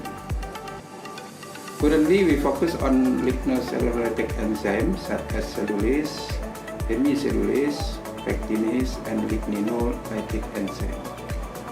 This enzyme take a part in biomass degradation and play a crucial role in developing bioenergy from a sustainable source. Since the biomass degradation sometimes requires extreme conditions like high temperatures, high pH, or high salinity, we also do research in the field of extremophilic lignocellulosic enzymes. Recently, we also participate in COVID-19 prevention by developing a robust technique for SARS-CoV-2 detection. Thank you very much for your kind attention. bioinformatics labs was designed mainly to perform calculation on several processes, especially on drug design using computational chemistry. Some computational software are available in our bioinformatics labs. We use some open sources or free software, for example, Chimera, PyMol, PMT, Doc6, and Ember. But we also installed some licensed software, for example, HyperCam and Gaussian. Our recent research is about the invention of new drug for COVID-19, starting from designing hundreds of virtual compounds, and then the virtual compound are optimized using molecular mechanics calculation and then refined using quantum mechanics calculation. Virtual screening and then conducted to eliminate most compounds that possess low potential inhibition, while the higher strength compounds then validated using molecular dynamic simulation. Thank you very much for your kind attention. Research group of applied microbiology and bioresource technology is one of research groups in Center for Excellence Research Center for Biomolecular Engineering in Universitas Airlangga. This research group focuses on several activities, starting the exploration of potential microorganisms from different types of ecosystem, like moraine, mangrove, polluted soil and water, animal, and natural land. From this research, we get several microbial formula consisting of bacteria, yeast, and mold, and also a variety of microbial products such as biosurfactant, enzyme, and also hormone. Several topics that we are developing currently and right now related to implementation of microbial formula to increase plant productivity, like cultivation of vegetable and fruit crop. Also, bioremediation of the environment polluted by oil, detergent, pesticide, heavy metal by using microorganisms. We also are developing bioconversion of living cellulose waste to be useful beneficial product like enzyme and biosurfactant. Also, we conduct the research about the prospect of endophytic bacteria from Juniper, Balikpapan, in producing the antimicrobial compound and microbial in the reservoir area as biofertilization agent. We also doing this research about the biological control of dengue fever mosquito by microorganisms. And now we do the research about the prospect of endosymbiont bacteria from the gut of the macrofauna decomposer to produce the potential enzyme.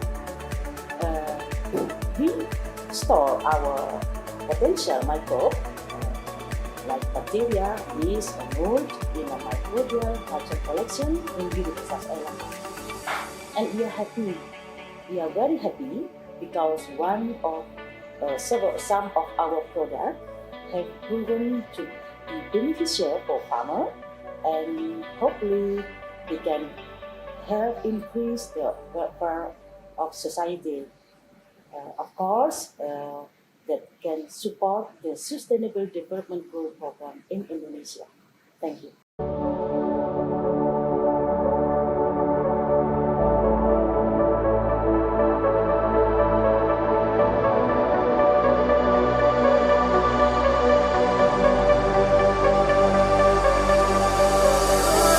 Under pressure, no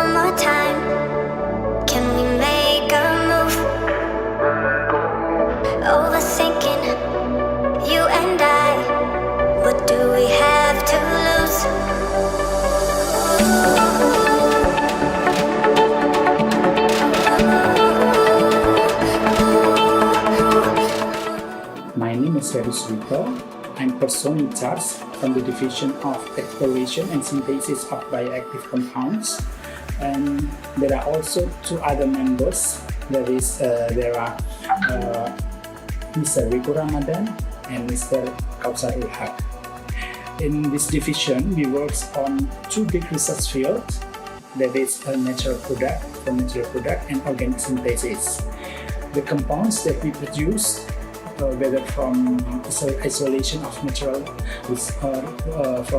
resource and also from the synthesis product, they will be evaluated of their bioactivity in related to the health application. So now I would like to talk about the tip is Kalimantan.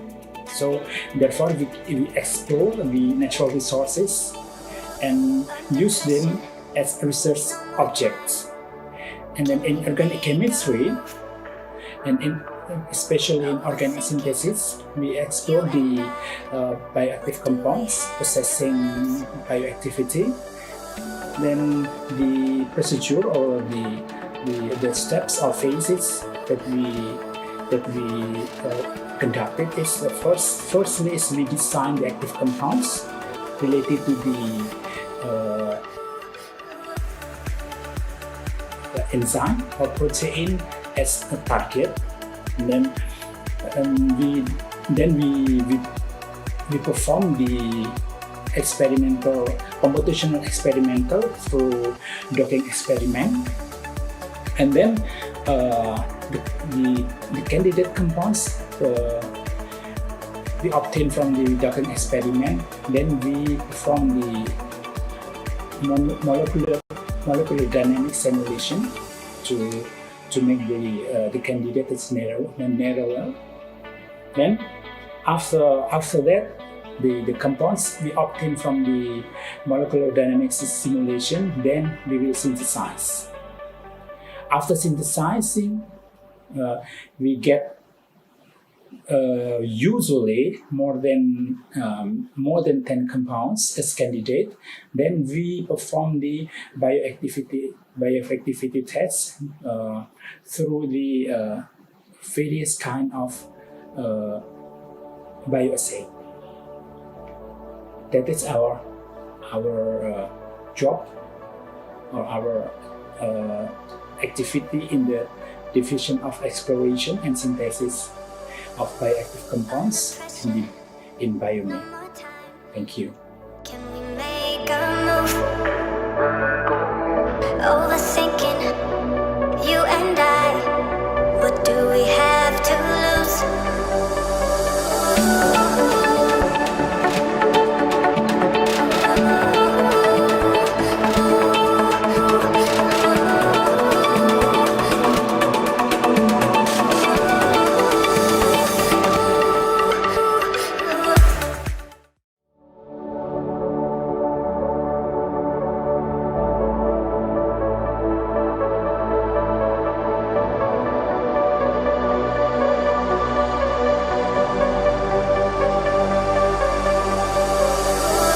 Under pressure, no more time. Can we make a move? Overthinking, you and I, what do we have to lose?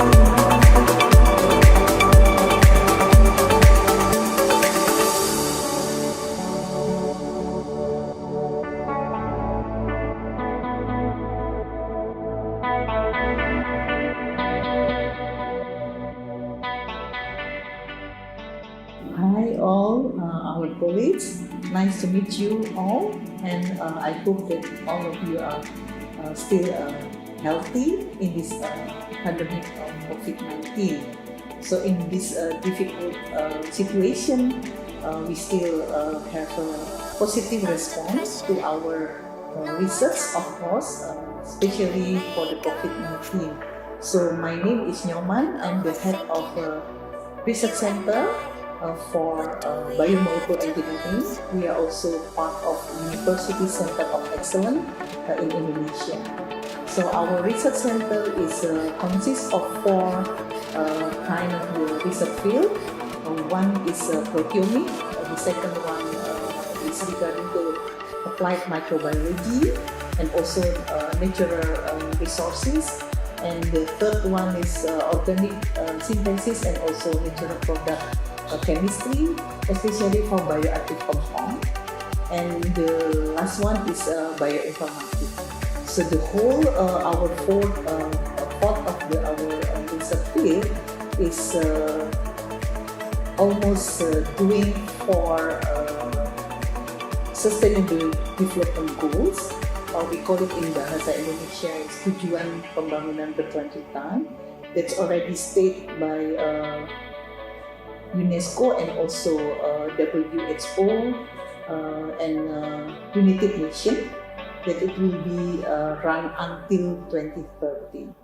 For this kind of the SDGs, we also have around 17 goals, and part of them are doing by us to running our research focusedly on biomolecule compound, so bio-natural compound, and also bioengineering. So we invite all of you, our colleagues from university, from institute, and also from research center in Indonesia or also in the global network to join with us. And then we will keep in touch with all of you, join with the webinar or join research collaboration and also join supervisor. And we also invite you to become our guests in the future. So please join with us and contact with us in our email info@bio.uner.ac.id. Thank you very much. See you in our network and join with us.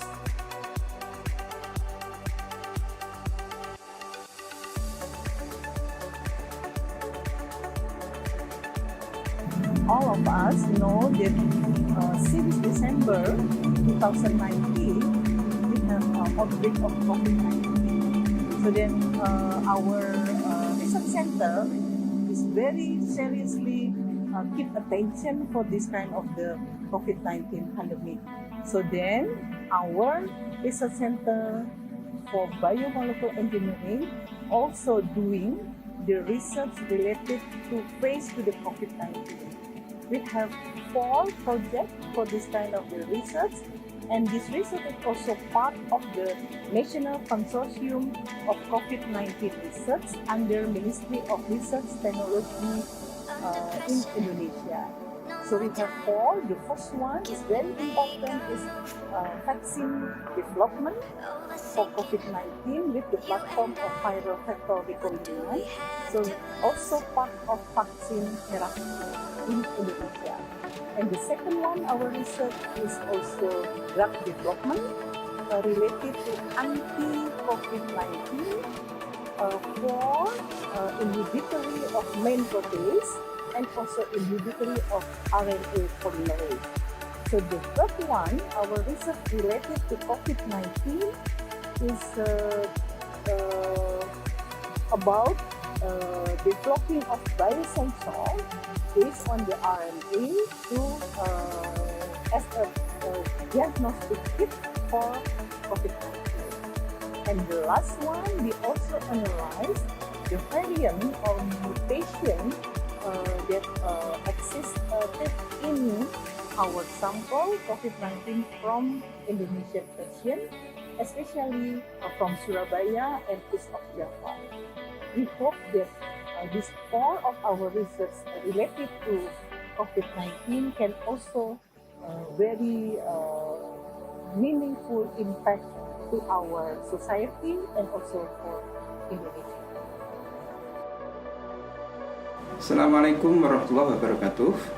Hello, I'm Ali Rahman, the coordinator of Rotemic Labs in the Research Center for Biomolecular Engineering, Universitas Airlangga. People also call this research center as BioMe. People in Rotemic Labs start working together since around 12 years ago, and in 2018 we consolidated with other research group in Universitas Airlangga to establish BioMe. In Proteomic Lab, we basically work with proteins. Our research fields include bioinformatics, enzyme finding and engineering, biochemical and structural enzymology, and nanobiocatalysis and immobilization.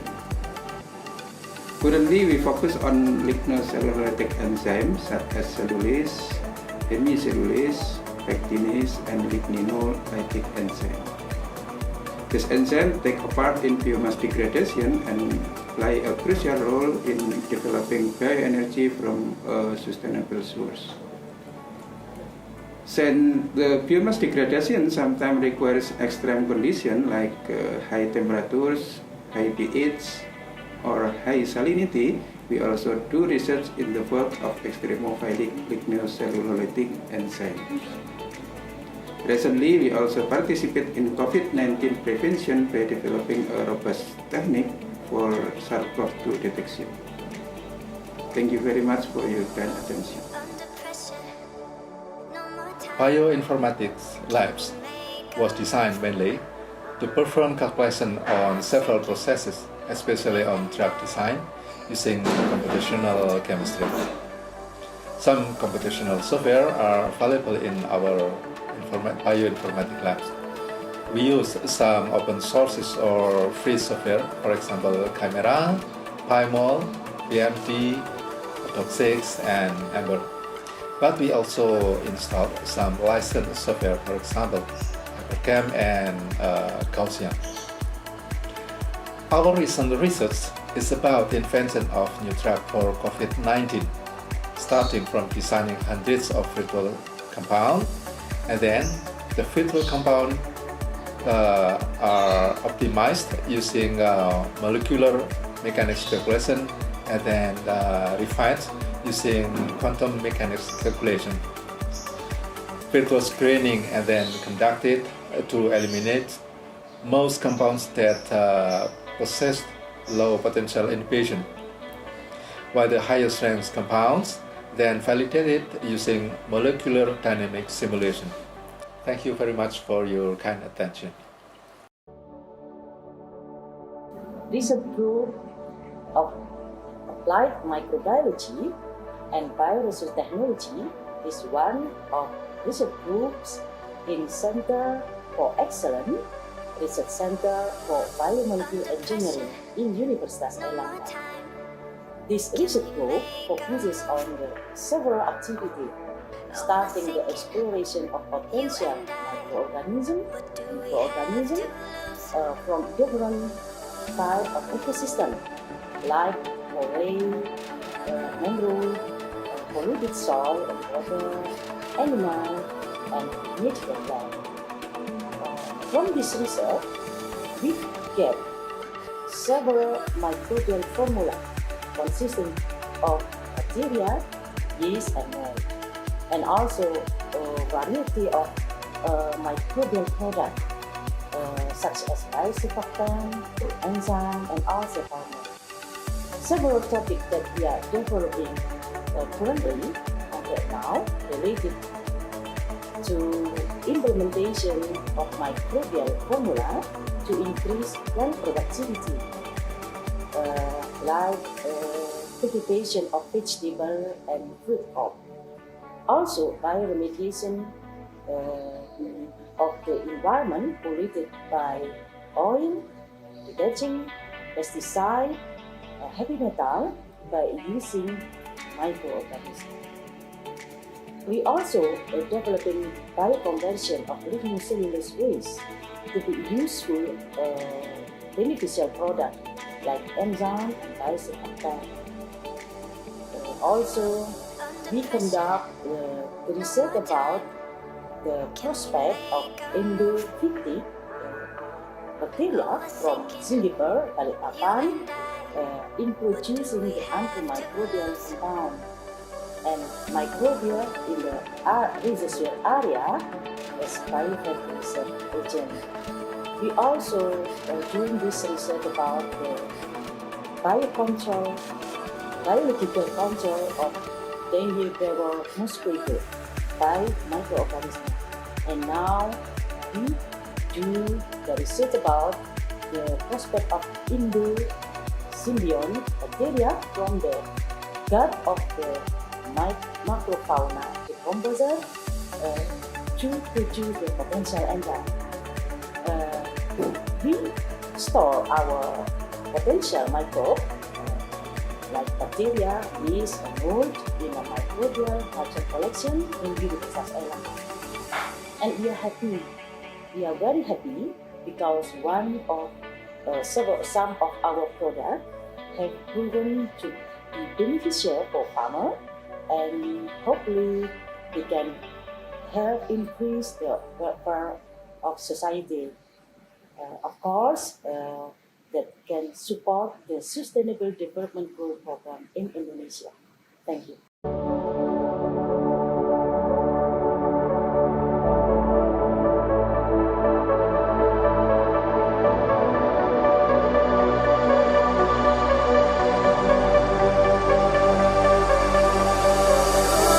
Under pressure, no more time.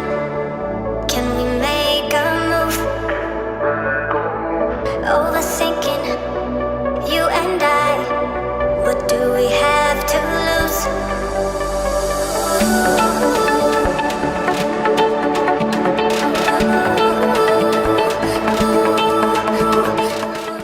My name is Ferus Rito. I'm person in charge from the Division of Exploration and Synthesis of Bioactive Compounds. And there are also two other members. There are Mr. Riku Ramadan and Mr. Kausar Ulhaq. In this division, we work on two big research fields. That is a natural product and organic synthesis. The compounds that we produce, whether from isolation of natural resource and also from the synthesis product, they will be evaluated of their bioactivity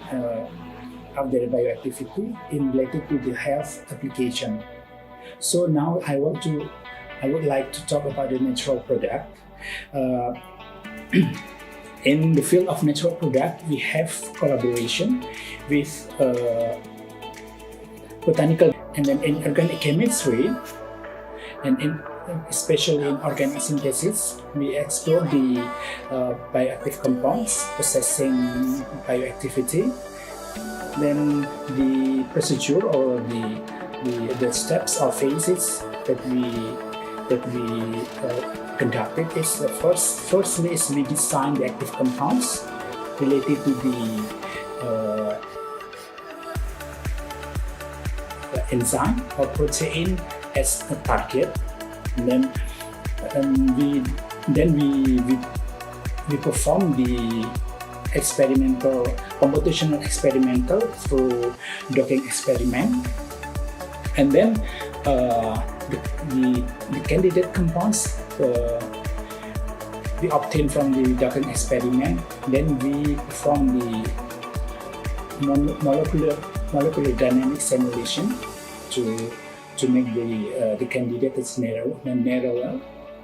Then after that, the compounds we obtain from the molecular dynamics simulation, then we will synthesize. After synthesizing, we get usually more than 10 compounds as candidate. Then we perform the bioactivity tests through the various kind of bioassay. That is our job or our activity in the division of exploration and synthesis of bioactive compounds in Biome. Thank you.